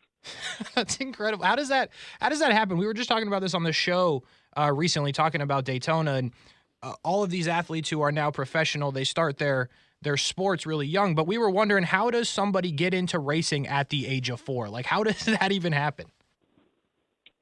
Well, I mean, it starts before you ever really get in the seat for the first time. You know, I've always had a huge passion for cars. My parents worked in a dealership, so I grew up around cars, and you know, just from there, cars are really cool, but cars that go really fast and race are even cooler. So I mean, you know, as a 2-3-year-old, you know, mindset, you know, it's just really cool. And for me, you know, my parents kind of saw how much of an interest I had in that, watching it on TV or, you know, playing video games as a young kid. And yeah, it was kind of a nice surprise. Got thrown into a go-kart at 4.5 years old, and I loved every second of it. And we just started racing, and it started out pretty small and local, but the more we did it from such an early age on, just you know, I was gaining experience at a good rate, and things just went the right way. And yeah, we just kind of went on this crazy path going up, racing all the cars and classes that you can on dirt from a really young age, and it got me the opportunities here in NASCAR, and now I'm in the Cup Series. It's incredible. How does that impact your childhood, just being a kid, right? I imagine going to school and hanging out with friends and all those things, that's got to take a toll. And if you're racing all the time, you're racing every weekend, you're traveling, you're moving up in the ranks, and as you just mentioned, you've made it to the highest rank. But how does that impact you being a kid, man? Did you still at least enjoy some childhood and some kid stuff, or were you just locked into racing the whole time? Yeah, you know, I did some fun stuff as a kid, but certainly I was much more locked in and excited about racing. And with that, you know, I spent a lot more time around, you know, a lot of the drivers I was competing against when I was 12, 13 years old, and their late models were in their 30s and 40s and had been racing late models longer than I'd been alive. So, yeah, I'd say it was not the normal childhood, but that's okay. You know, I really enjoyed every step of the way as I grew up racing. It's what I've always wanted to do, and I've definitely had a lot of fun doing it. I wouldn't trade it for anything. That's awesome. That's awesome to hear you say. Tyler Reddick with us right now, and you are an Xfinity champion, and Xfinity, obviously the series below NASCAR, if you will. And I want you to explain this mostly to me, but also our listeners, because I think the casual NASCAR viewer even would look at Xfinity as like a AAA type in baseball, and that's no shot. I think that's how people kind of understand it. Is that fair? You're developing there to move into hopefully a NASCAR Cup car, or how does that work, if you could explain it a little bit? Yeah, I mean, it's a similar comparison, but you know, it's not quite the same, I don't think.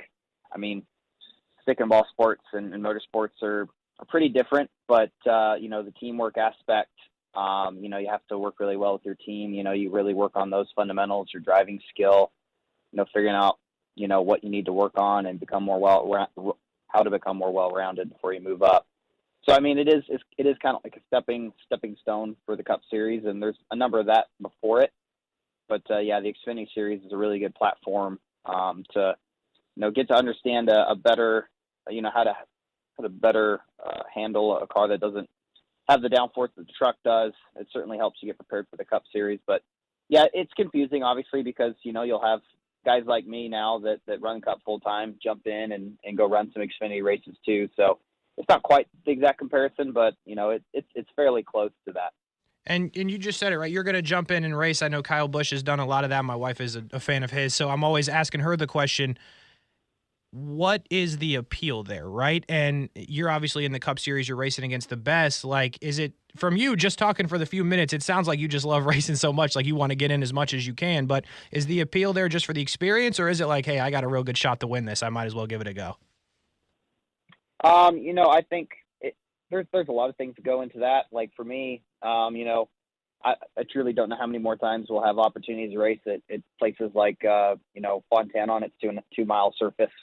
So for me, you know, I want to race there as much as I can before they reconfigure that racetrack. But, you know, making races in the Xfinity cars or the trucks it is very beneficial towards what you do on Sundays, because we can't come to these tracks and test and practice like you can in other sports. We have to do all of our preparation through simulation, or just, the work that the team's able to do with coming up with setups, on their computers and on their programs. So for us, our track time is really limited before we actually do the real thing. I know we get a lot of laps on the racetrack, but you've got to really have a good sense of where you want your car to be before you get there, because you can only adjust it so much. And getting extra laps on the racetrack in other series is really beneficial to the driver and even your team on the next day, because you get some insight into the trends of what the track does over the course of a race, and just gives you a better understanding of where to start on Sunday.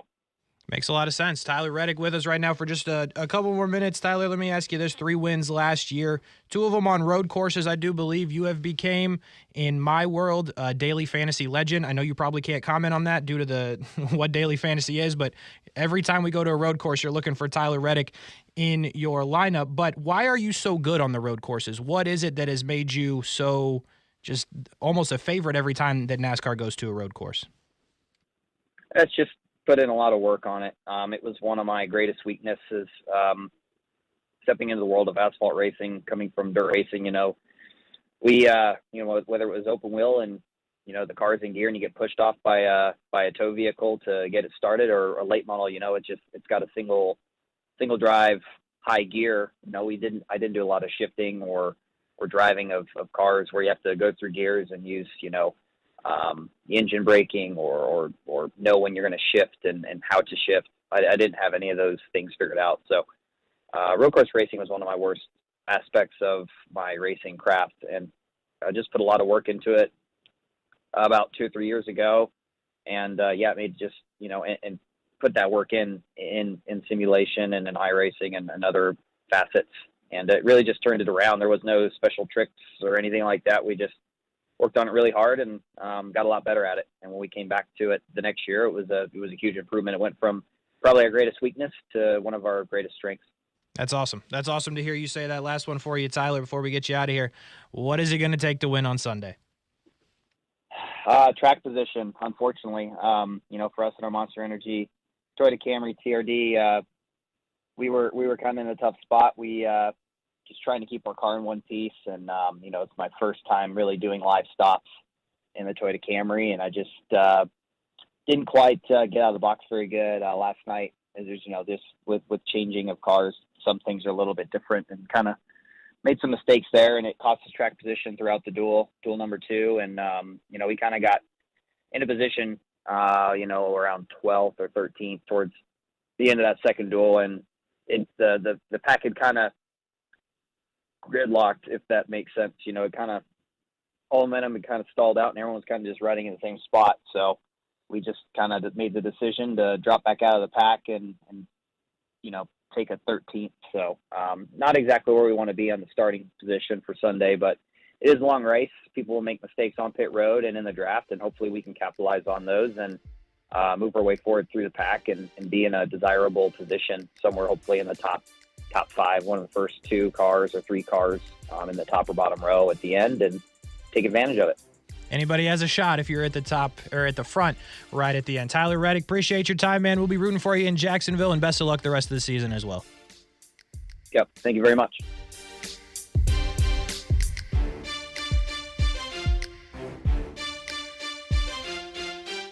If you're the victim of a car crash, never rush to settle with the insurance companies and never settle for just any attorney. Demand Anajar and Levine. Call 1-800-747-FREE for a free consultation and take back control of your life. Main office, Jacksonville. Make yourself at home with Community First Credit Union. Our home loans offer great low rates on mortgages and home equity lines of credit. With quick closings and no closing costs, it's easier than ever to make your home your happy place. So make your move and just be yourself with Community First. Apply now at communityfirstfl.org. Community First Credit Union, federally insured by NCUA. Equal housing opportunity. A tune-up by Wake Off's Cooling and Heating will extend the life of your air conditioning system, avoid costly repairs, and lower costs to keep your home comfortable. Wake Off's will perform a multi-point seasonal system tune-up and inspection for just $59 as soon as today. Plus, every Wake Off's tune-up is backed by their industry-leading no-breakdown guarantee. Call 904-204-3214 or book at wakeoffeasybook.com. Well, hello there. I am the Guitar Hotel. I have over 3,000 of the newest slot machines and nearly 200 table games with real cards and real dealers. Come experience my incredible lineup of restaurants, bars, and of course, Hard Rock Live. Or spend a day soaking up the sun in my 18 acres of poolside paradise. I can't wait to meet you. Visit hardrockholly.com to find out more. If you or someone you know has a gambling problem, please call 1-888-ADMIT-IT. Koala, koala, koala insulation. Hey, this is Bruce. And I'm Carrie. We're the owners of Koala Insulation. It's a great time of year to invest in energy-efficient improvements to your home. With our competitive rates and new tax credits for insulation upgrades, you can get huge savings to improve your insulation today and see long-term savings every month going forward. Give us a call and set up your free evaluation at 679-6282 or find us online at koalainsulation.com. I'm Clayton Bromberg, the president of Underwoods, and you've heard me talk a lot about diamonds, but as a certified gemologist of the American Gem Society, we're experts on colored gemstones too, and there are hundreds of varieties and species in the gem kingdom. As certified gemologists, we're trained on the identification of each of these and can separate the man-made synthetics and imitations from the real thing. But at Underwoods, we can go to the next step. We're active buyers of loose-colored stones in the world markets, so we understand the values of colored stones as they relate back to the various qualities. In fact, we buy most of our colored stones loose and create pieces of jewelry to hold these gems, so you can be assured of the authenticity, the quality, and value of the colored stone jewelry we sell. So if you're looking for a fine-quality emerald, sapphire, ruby, aquamarine, opal, tanzanite, tourmaline, savorite garnet, alexandrite, or any other gemstone, come by and see us at Underwoods in San Marco, Avondale, or the shops of Ponte Vedra. With one of the best savings rates in America, banking with Capital One is the easiest decision in the history of decisions. Even easier than choosing Slash to be in your band. Next up for lead guitar. You're in. Cool. Yep, even easier than that. And with no fees or minimums on checking and savings accounts, is it even a decision? That's banking reimagined. What's in your wallet? Terms apply. See CapitalOne.com/bank for details. Capital One N.A. member FDIC. Every piece of land has a story. The Upshaw's right there is with a John Deere 1 Series tractor they call Penny. And this is Shaw. Shaw stands for skilled hands at work. When he's not cutting grass, he's cutting hair. So every person is different, from hair tight to head shape. And I feel like it's the same way in a yard. Front loader to backhoe, the Upshaws have the tools to DIY all day long. Run with us on a 1 Series tractor and start telling your story. Learn more at johndeere.com/radio. American Window Products offers free low-E coating on select windows at an affordable price that can help reduce your energy usage with 12 months zero-interest financing. Visit AmericanWindowProducts.com for a free estimate. Financing available at time of sale for new orders only. We're dealing at Best Bet St. Augustine, the only card room and sports bar in St. Augustine, Florida. With nonstop action, poker games of all limits, exciting tournaments and table games, and a sports bar showing all the action, Best Bet St. Augustine has you covered. Don't miss our delicious dining options, serving breakfast, lunch, and dinner, and our always popular freshly made sushi. Best Bet St. Augustine is located at 800 Marketplace Drive off exit 311, where I-95 and State Road 207 meet. Learn more at bestbetjacks.com. Hey, welcome back to the Jacksonville International Auto Show here on ESPN 690. We're at the Prime Osborne Convention Center. One more time, we'll take you to the top of the hour with overtime in Kurtz and Middleton. That's coming up heading into the weekend. Hope you're having an excellent Friday, and be careful driving home. I guess there's some weather that's been happening the last hour or so.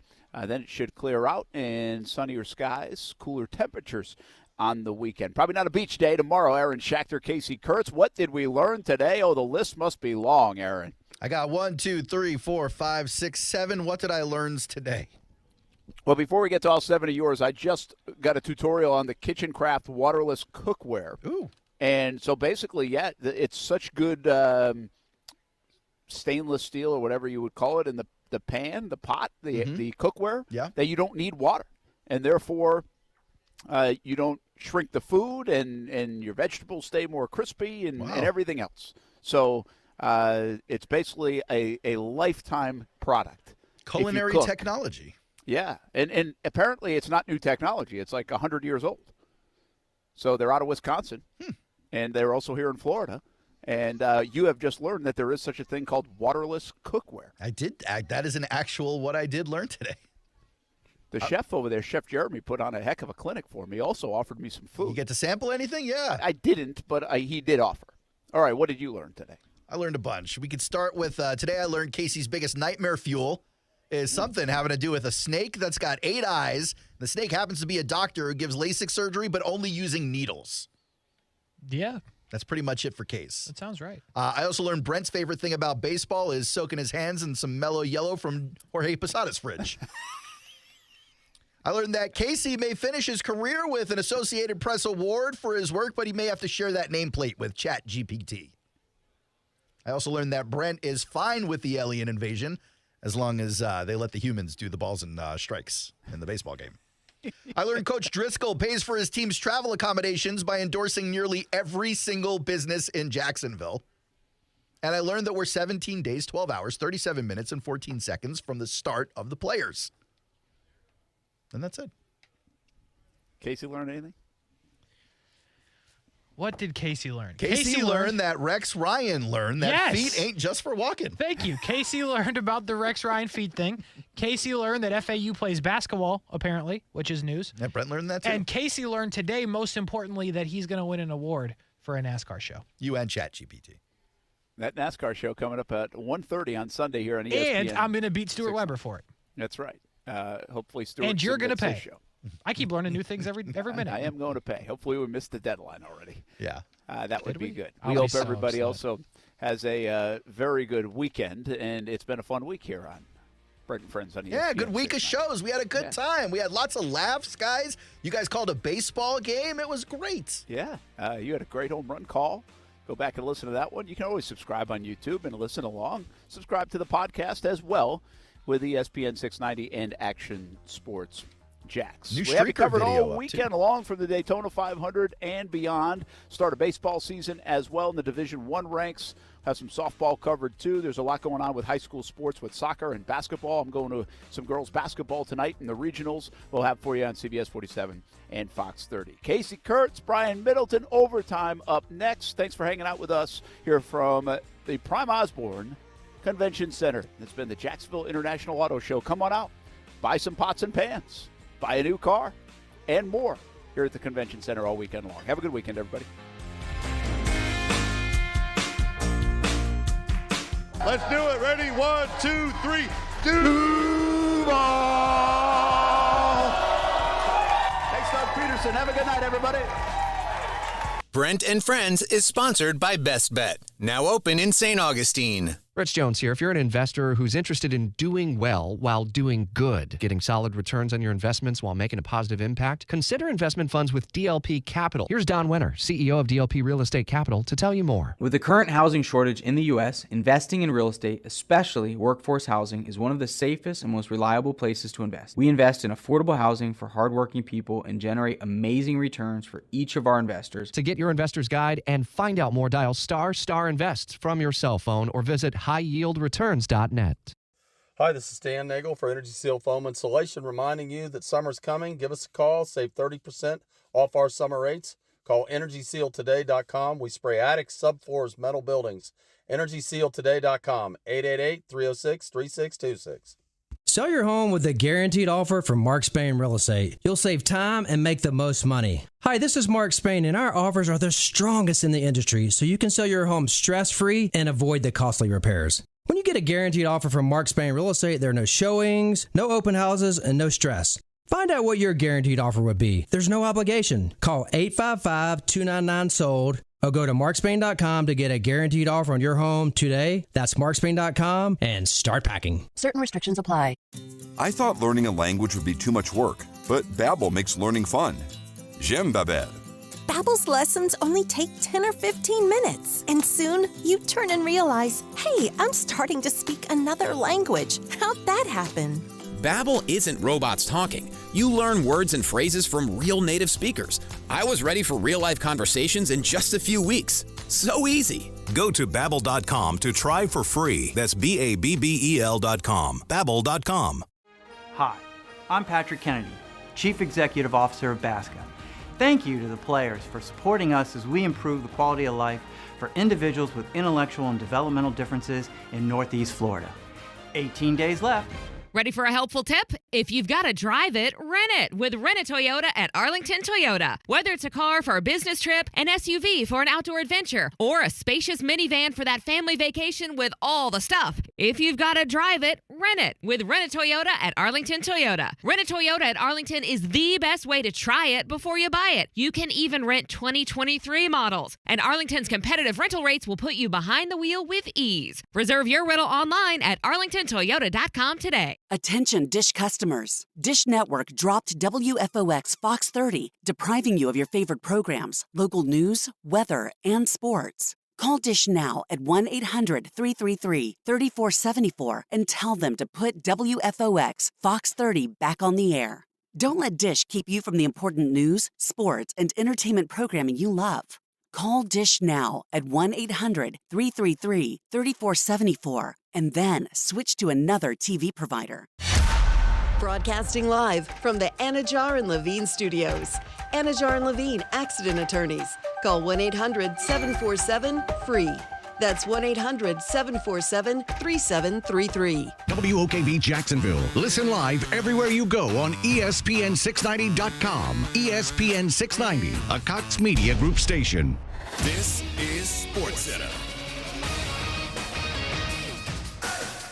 I'm Doug Brown. Padres third baseman Manny Machado plans to opt out of his contract after the upcoming season to become a free agent. Machado signed a 10-year, $300 million deal in San Diego back in 2019. After 5 years and 2 Super Bowl wins as the offensive coordinator for the Chiefs, Eric Bieniemy will be the new offensive coordinator for the Commanders with full play-calling responsibilities, which he did not have in Kansas City.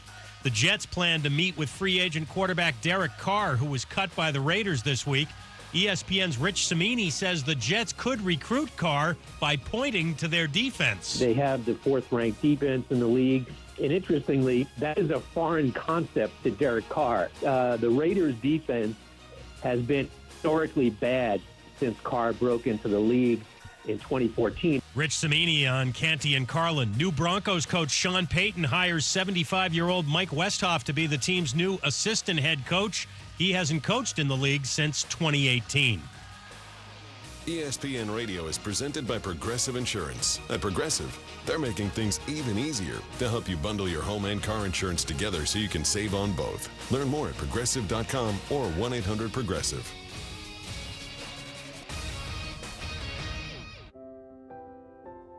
Hi, I'm Diana. As a veteran, I know that for many servicemen and women, the battle doesn't always end when they come home. Because I too struggle with the invisible wounds of service. Thankfully, I found American Humane's Pups for Patriots program, which brought Sam into my life. Before being paired with Sam, I didn't get out of bed for most days. Pups for Patriots and Sam literally changed my life.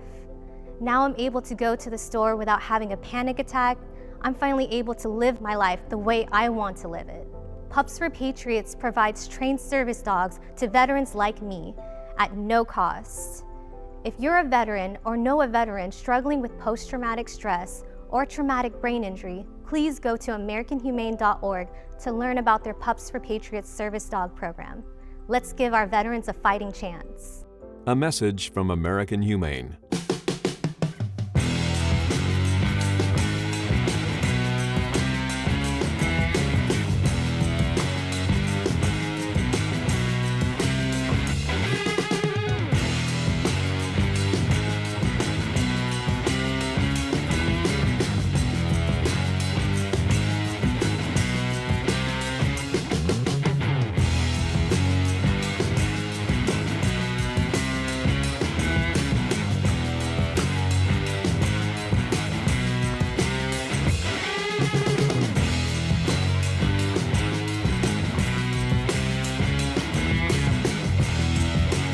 championship rounds. Championship belt Friday. Brian Middleton, do you have your belt? I sure don't. Hold it down while I go find it. Yeah, I'll hold it down. Overtime with Kurtz and Middleton on a Friday. It's the championship rounds. Championship belt Friday on ESPN 690. Getting you set for the weekend. A weekend that features the Daytona 500 here locally. A weekend that features the NBA All-Star Game and the Rising Stars Game and the dunk contest and the three-point contest, everything that goes along with that. By the way, the Rising Stars Game you can hear on ESPN 690 in just a bit. We'll tell you more about that as we go along. And if you ask Brian Middleton, maybe re-watching the Super Bowl is on your plans. We will get to that in just a second because Brian Middleton is the broadcast on. He's also the master of the poll. Pause. Thank you. Just checking. Which we will get to the results of that in just a second. But Brian Middleton, a little bit of, I don't know if it's breaking news, but it's a new development in a story we were actually just bringing to you on Brent Friends, and that has to do with Eric Bieniemy and the Chiefs and the Commanders. Just popped up on the TV that they have agreed to hire Eric Bieniemy, and that will be done, and it sounds like he will be heading to Washington. Brian Middleton, your thoughts about the Chiefs offensive coordinator, the multiple-time Super Bowl champion coach, on his way to Washington? The thoughts that I have about it is, this guy, Kasey, this guy has done everything that people ask him to do, and the fact that he has to make a lateral move, I'm disappointed in the overall, but he's doing what he has to do, right? Like we grow up I'm not trying to get too deep, but we grow up in this country especially saying if you work hard, if you execute, that's the biggest pathway. Of course, it's like also who you know, but if you work hard, if you execute, if you show up and you get the results, you're going to get promoted, you're going to hit the next level. I'm all for the idea of a meritocracy. And then when you start getting into sports, like, that's the ultimate. Like, you have to perform. I don't care who you know. If you don't get it done on the field or on the sideline as a coach or on the court or on the field, whatever, the hardwood, whatever it may be, you're going to sit down. And you probably won't be on a team, a part of an organization if you goof up too much. But the fact that it feels like the field goal posts continue to move for Eric Bieniemy and that he has to do this after he's been the offensive coordinator since 2018. Mm-hmm. There's a couple Super Bowls in there. Couple. Wins. And then another one that was a loss. And it was a bad loss. But I'm just saying, that's the disappointing part of it. I won't get into all the reasons why it could be that because I usually shy away from that. Because, again, I think more times than not in sports, you can't hide. You either got the goods or you don't. And certain people get longer strings than others. First rounders get longer ropes than a seventh rounder. Like, that's just a part of the game as well. But the fact that now he has to move to the Commanders and prove it again when other guys in his same position, under the same organization, under the same Andy Reid, did not have to do that. We have one of the guys here who is outstanding. This is not a knock on Doug Peterson, but he was under Andy Reid. He wasn't calling plays. Got a head coaching spot in Philly, won a Super Bowl, by the way, and now he's here turning things around in Jacksonville, and I'm happy to have him here. Mm-hmm. And Eric Bieniemy, no, you know what? We see what you've done since 2018. Why don't you go prove it somewhere else? Okay, that's fine. What's the next goalpost move going to be? Mm-hmm. If he does prove it there. So, I think overall I guess overall is not disappointed, but I'm disappointed somewhat. But overall, he's doing what he has to do. And Ron Rivera, he's a great coach. You know what I mean? Like, I think that he's going to have full leeway. It won't be something where people will ever think, because Andy Reid is an offensive genius, and we know that. And he's been doing it for 2+ decades. Ron Rivera is a defensive coach. Being a Carolina Panthers fans, especially full-fledged back then when he was running the team, defensive-minded. When he was in the league, he was on, I believe, like the Bears defenses back then, those great ones. So when we're talking about offense, it is you, Eric. But I don't think you should have to do that. I'm just going to be real with you. I don't think that he should have to do that at this point, but he's going to do what he has to do because he wants to be a head coach. It's well said.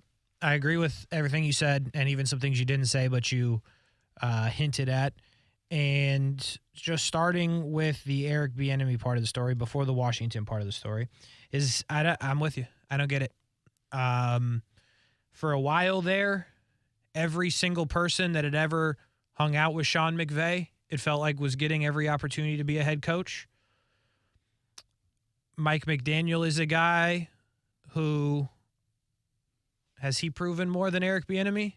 Love the character. Love the role that he plays. Has he proven more? No, I don't think so. Did Kevin O'Connell prove more? I don't think so. So there's two examples right there. Did Shane Steichen prove more? I don't think so. So with that part of it, I agree with you. It doesn't make sense. It is unfortunate for Eric Bieniemy that Andy Reid is the head coach that he coaches under, in the sense that we all know that Andy Reid is calling the plays, right? And it's fairly obvious. It's just what you know about Andy Reid. That part is unfortunate for Eric Bieniemy. But to sit here and pretend like Eric Bieniemy's not part of how they run their offense or the schemes they run or the comfortability or development of Patrick Mahomes is just not true. He's been a massive part of that. And there is no reason he shouldn't be somebody's head coach right now. With that being what it is, right or wrong, the move to Washington is interesting for a couple of reasons. One, if I'm Eric Bieniemy, and I know you got to make a lot of tough decisions, especially with all the crap that's been you've had to deal with these last couple of years. I don't know. You just won a Super Bowl, and I know you're never going to get the credit if you stay in Kansas City, but you might win another one. So there is that. But on the Washington part of the story, you just said it. Ron Rivera is a defensive-minded coach. So everything that happens on their offense, good or bad, is now on Eric Bieniemy. It's a good thing, unless it goes bad. Ron Rivera is somewhat on the hot seat. That's a good division all of a sudden. And they have gone through a Carson Wentz and a Taylor Heineke, and now a Sam Howell, which nobody's really sure why he's going to be their starting quarterback after playing one game. But you have a heck of an opportunity if you're Eric Bieniemy. If Sam Howell is good, or if Sam Howell is not good, to save it or to find it with this guy. So there is a lot of opportunity there, and if Ron Rivera was to get fired for any reason or even step down, that is going to be your interim head coach, we would all believe. I won't say it's going to be, because in reality, we don't know. It feels like a lot of other things should have happened for Eric Bieniemy, so I won't say that one's going to, but it makes sense. And the third thing is, you are not coaching for Andy Reid anymore. And that goes back to the point of anything that happens on the offense is yours. You have to own it. But the credit will skyrocket for this guy. And this, I know that it looks like it's a multi-year deal here. This is a one-year deal. If things go well for Eric Bieniemy, if the Washington Commanders offense under Sam Howell or whoever it may be playing quarterback is good, Eric Bieniemy should be somebody's head coach next year. Should. Yeah. Not will, because you know how this works, but should. Let me read this off to you, Kasey. Go ahead. Kansas City offensive coordinators, recent history. Mm-hmm. Matt Nagy. Yep. One season. Went to the Bears, be the head coach. On winning playoff games, by the way. Yeah, just want to let you know. Brian Daboll. 2012 season. We're going back. I get it. That's fine. It's 11 years. 2-14 as a coordinator. 2-14. I had no idea. I don't know how that works. I'm like, okay, maybe I should look a little more deeper. And then we talked about Doug Peterson. Yeah. And again, my knock is not on any of these guys. I'm glad that they got coaching jobs. And honestly, 2 out of those 3, I mean, I'm not going to not knock Matt Nagy, especially knowing the history or hearing that story from like Patrick Mahomes on how Matt Nagy really gave him, the push so that he impressed Andy Reid prior to their meeting, as a rookie when they were doing those kind of interviews. I mean, between Doug Peterson and what we just saw out of Brian Daboll, like, these guys are coaching their tails off. Mm-hmm. And neither one of them have had the success that Eric Bieniemy has had And granted, they didn't have Patrick Mahomes. I get that, but they had Andy Reid. Like, the teams were still good. So, Kasey, I'm going to beat a dead horse if I go back into it, so I won't. He's doing what he has to do. And I need, before the season starts, I need to know exactly what you need to see. I would like to know exactly what it is you need to see from an Eric Bieniemy offense without Andy Reid and Patrick Mahomes so that you can finally be like, okay, it's fine. Because now, Kasey, I don't know how many interviews he's had, but it's like damaged goods for no reason. Yeah. Like, everybody's just scared now, but nobody knows the reason why. Well, I'll take that back. No one knows the reason why.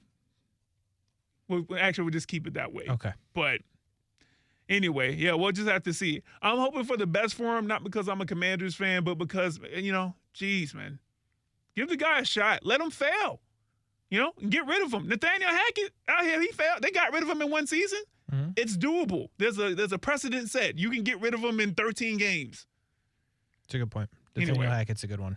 Example there as well. I want him to succeed as well. But there's also this part of the story. They are the fourth best team in that division. That's crazy. You think Ron is on the hot seat? Oh, yeah. Big time. You got Philly and Dallas. Like, what do you want me to do? I got to get a quarterback here. That's what I want you to do. Okay. Get a quarterback. Well, I mean, seriously. No, that's great. That's a good response. Okay. They swung and missed on Carson Wentz, which it seems like everybody has, outside of Doug Peterson that one year. You got to do – and, the Sam Howell thing is weird. I'm not saying Sam Howell's not talented because I actually like him. But he played one game, and then you're going to announce, 2 days after the season ends that he's going to go into camp as your starter? You don't even know what's going to happen. Don't even know. Derek Carr might really want to play for Washington. You're not even going to explore it. You don't know. It's a weird – and then also just take in that Washington as the organization is just sketch. So, there's a lot there. And it's an interesting move. You do what you got to do if you're Eric Bieniemy. But, there wasn't any other organization. Out of all the organizations, it's Washington in that division. I don't know. You do what you got to do is the point of the story, and you made it well. You do what you got to do to give yourself the best chance to be a head coach, even though you already have the resume to be a head coach. And that's what it is. And it's a weird thing, but if you're just jumping in, Eric Bieniemy will be heading to the Washington Commanders to be their offensive coordinator for the 2023 season and beyond, depending on what happens. But I think this is a one-year thing, and he's either going to be a head coach in Washington or elsewhere, or if it doesn't go well, we'll see what happens. We'll leave it at that. Brian Middleton, you put up a poll before we go to break, and it's one that I didn't think was going to get a lot of votes for the ones that I thought, but here's what you said. What are you most excited to watch this weekend? The Daytona 500, the NBA three-point contest, Tiger Woods if he makes the weekend, or re-watching the Super Bowl. The update is this: Tiger Woods 3 over par today, shooting a 74. For a while was outside of the cut line. He is now right on it at 1 over par. Plenty of guys still on the golf course. Not a guarantee that Tiger Woods will make the cut. But if he does, 43% of you are excited to watch Tiger Woods on the weekend. Yeah. Even though if he makes the cut, he'll be like the third person to start, so you got to be up early. Ain't that crazy? That's wild. That this many people, and I love golf, everybody still wants to watch Tiger because he doesn't play a lot, because it's the GOAT of a sport and he's still playing, all of those things. But Tiger Woods, 43%. You surprised to see that? And did you vote for Tiger Woods? First and foremost, Jack Nicklaus on line 1 talking about the GOAT of the sport. He might be on line 1A and line 2 for you. I'll tell you what, if Jack ever calls, you put him right through. Dude's a legend. Okay, just interrupt. Yeah, just interrupt. All right. There's very few that we can interrupt. Jack, Tiger, they can both be. Just put them right through. Okay, matter of fact, you guys just take the show. Yeah. Okay, I'm just running the board for you. That's exactly right. You know what? Listen, the disrespect to the NBA has got to stop. 6%, last place on the vote. People would rather rewatch the Super Bowl. That's crazy. They know the outcome. Than the three-point contest, and I specifically chose the three-point contest. 9% of the vote. Because that's way better than the dunk contest is now. And I actually also agree with that. I don't think most people would agree, but I think that's a good take. And the skills challenge, I mean, I enjoy that and kind of how they have it set up this year with the rookies and then the Utah, since they're hosting it, they got 3 guys, and then Giannis and his brothers are the other team. That's awesome. But it's really cool. But when you start talking about the 3-point challenge, that's the main shot in today's NBA. People are jacking it up all the time. And when you start looking at some of these guys who could get hot from 25, feet out, it is more riveting to me. So I was like, let me pull this, because if I put in the All-Star game, it's like the Pro Bowl. Like, do I really want to watch the Pro Bowl? Well, the answer is no. The way it was constructed beforehand. I mean, probably now too, but for the NBA All-Star game, like, I get what it is and what it isn't. So to see it come in last place, I'm like, nah, I'm going to have to put some respect on the 3-point shot game. You know what I mean? Mm-hmm. I'm going to watch Damian Lillard shoot from 30 feet out and, get the money ball and all that good stuff. Tyrese Halliburton, all them boys. Love me some Halliburton. Even though he cost you some money, but that's off the record. It's off the record. And that was last year. But you know what? Sure. I'm just saying, it was surprising, one, the way that the Daytona 500, because I was checking in periodically. 42%, a very close second. Well, it was far and away the leader for the first couple of hours. And then I would refresh every now and then, and I see, okay, Tiger's creeping. Tiger's creeping like he's wearing a red shirt on Sunday. Mm-hmm. Daytona, hurry up. And then, the final results, he edges out the Daytona 500. I get it. This is a big market for Daytona, not so much for NBA. So big market for golf, though, too. Yeah. Here's what's crazy about this with Tiger. You didn't put the Genesis Invitational. You put Tiger Woods. Yeah. So the majority of people that voted in this poll, 43%, would rather watch one man play 18 holes of golf, or I guess 18 holes on Saturday and Sunday, than whole other events. Now, the Super Bowl part, I get it. I see what you were trying to do there. But, that's crazy.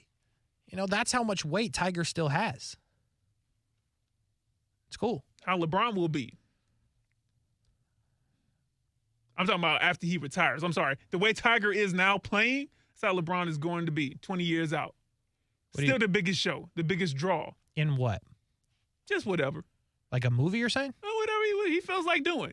The way that Jordan's doing it on a smaller scale right now. By the way, I think it's his birthday today, man. Happy birthday, Mike Jordan. 60, I think. Long time. 6 decades. 6 of them. Know what I mean? That's a lot. Someone's going to say, Ben Becker somewhere saying 6 for 6 for the championships. Anyway, Kasey, the fact that Tiger Woods basically won this poll is a testament to just how far of a reach that he has with the fans, both from this generation, and you got to think that, most of the fans, if they have kids, have made some type of hey, this guy is awesome. This guy is great, and kind of ushering in another generation of fans. At least that's the way that I think about it. So, it was a cool results, but put some respect on the NBA. Watch the game. All of these are staggered. They're on different days. The Daytona 500 is Sunday. Tiger making the cut could be, Saturday and Sunday. The Super Bowl, you can replay it anytime. NBA 3-point contest is Saturday night. So just watch them all. And you tell me whether or not you think that the NBA 3-point contest should be behind the replay of the Super Bowl. Yeah, it's tough. That's tough go. By the way, coming up on the station tonight at 9 p.m. is the Jordan Rising Stars from the NBA All-Star Game. And this is cool, right? I'm a guy who, in the MLB All-Star Game, my favorite part is the Futures Game. I love it. So you're going to get to see some of the young stars in the league. And, man, these are the 4 teams, right? And I'm not going to give you every player, but I'll give you the highlights. So Pau Gasol will coach one team, the Laker legend. A team that has Paulo Banchero. A team that has Jaden Ivey. Former Florida State Seminole Scotty Barnes, back when things were going good. That sounds like a stacked team. Darren Williams will coach a team that will have Franz Wagner from the Orlando Magic on it. Bones Highland will be on the team. Ayo Dosunmu will be on the team. Joakim Noah will coach a team, the former Florida Gator. Look at you, man. That has Evan Mobley. Getting all the names right. Go ahead, man. I like it. That has Josh Giddey. That has Jabari Smith. And then this one is really interesting. Jason Terry will coach a team of G League players. So They will be the fourth team playing against these other teams, and you got, 2-on-2 situations. Scottie Pippen Jr. will be on that team, so that's a draw. Scoot Henderson, the other as well. So a lot of really young talent coached by some names from the NBA, and you can hear it on the station coming up at 9 o'clock tonight. But I'm locked into that, to be real with you. Oh, you are going to watch it? I love the young player stuff. It's like the futures game. I know all these guys, except for the G League team, are in the league right now. But, I can't get enough of Paulo Banchero, to be real with you. Scotty Barnes, I'm a big fan of. Wagner, who is also on the Magic, I like to see. And I think these young players are going to do some fun stuff, and I'll be locked in. So you can hear it on the station. You can also watch it if you so choose to do so. But we would appreciate it if you'd listen on the station. That's what matters to us. And we move on. Overtime with Kurtz and Middleton, ESPN 690. We go to break. And when we come back, and really the rest of the show, we talk about the Daytona 500 coming up in Daytona this weekend. We have a special on the radio Sunday at 1:30 p.m. You will hear from Kyle Larson during that special. You will also hear from Alex Bowman and Tyler Reddick, who you will hear from in the show. How about that? You can hear the extended part of it, though, from 1:30 to 2:30 on Sunday afternoon, getting you set for the Daytona 500, which will be on Fox 30 at 2:30. So you can come on and listen to some of your favorite drivers, who, by the way, will start 1 and 2 in the race, being Alex Bowman and Kyle Larson. And Tyler Reddick joining 2311 Racing, talking about Michael Jordan. Happy birthday. Your newest race car driver is Tyler Reddick. So we will play some of those interviews for you as we get out of here on a Friday. But don't forget about the special coming up on the morning for the afternoon of the Daytona 500 on Sunday. We take a break. Overtime with Kurtz and Middleton. We'll be right back. Well, it's that time of year again. The Daytona 500 is here, and we are getting you set for it on ESPN 690. Join us on Sunday at 1:30 as we have a pre-race special. Hear from Kyle Larson, hear from Alex Bowman, and Tyler Reddick as well, as we get you set for the great American race. You can watch the race on Fox 30 starting at 2:30, but join us at 1:30 for our pre-race special for the Daytona 500 right here on ESPN 690. Now, the First Alert forecast on ESPN 690.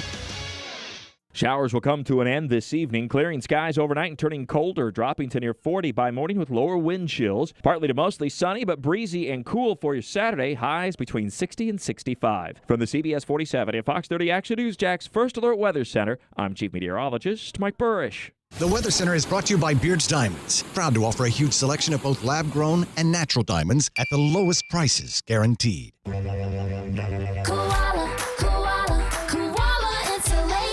Hey, this is Bruce. And I'm Carrie. We're the owners of Koala Insulation. It's a great time of year to invest in energy-efficient improvements to your home. With our competitive rates and new tax credits for insulation upgrades, you can get huge savings to improve your insulation today and see long-term savings every month going forward. Give us a call and set up your free evaluation at 679-6282 or find us online at koalainsulation.com.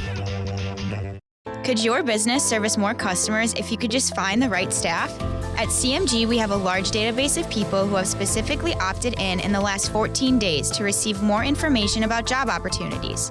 Through our omni-channel approach, we can launch a complete marketing approach across email, social media, and video to market to these people, and with a message about why they should come work for you. Let us do the work for you to find the talent you need. Head to cmg.com to find out more, and we will get back to you with the next steps. O'Reilly Auto Parts provides more than just the right parts for your repair. Our professional parts people can also offer free check engine light diagnosis. We can scan your vehicle and provide a list of possible fixes. Find the right parts for you or recommend a great local repair shop. Don't ignore your check engine light. Stop by your local O'Reilly Auto Parts. O'Reilly Auto Parts. With Progressive's Name Your Price tool, you can find options that fit your budget, because giving you options is the right thing to do. Oh yeah, like when I hold the door for someone. Sure, it may be weird if I don't time it right, and they're a little too far away, and now they're running. And we're both asking ourselves, is it worth it to run instead of just, letting them open their own door? But still, it's the right thing to do. So get options based on your needs with Progressive's Name Your Price tool. Progressive Casualty Insurance Company, affiliates, and third-party insurers. Comparison rates not available in all states or situations. Prices vary based on how you buy. If you're still wondering why you should buy from Arlington Toyota, maybe this will help. How about peace of mind? When you buy any new Toyota from Arlington, their lifetime warranty goes with you. That's unlimited time and miles. Plus, there's Arlington's 30-day exchange program. That's 30 days to love your new purchase or exchange it. And Arlington goes the extra mile by extending your Toyota Care coverage to 3 years or 36,000 miles. Now you know why you should buy from Arlington. Shop in person, 10939 Atlantic Boulevard, and online at arlingtontoyota.com. Attention Dish customers. Dish Network dropped WFOX Fox 30, depriving you of your favorite programs, local news, weather, and sports. Call Dish now at 1-800-333-3474 and tell them to put WFOX Fox 30 back on the air. Don't let Dish keep you from the important news, sports, and entertainment programming you love. Call Dish now at 1-800-333-3474 and then switch to another TV provider. As parents, we all want to ensure that our children are safe, secure, and healthy starting day one. Please make sure your newborn is sleeping safely. Visit wolfsonchildrens.com/safe sleep for infant safety tips. That's wolfsonchildrens.com/safe sleep. ESPN 690 is home for the Florida Sportsman Fishing Show hosted by Captain Rick Riles. Tune in every Saturday morning from 7 to 9 a.m. to find out what's biting now. Fishing so fresh, you can almost smell it. Jacksonville is a great place to live. And if you love where you live, you should invest in it. That's why more and more people bank with One-to-One Financial, Jacksonville's hometown credit union. We invest every penny back into North Florida, backing the very best small businesses, nonprofits, and of course the family home. Why put your money with some big out-of-state bank when you can invest in where you love to live? One-to-One Financial, we're your hometown credit union. Sign up today at one-to-one-fcu.org. Federally insured by NCUA.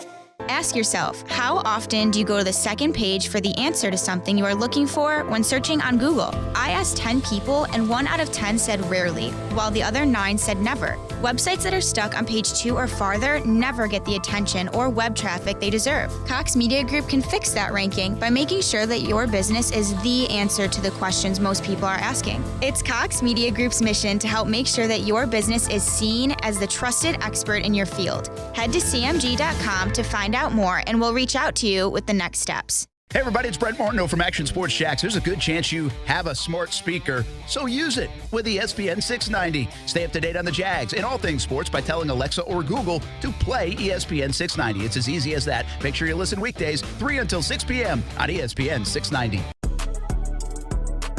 Welcome back to Overtime with Kurtz and Middleton here on ESPN 690. And listen, I know that we've been hitting you hard with Super Bowl coverage so far this week, and also the NBA with what LeBron has been doing or what he just did.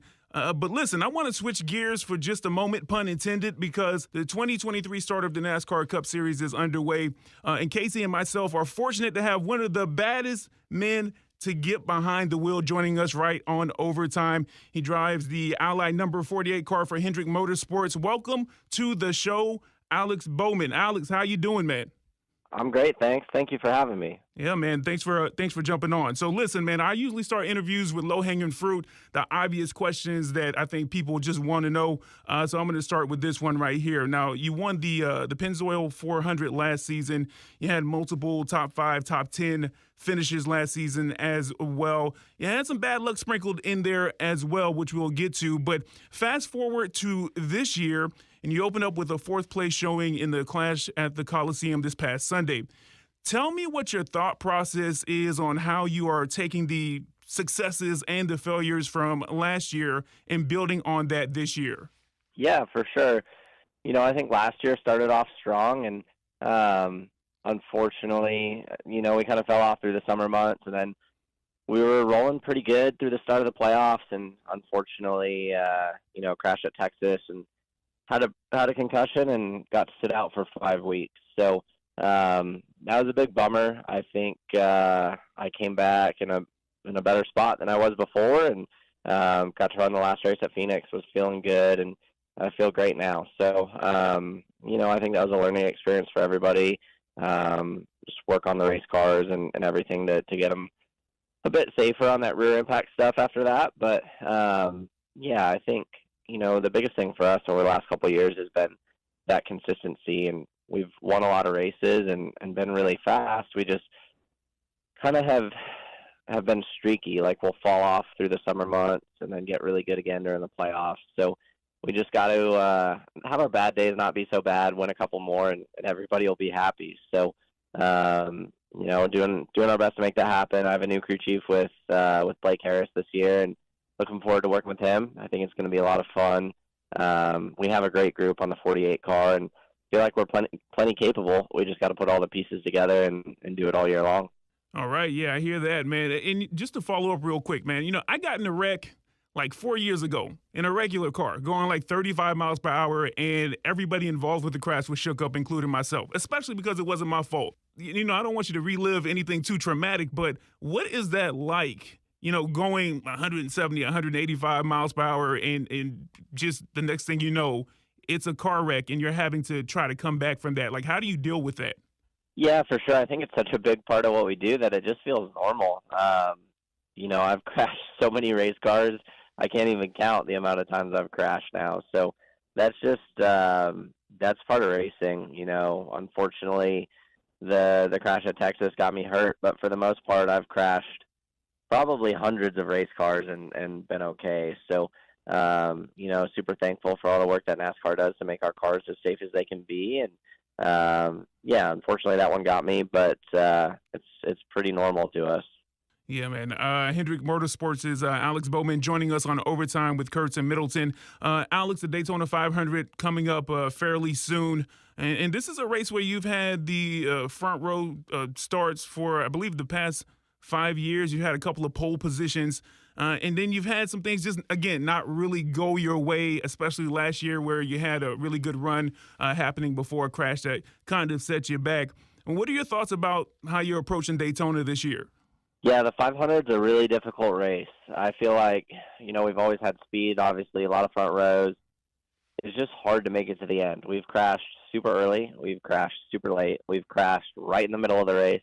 Figured out all the times to crash. Hopefully this year we figure out how to not crash. That is definitely the goal. It's just so that style of racing, it's so easy to get caught up in somebody else's mess. I can't really think of one that was our fault. Just wrong place, wrong time, putting ourselves in the wrong position to get collected by somebody, I guess. But, just got to do a better job of staying out of everybody else's mess to make it to the end, because we definitely haven't made it to the end of the 500 with a clean race car yet. And if we can do that, I know we're plenty capable of winning. Yeah, I hear that. Let me ask you this, man. Doing some research on you, man, is it true that you almost failed your high school driver's ed course? Oh, my gosh. Yes. It is true. Wow. Okay.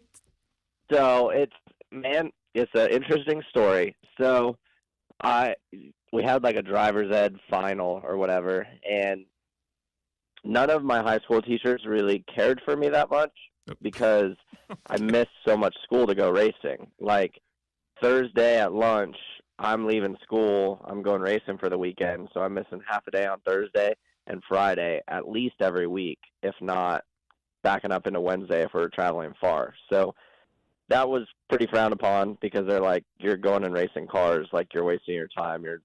You're like, I don't know what you're doing. School's more important, which was probably the logical thing to think about. But, me and my family were like, we're going to make it. Everything will be fine. So driver's ed final, went to hand it in, and as I walked past somebody, they talked to me on the way to the teacher. Teacher got real mad and thought we were cheating or something. It was like big no talking rule in that classroom, especially during a final, and I had to beg to not get failed. So it was an interesting story, especially when I went back to speak at that high school a couple, maybe 7 or 8 years later. It was pretty funny, but it's a funny story looking back. A lot of good times, but a lot of missed class for sure.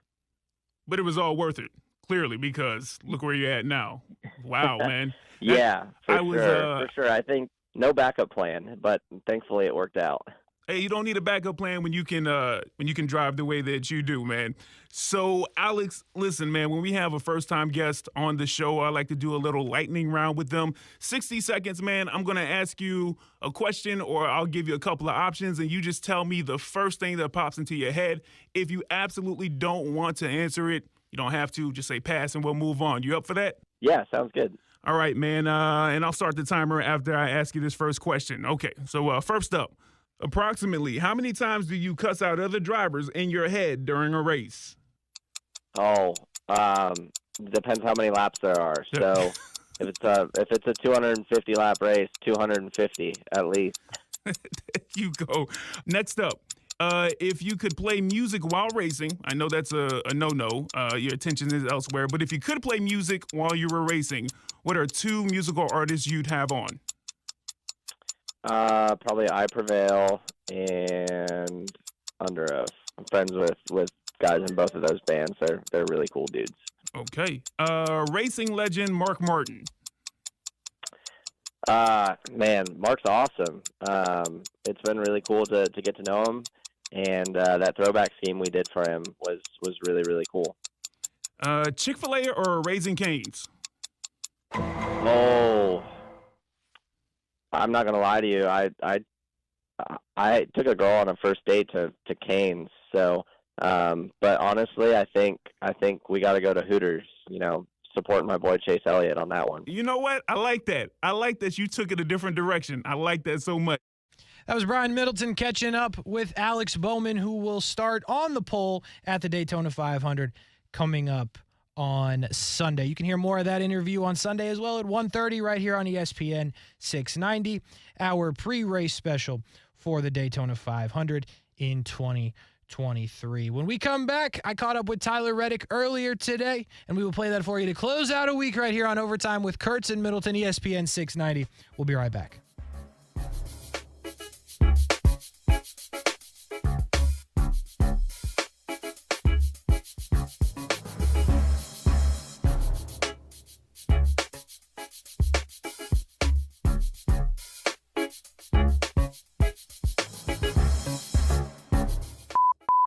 Men, if you're struggling with erectile dysfunction or PE and frustrated taking pills that don't work, Prime Men's Medical Center offers breakthrough medical treatments that effectively treat your problem. 98% of patients experience immediate results during their first office visit. And for a limited time, your initial consultation and first treatment are completely free. Listen to a specialist in men's health. I'm Dr. Rubinsky. The physicians at Prime Men's Medical Center offer the most advanced treatments that eliminate ED and PE. Now men are lasting 30, 60, 90 minutes or longer, regardless of age or medical history. Guys, to eliminate your frustration in the bedroom, call Prime Men's Medical Center now to take advantage of this exclusive limited-time offer. Your initial consultation and first treatment are totally free, and you'll see instant results right in the office. Call now, 904-664-8214. 904-664-8214. That's 904-664-8214.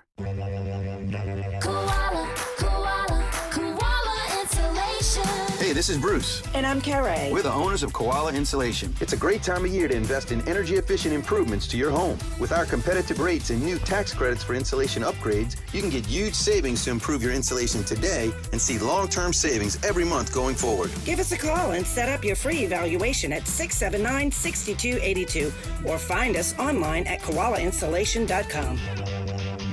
Dave Benyon with Zero Res. It may be cold outside, but at Zero Res, we are heating things up. Right now is the hottest price of the year. 3 rooms of carpet clean for $147, and the 4th room is free. That's right, the 4th room is on me. In 2022, Jacksonville Zero Res was named #1 in the country for customer service. Google Zero Res and read from over 5,000 5-star customer reviews. Remember, February is the hottest price of the year. 3 rooms of carpet clean for $147, and the 4th room is free. Zero Res spelled forward or backwards. It's the right way to clean. With one of the best savings rates in America, banking with Capital One is the easiest decision in the history of decisions. Even easier than choosing Slash to be in your band. Next up for lead guitar. You're in. Cool. Yep, even easier than that. And with no fees or minimums on checking and savings accounts, is it even a decision?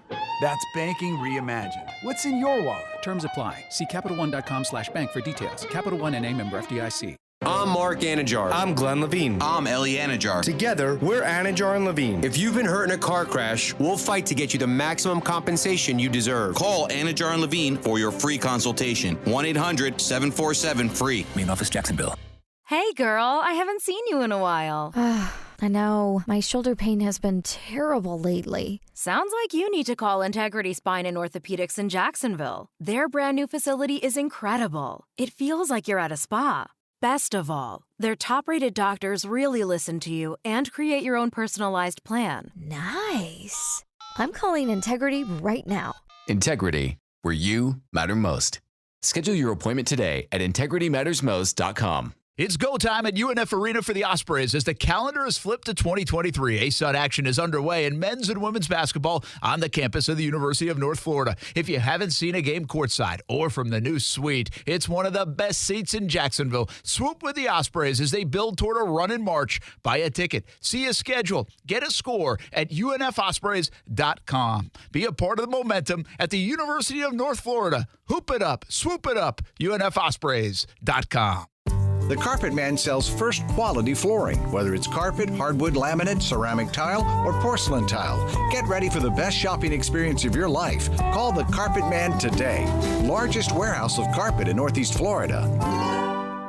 Football season in the rear view. It's golfing season now. The countdown to the Players is on. Before you watch, make sure you play. And don't play golf in Jacksonville without the Dream 18 card. Save on greens fees on some of the best golf courses in the area. Golf Club at Southampton, St. John's Golf and Country Club, Hidden Hills, Osprey Cove, The Yards, Amelia River Club, Eagle Landing, Fleming Island Golf Club, and Queens Harbor Yacht and Country Club. Buy it now for just $69 and save hundreds of dollars at Action Sports Jacks. Dream18.com. I'll see you on the golf course. Listen to ESPN 690 anytime, anywhere, on any device. Whether you're at home or on the go, get the latest on the Jags, FSU, the Jumbo Shrimp, and Action Sports Jacks on Odyssey.com. That's AUDACY.com or on ESPN690.com.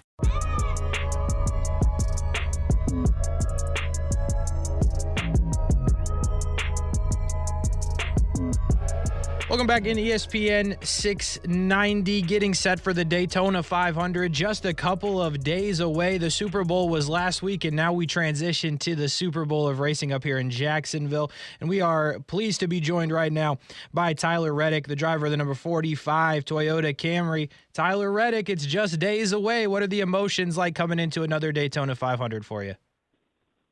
It's new. It's refreshed for me. You know, I've switched over to Toyota Racing and moved over to the 2311 Racing team. So, yeah, it's like a fresh start for me. You know, working with a new group of drivers, new manufacturer, new team. So, just trying to get acclimated as quickly as possible for this stretch. Obviously, the Daytona 500 is the biggest race we have, and you know, when you make a switch like that, you really got to pay attention to the details and the days. And even back to the weeks leading up to this race. Absolutely. And when you talk about the transition that you've made to a new race team, they bought out your contract, you go over there early. What has that been like, obviously, working with Denny Hamlin, obviously, but Michael Jordan as well? Just what has that been like through the offseason and coming into your first race with the team? Yeah, we've been going through a lot of stuff in this offseason, just trying to, you know, kind of like I said, just be as ready and as prepared as possible for the Great American Race. So, yeah, it was a great transition. Everyone at Toyota has been really inviting. I've heard a lot about it throughout the years, how they treat their drivers like family, and it really feels like a family, close, tight group. And so the transition's been great on that front. And then the team front, yeah, everyone at 2311 has been great. They're really excited for me to come on board as originally planned in 2024, but for it to move up a year early got everyone even more excited, and we're getting a year head start on the plan that myself and this team have together. Does the new transition to the new team, do you get a lot of free Jordans? Is there like a perk there? Do you get some free swag, a lot of it? What's the deal there? Definitely getting some nice shoes. My game has been up quite a bit. normally it's been pretty hard to get a hold of the right pair of Jordans or the ones that I'm looking for, whatever it is. And yeah, they've been really taking good care of me between that and just like right now I'm wearing these shorts that are really comfy, Jordan brand shorts. So yeah, they've set me up. I need to refresh my wardrobe as it was anyways, changing teams, and yeah, they got me a nice head start on that. There we go. I love it. Talking about obviously the merchandise you have, the other side of the ownership is Denny Hamlin, and you're going to have to race against him like week in and week out. What's that going to be like if, maybe you accidentally spin him out, something happens? Are you worried about how that's going to go down after the race or what? Well, I guess if I do spin Denny out, I better win the race, right? Because if I don't, then I've ruined his race and not taken advantage of it on my end and won. So, yeah, it's really great having him as an owner. He's one of the best on the super speedways, and just I've got to spend time around him on the racetrack in the past, but now it's even more of an advantage being able to ask him questions or get the insight and the knowledge shared with me that he's accumulated over the years. Tyler Reddick with us right now on ESPN 690. Tyler, rumor has it, this is what I found in my research, you started racing at the age of 4. Is this true? It is. Well, 4.5. So yeah, I was 4, but not like I didn't turn 4 and then go racing. I was halfway through my 4th year on the earth. That's incredible. How does that happen? We were just talking about this on the show recently, talking about Daytona, and all of these athletes who are now professional, they start their sports really young. But we were wondering, how does somebody get into racing at the age of 4? Like, how does that even happen? Well, it starts before you ever really get in the seat for the first time. I've always had a huge passion for cars. My parents worked in a dealership, so I grew up around cars, and just from there, cars are really cool, but cars that go really fast and race are even cooler. So as a 2-3-year-old, mindset, it's just really cool. And for me, my parents kind of saw how much of an interest I had in that, watching it on TV or playing video games as a young kid. And it was kind of a nice surprise. Got thrown into a go-kart at 4.5 years old, and I loved every second of it. And we just started racing, and it started out pretty small and local, but the more we did it from such an early age on, just I was gaining experience at a good rate, and things just went the right way. And yeah, we just kind of went on this crazy path going up, racing all the cars and classes that you can on dirt from a really young age, and it got me the opportunities here in NASCAR, and now I'm in the Cup Series. It's incredible. How does that impact your childhood, just being a kid, right? I imagine going to school and hanging out with friends and all those things, that's got to take a toll. And if you're racing all the time, you're racing every weekend, you're traveling, you're moving up in the ranks. And as you just mentioned, you've made it to the highest rank. But how does that impact you being a kid, man? Did you still at least enjoy some childhood and some kid stuff, or were you just locked into racing the whole time? Yeah, I did some fun stuff as a kid, but certainly I was much more locked in and excited about racing. And with that, I spent a lot more time around, a lot of the drivers I was competing against when I was 12, 13 years old, and their late models were in their 30s and 40s and had been racing late models longer than I'd been alive. So, yeah, I'd say it was not the normal childhood, but that's okay. I really enjoyed every step of the way as I grew up racing. It's what I've always wanted to do, and I've definitely had a lot of fun doing it. I wouldn't trade it for anything. That's awesome. That's awesome to hear you say. Tyler Reddick with us right now, and you are an Xfinity champion, and Xfinity, obviously the series below NASCAR, if you will. And I want you to explain this mostly to me, but also our listeners, because I think the casual NASCAR viewer even would look at Xfinity as like a AAA type in baseball, and that's no shot. I think that's how people kind of understand it. Is that fair? You're developing there to move into hopefully a NASCAR Cup car, or how does that work, if you could explain it a little bit? Yeah, it's a similar comparison, but it's not quite the same, I don't think. Stick and ball sports and motorsports are pretty different, but the teamwork aspect, you have to work really well with your team. You really work on those fundamentals, your driving skill, figuring out, what you need to work on and become how to become more well-rounded before you move up. So I mean, it is kind of like a stepping stone for the Cup Series, and there's a number of that before it. But yeah, the Xfinity Series is a really good platform to get to understand a better how to better handle a car that doesn't have the downforce that the truck does. It certainly helps you get prepared for the Cup Series. But yeah, it's confusing obviously because you'll have guys like me now that run Cup full time jump in and go run some Xfinity races too. So it's not quite the exact comparison, but it's fairly close to that. And you just said it, right? You're going to jump in and race. I know Kyle Busch has done a lot of that. My wife is a fan of his, so I'm always asking her the question, what is the appeal there, right? And you're obviously in the Cup Series, you're racing against the best. Like, is it, from you, just talking for the few minutes, it sounds like you just love racing so much, like you want to get in as much as you can, but is the appeal there just for the experience, or is it like, hey, I got a real good shot to win this, I might as well give it a go? I think there's a lot of things that go into that. Like for me, I truly don't know how many more times we'll have opportunities to race at places like, Fontana on its 2-mile surface.